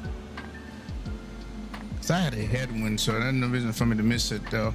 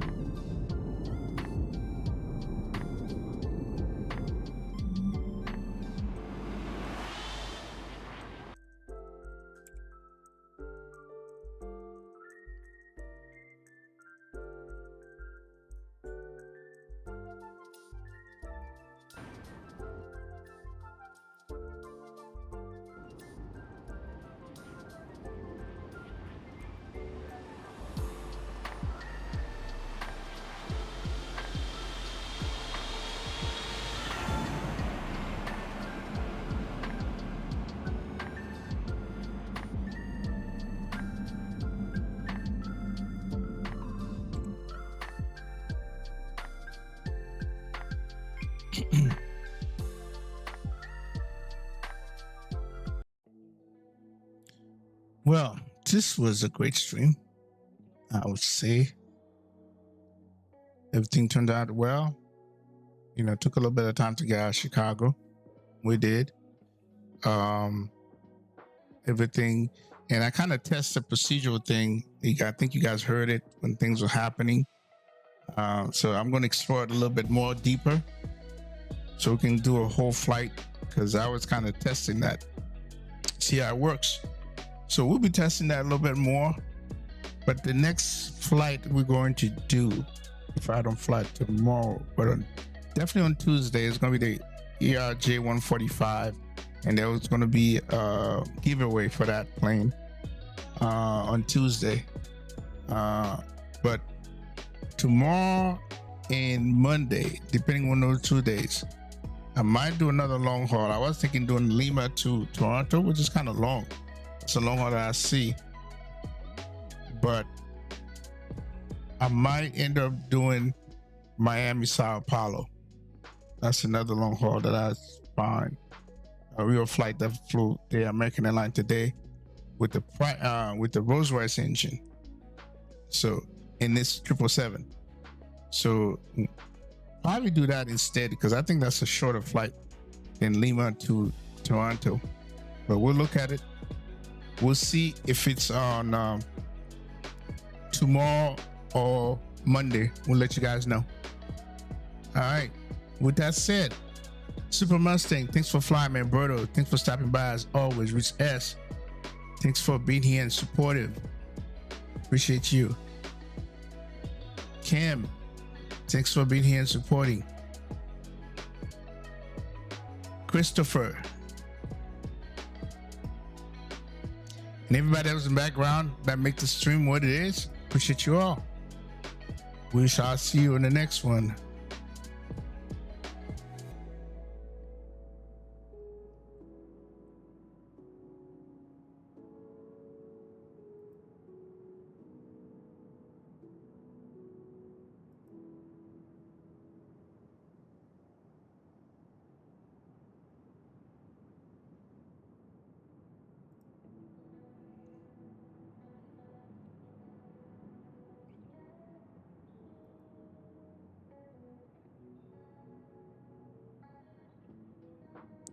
$37 likes, man.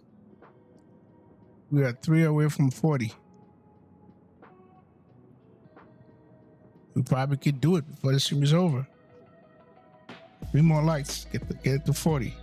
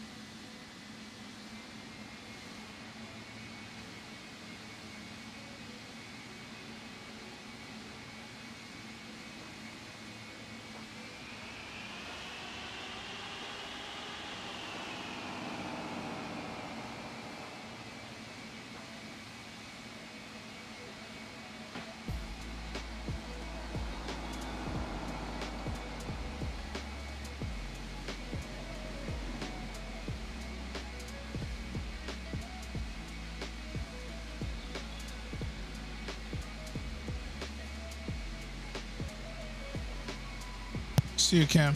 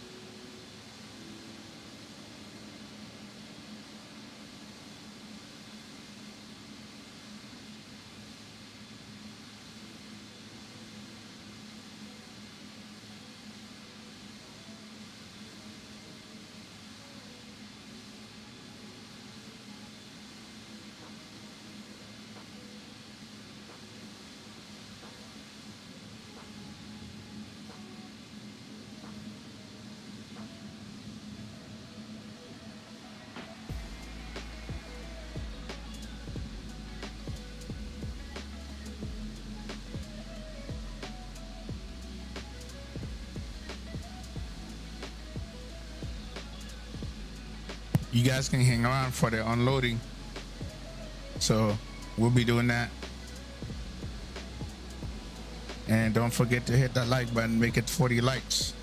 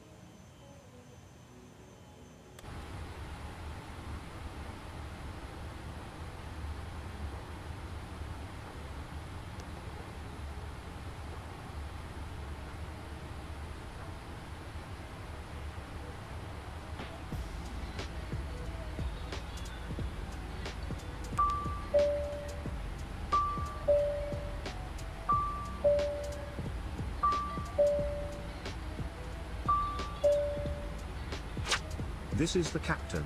How do you hear? good day.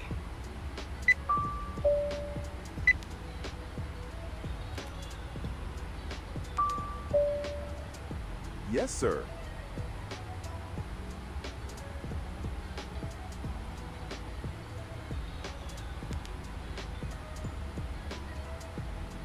We need that door open. Sir, if I open the doors now, the slides will deploy. Please disarm the door. Definitely.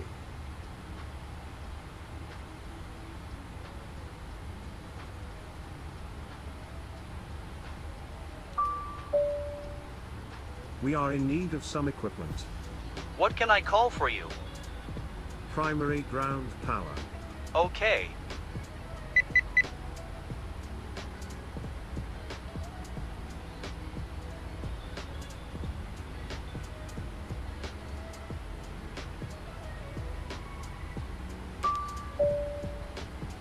I am here.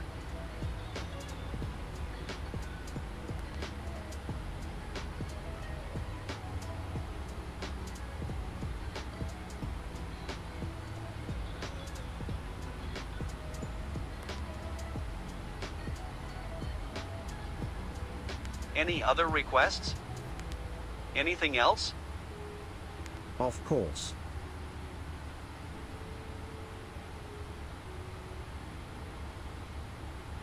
Anything else? Sure.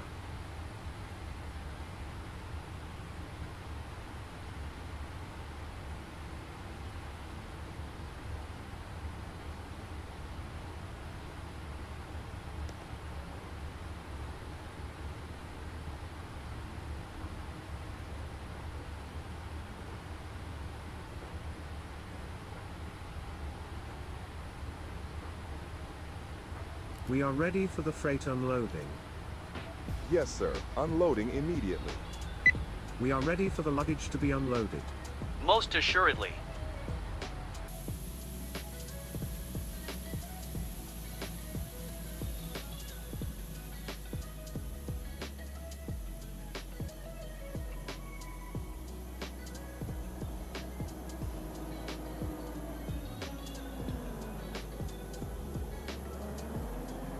First to come out is a Formula One car.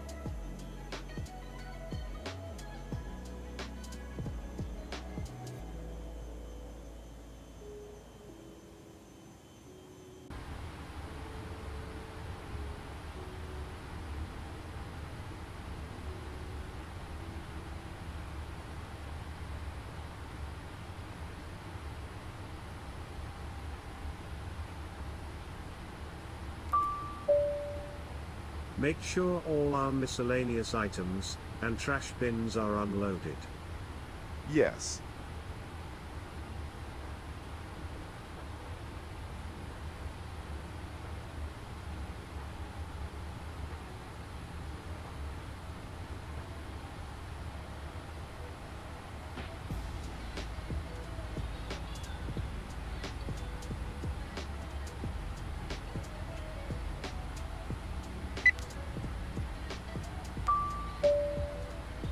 Missed items have been unloaded.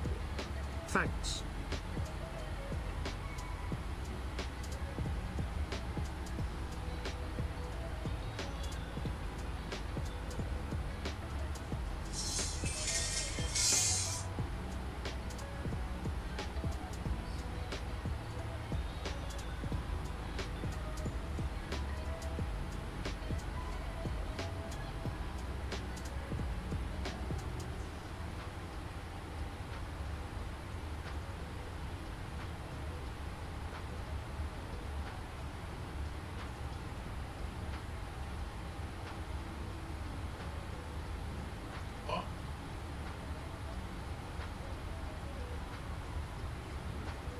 Yeah, what do you think of?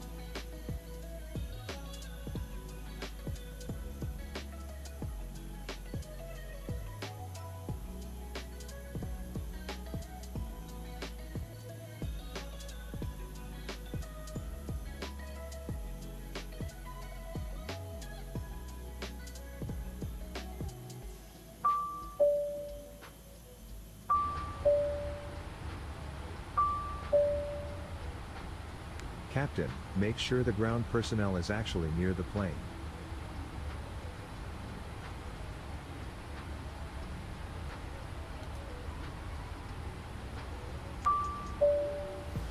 Sir, we have completed the loading.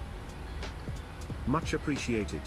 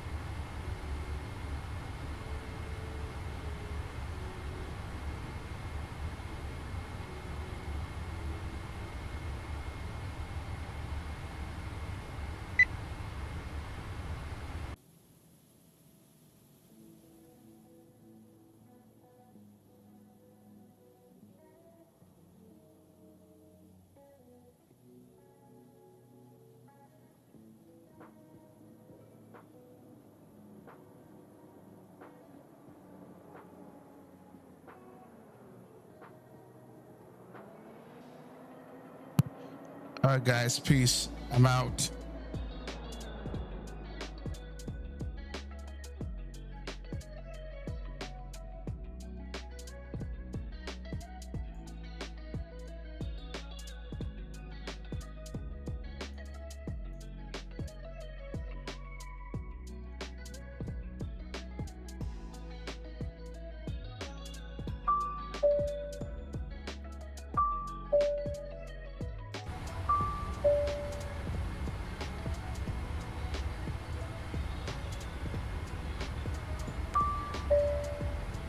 Sir, we have completed unloading the cargo.